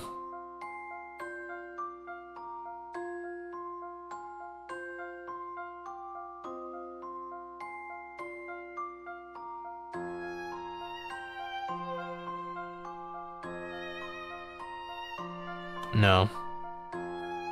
Oh wait, this one looks pretty good.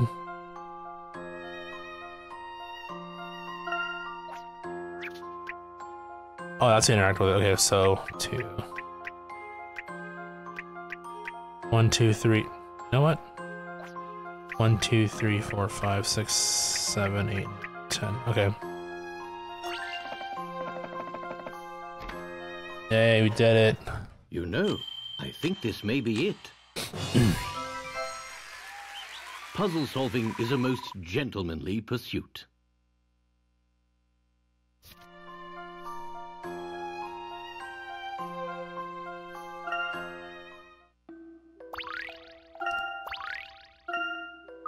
Correct. Very well. I think I can trust you.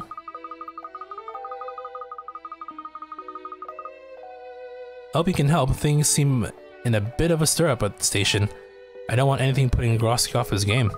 I think it's all related to this new mission of his.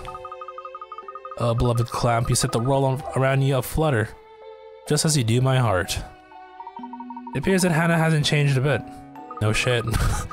I bet she can sense Inspector Grosky's presence a mile away. Her words about the police station being in turmoil do worry me, however. Something big is afoot. Anyway, let's go inside and investigate. Professor Layton. Archaeology professor. Puzzle solver. He's also a policeman, apparently. What can't this man do?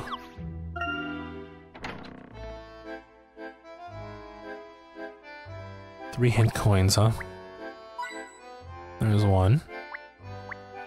2.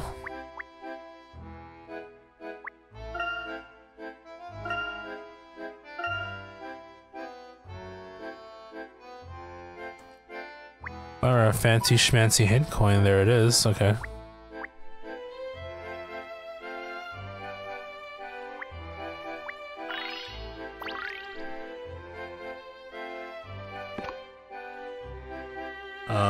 How does this hunt work again? Treasure hunt, here we go.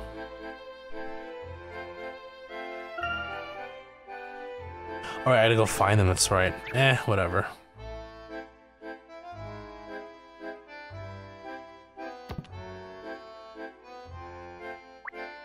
Okay, anyway, we got the bench. Well, what is it, Professor Layton? Good day to you, sir.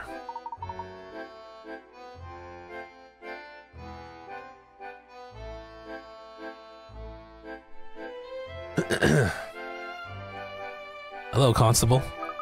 What brings you here on this fine day? Are you here to see Inspector Grosky? Actually, I was hoping to consult some of Scotland Yard's case records. Do you think that would be possible? That sort of thing is stored down in the archives, sir, but after they're not accessible at the moment.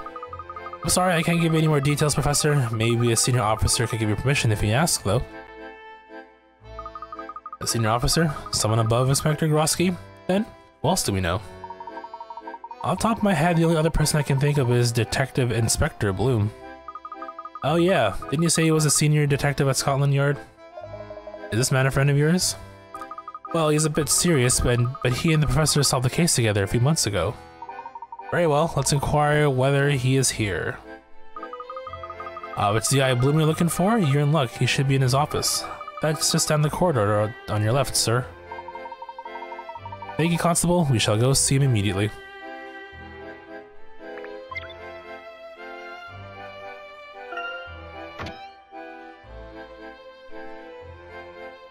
Professor Layton, this is a surprise. Good day to you, Detective Bloom. That's Detective Inspector Bloom. I'm sorry that I had to leave Montidor so suddenly. I was called back to London on an urgent matter. That's okay. So Montidor, Miracle Mask, or whatever it's called, is a month? After? I must admit I've been extremely busy lately. We're in the midst of a somewhat delicate case. The whole department is in turmoil. But enough about that. Tell me, what brings you here today? In coins first.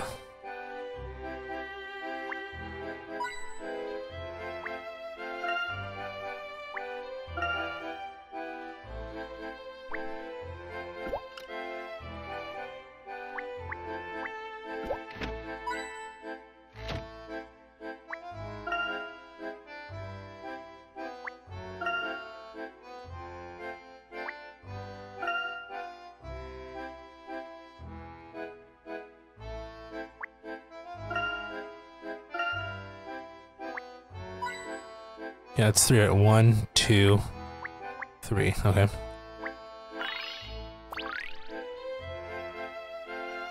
I'm sure you didn't come here for an idle chat. You're right. We're currently in the middle of an investigation for which we need to consult certain case records. However, it appears we need special permission. To enter the archives? Well, since it's you we're talking about, I don't see any problem with that. In fact, I'd take you here there myself if I didn't have a strategy meeting in a few minutes. I'll tell the officer to let you in. Take all the time you need. Thank you. That is most helpful of you. It's no trouble at all. Well then, I hope to see you again soon, Professor. Perhaps we can discuss archaeology next time. Yes, absolutely. Please excuse me then, gentlemen. Ladies. Well, that was easy. Let's go. I know where the archives are. We can go back to the lobby and then straight down the stairs at the back.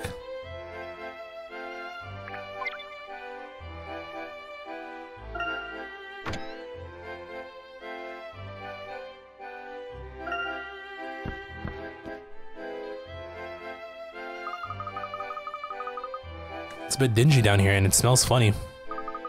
If it's too unsettling for you, you can always wait upstairs, Luke. No, I can handle it. In fact, I bet I can find the records we need before you do, Emmy. Oh, really? Well, I can't resist the challenge. So, what are we looking for exactly? Know that Targent are after Azran artifacts, so let's look for any relevant reports of theft. Understood. But these archives are huge. Won't it take forever for us to search through everything?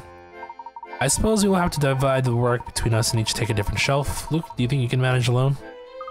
You can count on me, Professor. I'll search my section extra carefully from one end to the other. I'm sure you will. Okay, 3 hand coins first of all.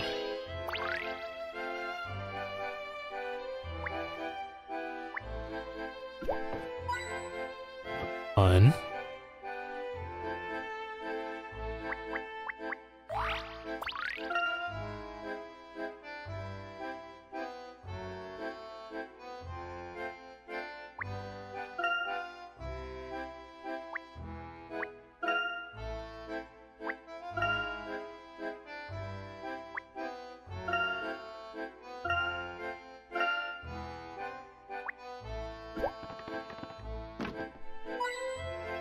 2. Oh, not a puzzle. Oh, there's books lying around here like this. Someone could trip and damage their spine. Sounds like someone's a fan of tidying up. Actually, I hate tidying up. It just bothers me when things aren't in the right place, that's all. I don't say that. Tidying up can be fun. Take this puzzle, for example.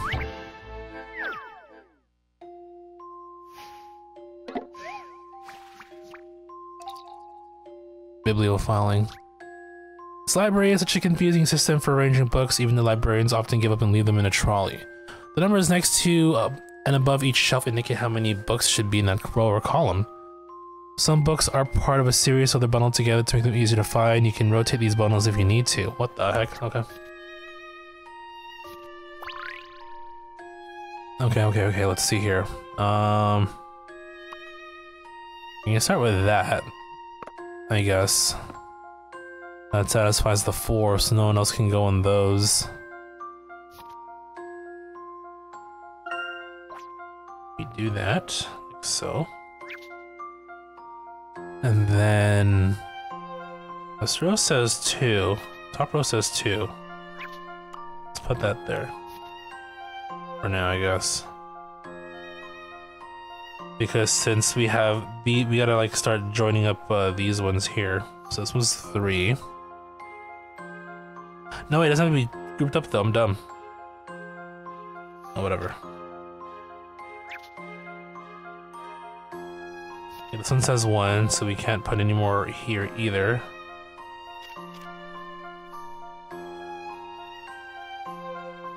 Just so I know where am I placing these. This works too, actually. We can try that. So the idea is we gotta arrange these all, that satisfies all these conditions, I assume as well, right? So that's 4.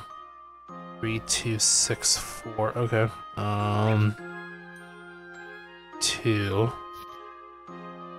Going by this here on the 2 column, we can try that maybe.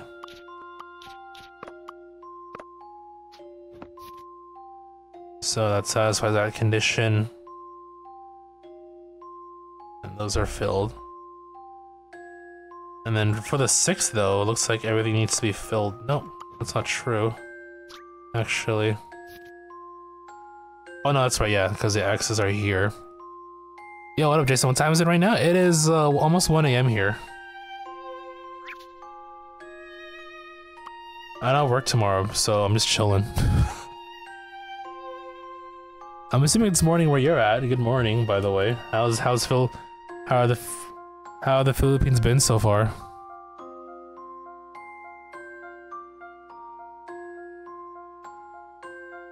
You're taking a good old poop. Is it morning there? No, it's not, right? 16 hours. 16. Oh yeah, 4 PM. Okay, got it. It's chill. That's good. Yeah, I bet. It's like raining here. It's been raining for the past few days here on our end. And I think it's supposed to rain for the rest of the week or the next or until like Thursday or Friday, I think. Like light rain though, but it ain't warm though. That's for sure. Let's see. That satisfies that. 2, 1, 2. I guess a single can go somewhere. 1, 2, 3. 1, 2, 3, 4, 5. So these need to be filled up as well. We can probably do that. 1, 2, 3, 4, 5. That fulfills that condition there. 1, 2, 1, 2, 3, 4, 6, 2. Oh wait, this was done. So we can cross this out then. You're done. 1, 2, 3. 1, 2, 3. That's done as well. 1, 2, 2. Oh, this is 1, so you're good. So 1, 2. 1, 2, 3, 4. Oh, I don't quit. Whoops. Is that right? 1, 2, 3, 4. 1, 2, 3. Yep. 1, 2, 3. Yep. 5. 1, 2. I think this looks good. Oh no, wait. I think I'm gonna shift you up. 1, 2, 3. 1, 2, 3, 4. Okay. No, that's the thing. I never got a call or anything, so I don't know what's going on. I've been checking my emails daily too. Maybe I'll give them a call later today and be like, "Hey, I had a pre-order for a pop. What's the fuck?" I can ask them for you. I think we're good here. Just checking, looking at my bigger capture screen here. 3, 3, 5, 2, 1, 2, 4, 1. Then from top to bottom, 2, 4, 3, 4, 6, 2. Okay, I think this looks good. I hope. Let's see. Solved.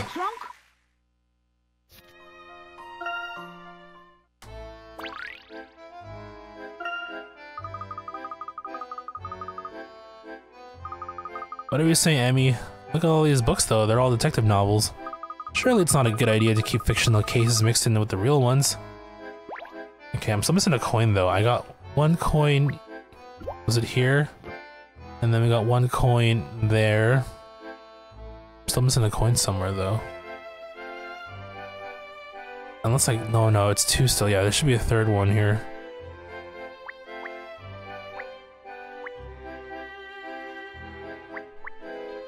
Ah, there we go. Found it. Can you start talking to our friends? This shelf doesn't seem to have any theft reports at all. How about you, Emmy? There's nothing on target on any of these shelves, Professor. We haven't looked in any of the shelves over on the other side, have we? Behind the stepladder, I mean. Let's have a look over there, then. Also, we gotta, like, zoom in. Power of zoom. Oh. Okay, there's a hint coin here somewhere. There it is.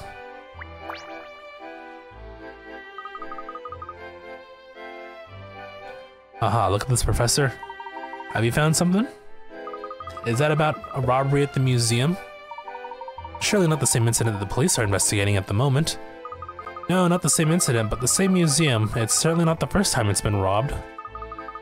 Really? How many times has it been robbed? Too many. Looks like as though this is the 5th theft to occur this year. 5? That's a lot, isn't it? I mean, the museum has nice things, but still. According to this report, all the items that were stolen have since been recovered. So every time this thief stole something, they lost it again. Not a very good thief, are they? Say, Professor, do you think the thief could be Descole?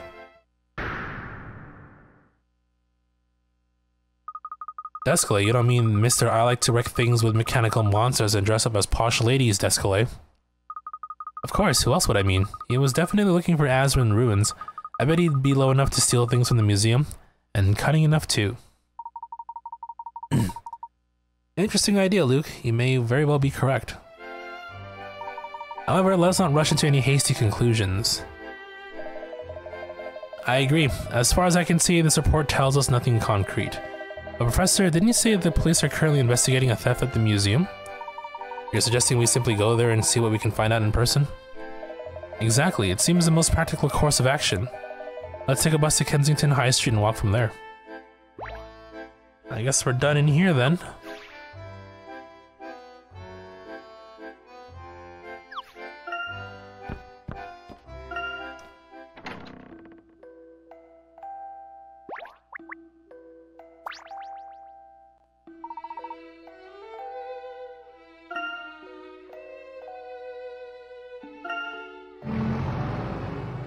A sidetrack with additional puzzles, though.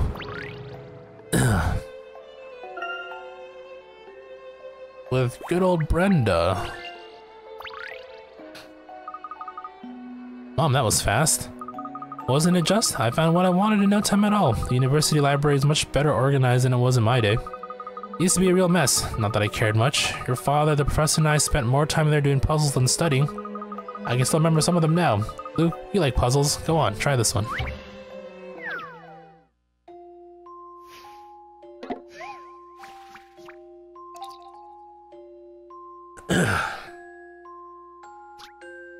After saving her pennies for a whole year, this woman went on an enormous shopping spree.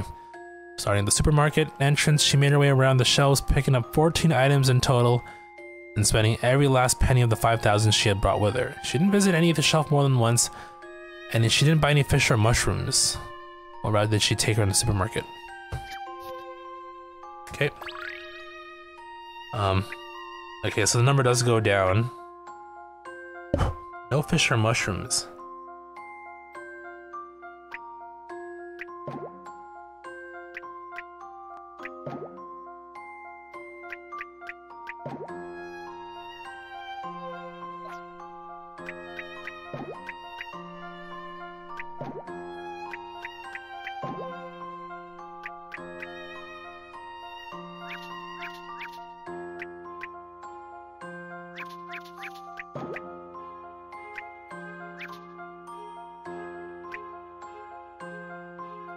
Nope.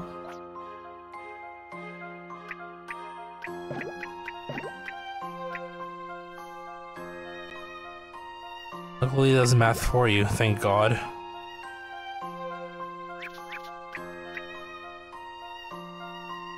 One sec.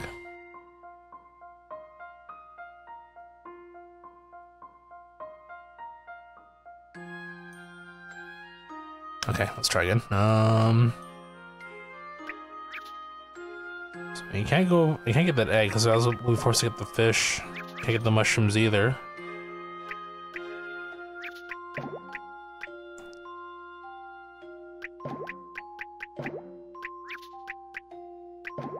Oh, there we go, perfect. Right, I have to count the number of items too. That's right, 14 items, right? 1, 2, 3, 4, 5, 6, 7, 8, 9, 10, 11, 12, 13. Okay, there. I mean, given the combination of the items too... Maybe this is it. That's probably the only solution. So we had to, like, yeah. The professor's apprentice saves the day. A little bit of guesswork. Which is totally fine.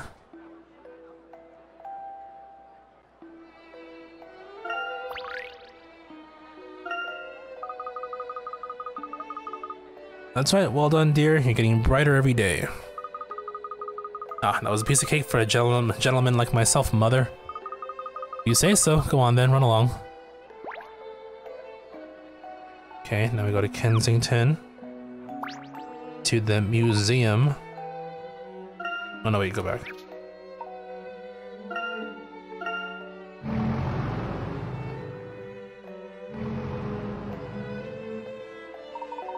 How irritating. I know there's something going on at the museum, but they won't tell me a thing. Missed publicity, if you ask me. What seems to be the matter, madam? Ooh, what a suave, sophisticated man. Wait a minute, are you that famous archaeologist, Professor Sycamore? What a perfect time for an interview. Stay right where you are, this'll only take a few minutes of your time. Or perhaps later. I beg your pardon, but I just overheard you talking about an incident at the museum. Oh, I see. You're digging for information? Well, I don't know if you've heard, but the police have closed down the museum. I just know something big is going on. There's a real scoop here, but they simply won't tell me anything. Not a single little tidbit of information. I see. Presumably the police have not completed their investigation yet. What's that got to do with anything? These officers usually take any chance they get to complain about their job. Not even my usual source won't tell me anything unless I solve his silly little puzzle first, not getting anywhere fast. Well, I can't hang about in London forever. If I can't get my story here, I'll just have to find one elsewhere. You display an admirable zeal for your work. Thank you, darling. Oh, you're too kind, Desmond. Here, before I go, let me give you this, a token of my appreciation. A puzzle? Oh, more collectibles. God, this game's huge.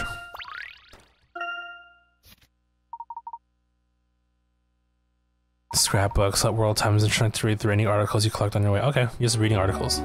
What is this? That, my dear, is an invaluable journalist's scrapbook. You can use it to hold all my thrilling reports from around the world. I'll be on the road, so I can't tell you exactly when each new article will come out, but do keep an eye out for them, will you? Won't you? Okay.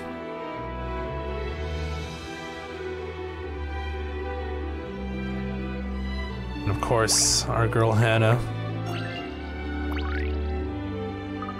Oh, whoa, I let Groski slip from my mind for just a minute, and now I've lost him. He's a fast runner, but I always manage to keep up so far. What a fool I've been, letting a puzzle distract me from my love. And to top it off, I haven't even managed to solve the bewildering little thing.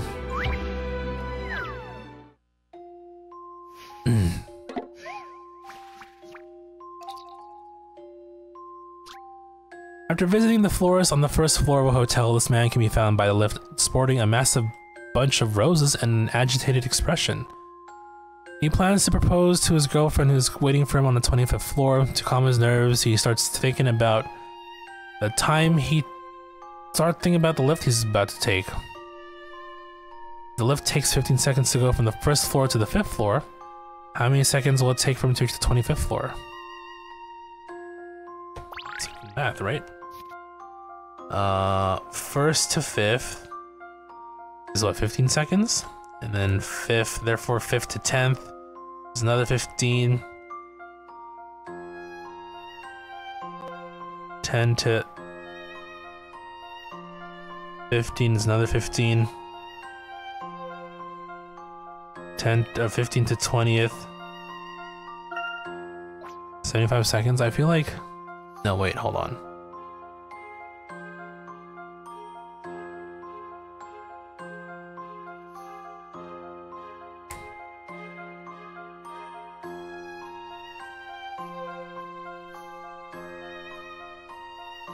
First to 5, right?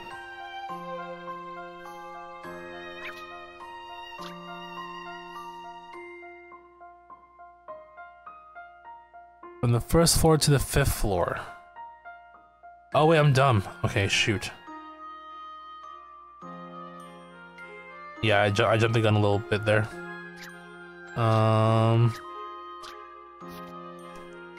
So first, that's 4 floors. 4 floors in 15 seconds, right? So if we do 4 floors, quick math, from floor 1 to 25, that's 24 floors. Divide that by 4 is 6. So 6 times 15 seconds is 90 seconds. So it's 90? No, 75 doesn't make sense, because 5th to 10, it's, yeah, okay, yeah. So this should be 90. Almost certain. We'll go with it. Want an answer? Yeah, 75 didn't sound right. Because I arbitrarily added 1 extra floor when I was jumping from 5 to 10 and whatnot. Tricky math, I'd say.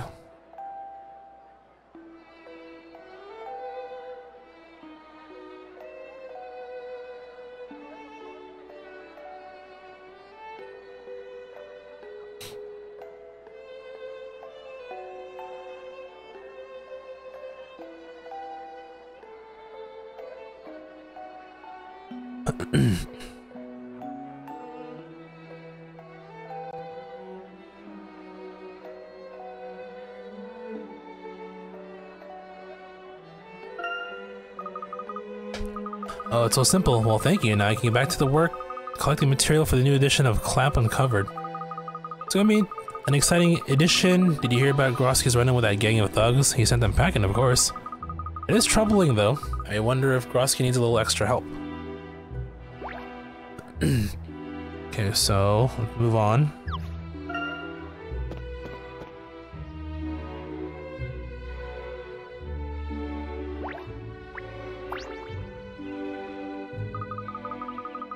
I'm sorry, sir. The museum is closed to the members of the public at this time. Move along. Professor, they still won't let us in. What are we going to do? Oh, look, who it is. Oh, it's Luke's dad. Luke Herschel, what a surprise. What brings you here? Isn't he the mayor of this town? Dad, Clark, it's good to see you. Actually, we're hoping to investigate certain matters in the museum, but it appears to be closed. You investigating? Fancy that. So am I. Oh, never mind, he's a doctor. Whoops, I'm confusing him for someone. Oh, whatever. Good day, Dr. Triton, is it? Go on in, please. Just a moment, please, Constable. What is it you're investigating, Dad? The curator noticed something odd about some items that were recovered after being stolen. He asked me to examine them. That sounds important. Please don't let us keep you. Not at all. I'm glad we bumped into each other. Perhaps if I help you get into the museum, you'll be able to help me too. I'd like to get straight to work, but come and see me when you found whatever it is you're looking for. If you'd like to get some background on our case, have a chat with the policeman inside. He should get you up to speed. Alright, we're in.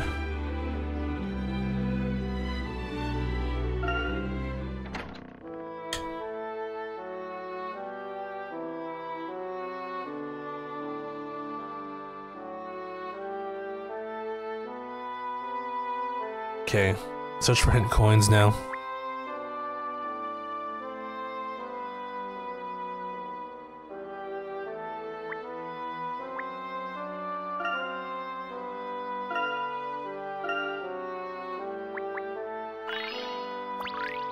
Prototype airplane.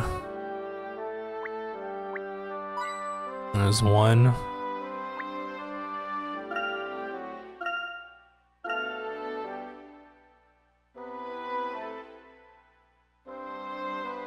This music do be sounding familiar, huh?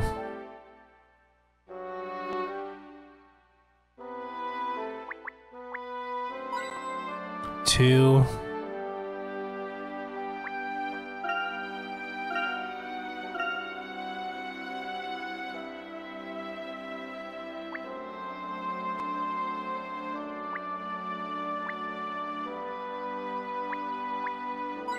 Three, perfect. Okay. Got our three. Got the airplane. Talk to some police folks now. How can there be another robbery? What were the guards doing? Ever since that first incident, we've been giving them special training and we've improved all their security protocols. Hey, Robot, what's up? What are you up doing so late? What are you up to? How's it going? Maybe somebody knows when the guards change over on what their routes are or something. I beg your pardon, young man, but that's impossible. We anticipate such risks in theft cases. All information about the guard rotation is strictly confidential and heavily protected. We do a background check on every guard in the building. Even then, we tell them only what they absolutely need to know. And yet something was stolen. I don't understand it. You police are dumb. Did you hear? We haven't caught the thief, but we got all the stolen items back. That's what counts, eh? It's certainly something. How did the items come to be recovered? Can't say exactly. Us grunts don't get all the details in cases like this, but I'm sure it was a seamless operation. You have the best officers in the country at Scotland Yard, you know? Cream of the crop. But you haven't caught the thief. That's right, they didn't catch the thief yet. It's only a matter of time, miss. You mark my words.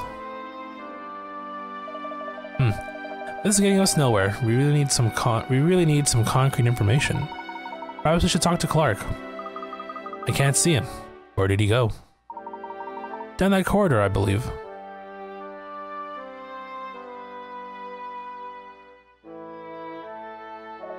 I'd rather like to know what it is he is examining. Let's go.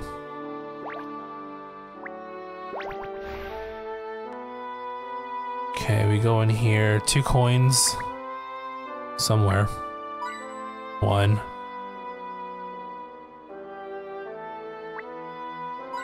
Two. He's looking at a puzzle, clearly. Herschel, perfect timing. Have a look at this. Is that? It's one of the items the police recovered, but well, you can see for yourself. Ah, that is a terrible shame. It is indeed. It was an extremely valuable archaeological find. Whoops.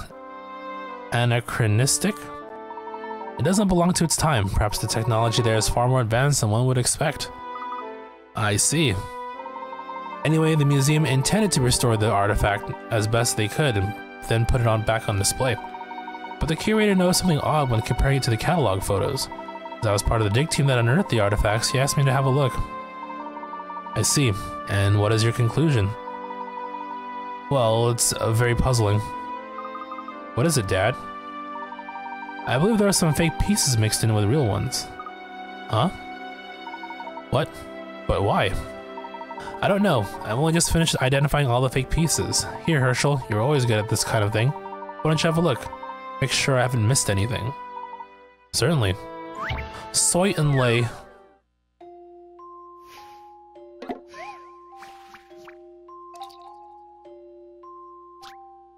The police managed to recover this ancient artifact after it was stolen from the museum. Unfortunately, it has been broken. After examining the pieces to see if the artifact could be repaired, the curator noticed that some fake pieces were mixed in with real ones. You have a photo of the artifact from the museum catalog. Use it to identify the real pieces and place them in the boxes for safekeeping.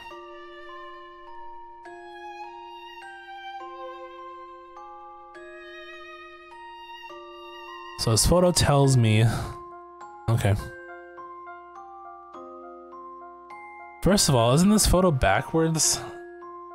I mean, if you look at the left of it, it doesn't show, does it? Like, the 002 is backwards, so I mean, that has to mean something. And if that's the case...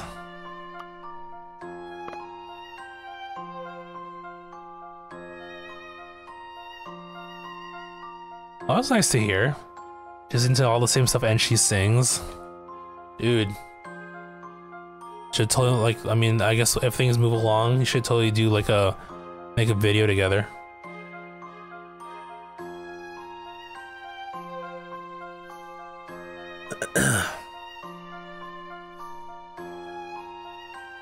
Okay, so assuming...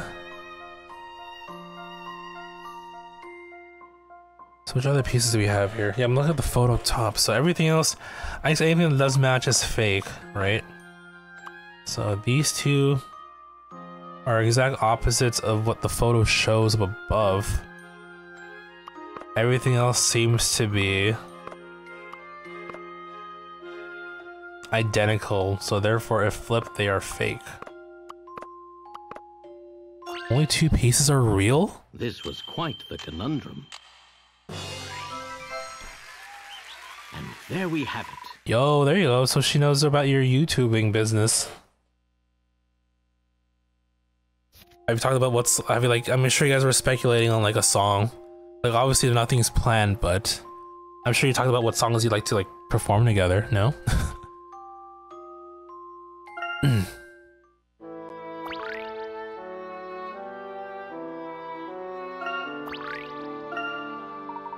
Well, it appears that nearly all the pieces are fake, yup. I know, I didn't want to believe it either. I almost hope you might prove me wrong. There must be an explanation, perhaps if we take a step back and review the info we have. Practical as ever, Herschel. Yes, let's think this through properly. Just say the word when you're ready.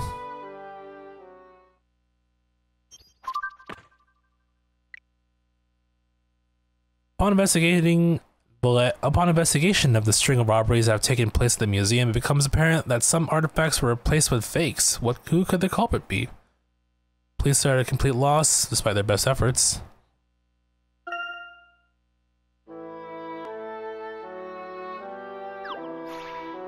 Oh wait, go back.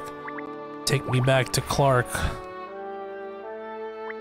Alright, Clark, let's have a chit-chat. Incidentally, Herschel, is this... of course, you never met in person, have you? We met like a week ago. Ooh. How'd you meet? IRL or like just online somewhere? My apologies for not introducing myself earlier. I am Desmond Sycamore. Clark Triton. It's an honor to finally meet you, Professor Sycamore. I must admit, these are rather strange circumstances. No matter. As an archaeologist, I am as eager as you are to see this thief and vandal brought to justice. Yes, we'll help however we can, Clark. Do you know anything about the other stolen artifacts? They're all fake too. As a matter of fact, yes, I have here a complete case report from Scotland Yard. Let's see. All 5 artifacts were found on different digs, but always deeper than anything previously found in the area. The artifacts were all gifted by different donors, and they were all certified genuine at the time they were received. They were all very deep underground, so extremely ancient. Perhaps there was difficulty in assigning their origin? Yes, that is correct. None of the artifacts belong to any civilization known to have inhabited the area in which they were found. Professor, do you think... Yes, it appears highly likely that all of these artifacts were of Azran origin, and I have a fairly good idea who might be responsible for the theft. What do you think, Professor? Deskel, no, it's obviously Targent. It must have been Targent. I agree, and they are certainly capable of such thefts. Targent. An unscrupulous and powerful secret organization, their interest in the Azran leans towards the obsessive. They'd certainly have no qualms about robbing the museum then. Still, that doesn't explain how they did it. After the first incident, the police tightened the security on this place tenfold. All information about the museum was on a need-to-know basis, and they took particular care with the guard routes and timetables. I really can't imagine how a thief could have sneaked in and out unnoticed on 5 separate occasions. Dude, these cops just suck as all. I have an inkling of how this was accomplished, Professor. I think I may have come to the same sorry conclusion. The multiple thefts prove it. Prove what? Please explain. Very well. How the culprits sneak past the guards, they need a shift schedule, they rob Scotland Yard. No, inside man. The culprit must be inside Scotland Yard. I don't see any other possibility. If only the police know about the guard rotation, the culprit must be one of them. Yes, that was my conclusion as well. Goodness, if that's the case, well, all bets are off. Something else bothers me though, that broken artifact. Where did the fake pieces come from? And could it be that all the recovered artifacts are fake? Dr. Triton, how difficult will it be to create copies that will fool the experts here at the museum? Very difficult. Not just a question of time and money, you need archaeological expertise, gifted craftsmen. All things that Targent have at hand, I'm afraid. What they didn't have was a way to return the fake artifacts to the museum without arousing suspicion. Unless... they were always fakes. They were fake the whole time. The policeman outside didn't seem to know much about the recovery of the artifacts. What if the police investigation was a sham? Make a show of conducting an investigation while the fakes are being made, then simply recover the artifacts once they're ready. That might actually work. The culprit was indeed part of the police, as you suggested. I think I'm beginning to see the scope of it. No simple constable will have the power to accomplish this, though. No, the perpetrator must hold a position of influence. I believe Targent has a mole within the upper ranks of the police. So my guess, I can't remember who it was. We'll find out. We're running through it anyway. Surely not. I think they could have infiltrated our institutions to that extent. Targent's power must be great indeed. You're right there, Dr. Triton. Have you discovered anything amiss? No, all is well, Constable. Thank you. I would like to continue examining these artifacts, though, if you don't mind. Please, Doctor, they're all yours, so to speak. I'm still searching the museum for clues. Give us a shot if you need anything. Yes, thank you. That was very prudent of you. Don't trust the police anymore. Well, if there's really a mole within the police, we can't risk them finding out what we know, can we? No, indeed. There's no reason to doubt these men here. But we do not know who they might report to. I think our best course of action is to go directly to Scotland Yard. Yes, we must identify the mole as soon as possible, but alerting them first. Let's take the bus straight there. Alright.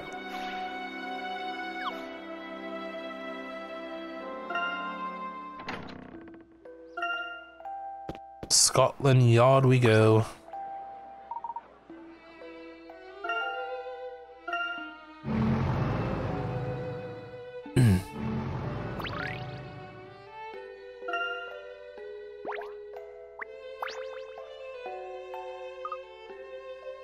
Ask anything language check on police business. Okay, so we need to do something in particular here.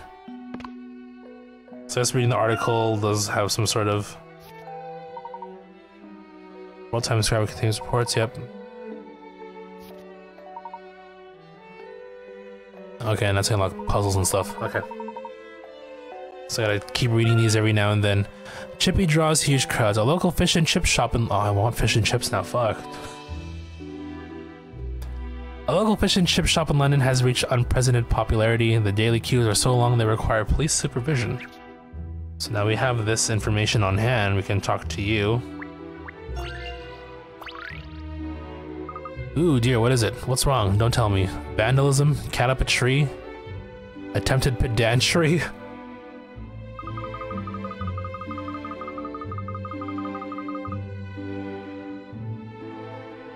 None of the above, Constable. Actually, it would really help us if you knew a good place where we can get a bite to eat. Oh, absolutely. Any constable without a proper knowledge of the local digestibles doesn't know his badge from his elbow. Great, I'm starving. I'm hungry too. It's like 1:30 where I am.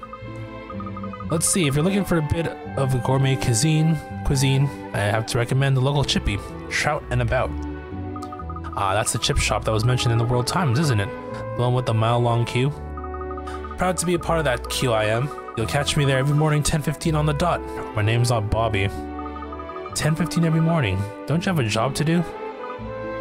I resent the implication, miss. I'll have you know that I keep the peace in that queue. That's what the job's all about. Sounds like someone's making excuses. Oh, come on. Who wouldn't give their left arm just to get a taste of that crispy batter? Oh, fuck. That light and fluffy fillet. Oh, my glands too, dude. I'm convinced. There's only one way to redeem your good name, Constable Bobby. Show us the way.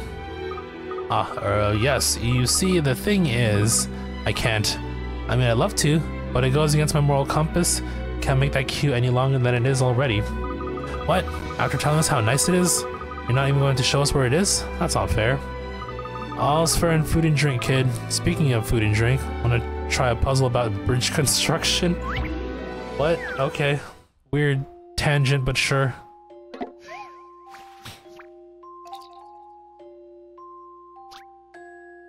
A storm has ravaged this village and destroyed the bridge, leaving the residents stranded. Can you help them build a temporary replacement out of scrap materials? Did it say it was number 3? Troubled Waters 3? Anyway, can you help them build, move and rotate the various pieces of scrap and get the makeshift bridge? Okay. Pieces of the old bridge are blocking the river, so you won't be able to dump the scrap material in some places. Okay, it's one of these. Okay, straightforward, I guess. Hopefully.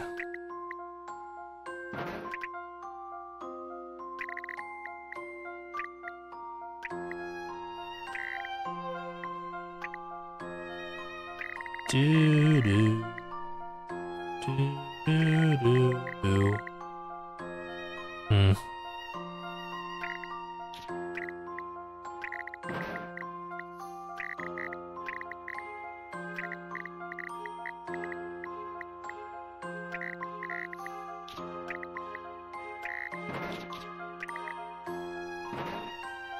That wasn't so bad. Let's see. That one's in the trunk. Okay, okay. We know when you're done the chapter yet? Well, I did say I'll play till the end of it, so we'll keep going.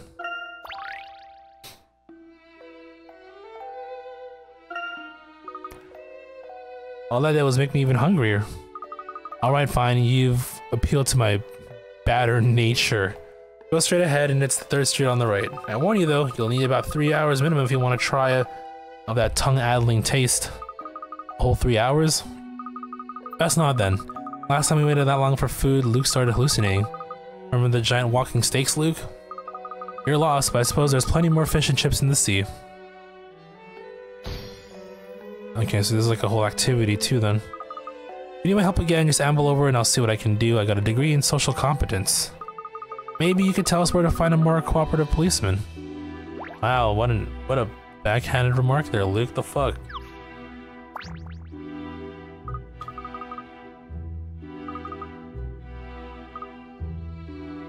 Oh, puzzle check? Okay. Should've read that. I was like, blitzing through that.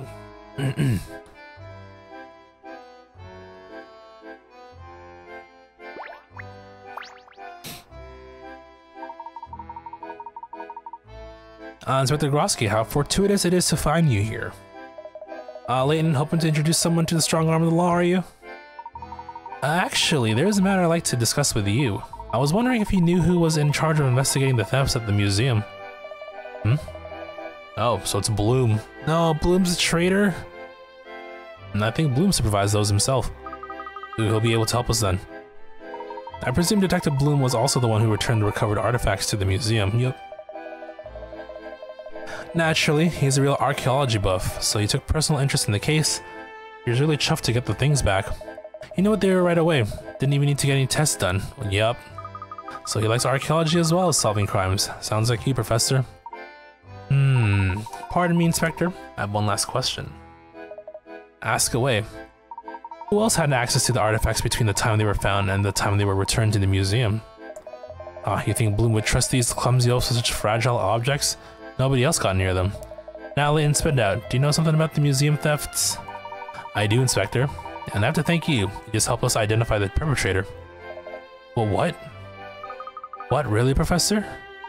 Think about it, Luke. Remember all we have learned today. Inspector Grosky, would you please accompany us to Detective Bloom's office? Of course, Layton. I'm afraid you've lost me, but I suppose you and Bloom will clear it all up.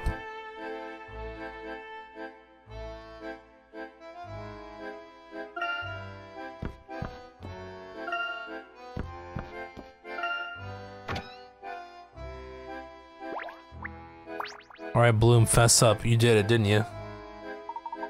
Professor Layton, hello again. How may I help? Detective Bloom, are you familiar with an organization named Targent? I know of it. Go on, please. I have reason to believe that Targent are the ones responsible for the recent thefts at the museum. Oh, very impressive, Layton. If you have deduced that much, I suppose there is no reason to be coy. As a matter of fact, I also suspect Targent in this case. But as yet, I've had no success in finding where their agent fled to. They're a slippery lot.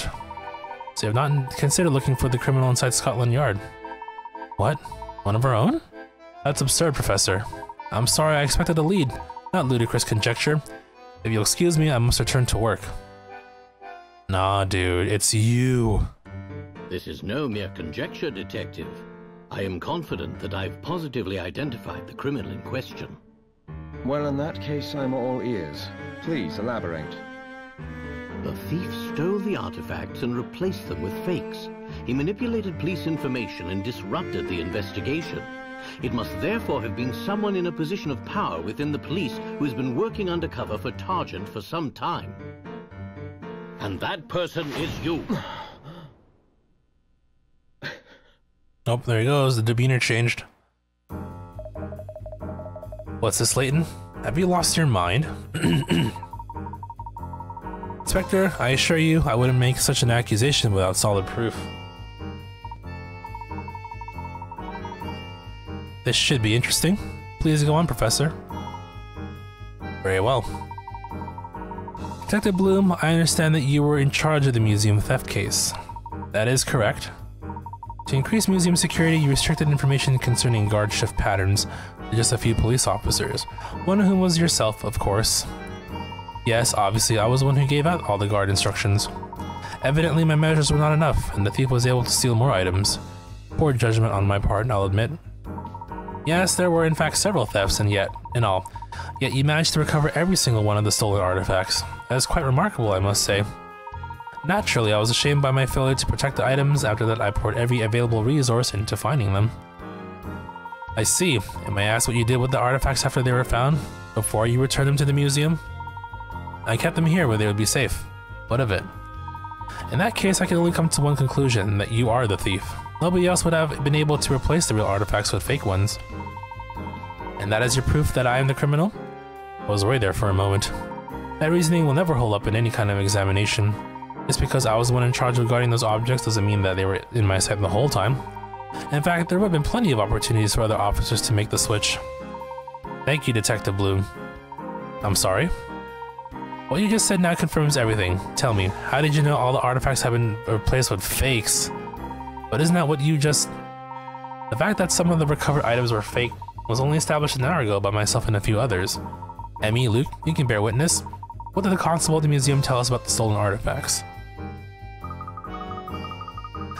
He just said the detective on the case got all the objects back, and how great the officers at Scotland Yard are. Yeah, he certainly didn't say anything about them being fake. Exactly. We were the only people to know about the fake artifacts, so please explain, when did you find out about it, Detective Bloom? What are you talking about, Layton? You said it yourself just now. You accused me on the basis that only I had the chance to replace artifacts with fake ones. Yes, you're quite right. However, it is your reaction to that which is puzzling. You were the detective in charge of this case. This was a crucial piece of new information. Shouldn't you have been more surprised, horrified even, to hear that the precious articles that you have recovered were fake? But you were not surprised because you knew perfectly well that the artifacts were fake, because you orchestrated the swap in the first place. Do you deny it? It seems I underestimated you, Layton. Then you admit it? You're a Targent mole? I think I'd better say no more. I see. Detective, Leonard Bloom, I'm arresting you on suspicion of theft, forgery, and corruption. That's one fewer Targent agent out there. You did it, Professor. Got him.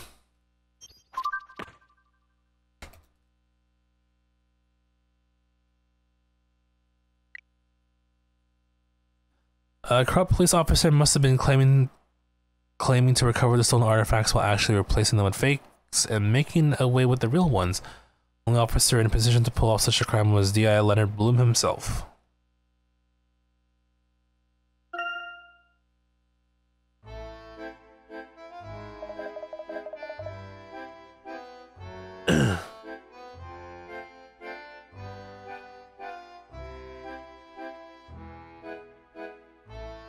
Bloom, that upstart? He was our mole? Yes, Chief, he all but admitted it. I knew there was something off about him. Well, give her Grosky. I'll take it from here. He's with him too. Yes, Chief. Thank you, Chief. I suppose that man is Inspector Grosky's superior. Wow, I never seen Grosky stand to attention like that. Heh. Glad to see that Scotland Yard is not wholly corrupted. Yes, as long as they're like her here, the safety of London is assured. Well then, case closed, gentlemen.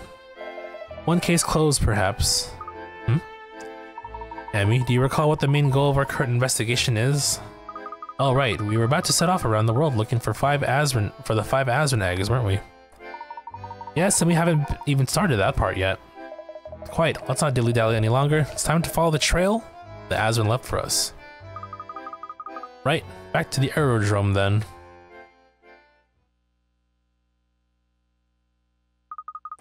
Bloom is out, his cover's been blown. Is this Layton's work? Yes, shall I deal with him, sir? No, do not interfere. Now that they have Bloom, they'll think they've won, they will let their guard down. Nothing will stand in the way of our plans. In any case, I still need them. There is still so much they can do for us. Yes, sir, then I will assign the assassins to other tasks for now. Oh shit. Yeah, people waiting. Still can't believe we're going around the world. It's so exciting. It'll be a very lengthy and tiring journey, not to mention dangerous. I do wonder if it's advisable to take you with us. Don't even think about it, Professor. I'm going with you whether you like it or not. Is that the way it is? Very well then, the Bostonius awaits. Wait, Herschel. Is that? Oh, it's Mom and Dad. Hello? Herschel, I'm so glad we caught you. Aw, Pa, what are you doing here? We heard that you were setting off on a grand trip around the world and you never breathed a word of it. Yes, we rushed over here right away. We were lucky with the buses, thank goodness. Honestly though, you could have given us a ring before you left. Come on, Ma, you know I travel for work from time to time. You wait till you have your children, Herschel, Layton. You'll never stop worrying about them, not even when they're all grown up. I know you. A quiet, respectable academic with a tendency to do wild and extraordinary things when the fancy takes them. Oh, just like someone else I know when she was younger. Didn't you once set off on a trip to John O'Groats with nothing but a fishing rod and a penknife, Ma? That was 40 years ago, Herschel. It was a different world. Now I brought you some of my cherry fruitcake for your trip. Thank you, Ma. That's very thoughtful of you. Well then, I should get going. Thank you for coming all the way out here to see me off. It was nothing, son. Anyway, enjoy your trip and do give your old parents some news while you're away. Yeah, send us a postcard now and again. I promise, and I'll come by to see you when I get back. Alright, off we go. I think this might be the end of the chapter here. Professor, have you said your goodbyes? Yes, but I'm somewhat puzzled. How on earth did they find out about this journey? Ah, well, there's no great mystery there. It was I who contacted your parents. I'm sorry that I did it behind your back. Do you mean to say that you know my parents? Indeed, I have a great debt to them, from a long before I became an archaeologist. As such, I have followed your career with some interest. That's why I knew to write to you when I needed a reliable partner. I see. Well, thank you. No, thank you, Professor. I hope you don't feel as though I'm dragging you all into this without any say. Not at all. We have come this far and we intend to see it through to the end. I'm glad to hear it. There is something I would like to show you. Here, look at this illustration. That's what the eggs look like? Is that an Azuran egg? It is. This is how they depicted in Donald Rutledge's Ancient Histories. Rutledge supposed the eggs to be decorative, pretty ornaments.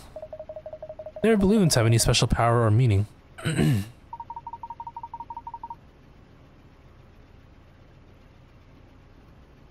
I see, then the Azuran hid their true purposes after, well. A wise move, though enshrined in the most hidden places, the Azuran knew that the eggs would one day be found. And then they were, or at least one was. Which means the others may also have been uncovered and passed from hand to hand. Exactly, which means locating them now won't be a simple endeavor. I hardly expect to stumble across them by chance. Yeah, wait.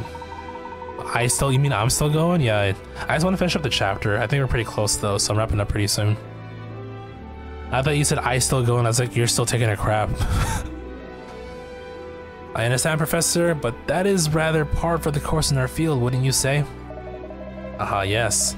Archaeology is not for the impatient. Well then, let's get going.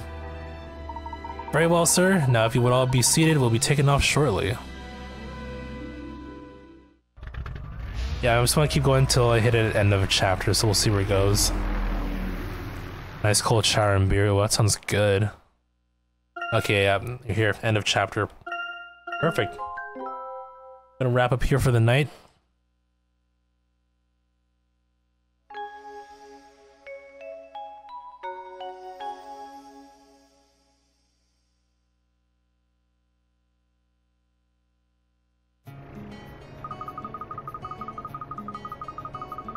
Okay, we'll leave it at that. I think it's a good place. End of chapter. We went through 3 chapters today. I don't know how much chapters are here in this. Again, it's a relatively short game though. I mean, if it's anything like the other Layton games, if I recall. So I just want to get this game in before we... Yeah, I'm trying to get a couple of short games in before we jump into another long playthrough. I don't know what I'll be playing next though. I'm thinking that maybe possibly 3 or 4. Yeah, 3 or 4 possibilities. Not sure what the game will be yet though. But we'll, I'll figure out when I get to that point. For now, we'll just focus on Layton and maybe another short game afterward. And yeah, that's gonna be it for me tonight, because I need to get some sleep. Yeah, so that being said, thank you all for watching and hanging out here with me tonight. Whether you've been lurking or chatting or anything between the company is always appreciated as I work through the good old backlog here. I expect to be back again. I have the Monday off today, so maybe I'll be back in a few. Well, I don't know. Actually, I'm not sure what time I'll be back. Maybe early afternoon. I gotta get some morning errands done after all, or daytime errands. But hopefully I'll do an earlier start so I can get more done. And who knows, maybe we can, I don't know, bang out another 3 chapters of this story. And see where we go from there.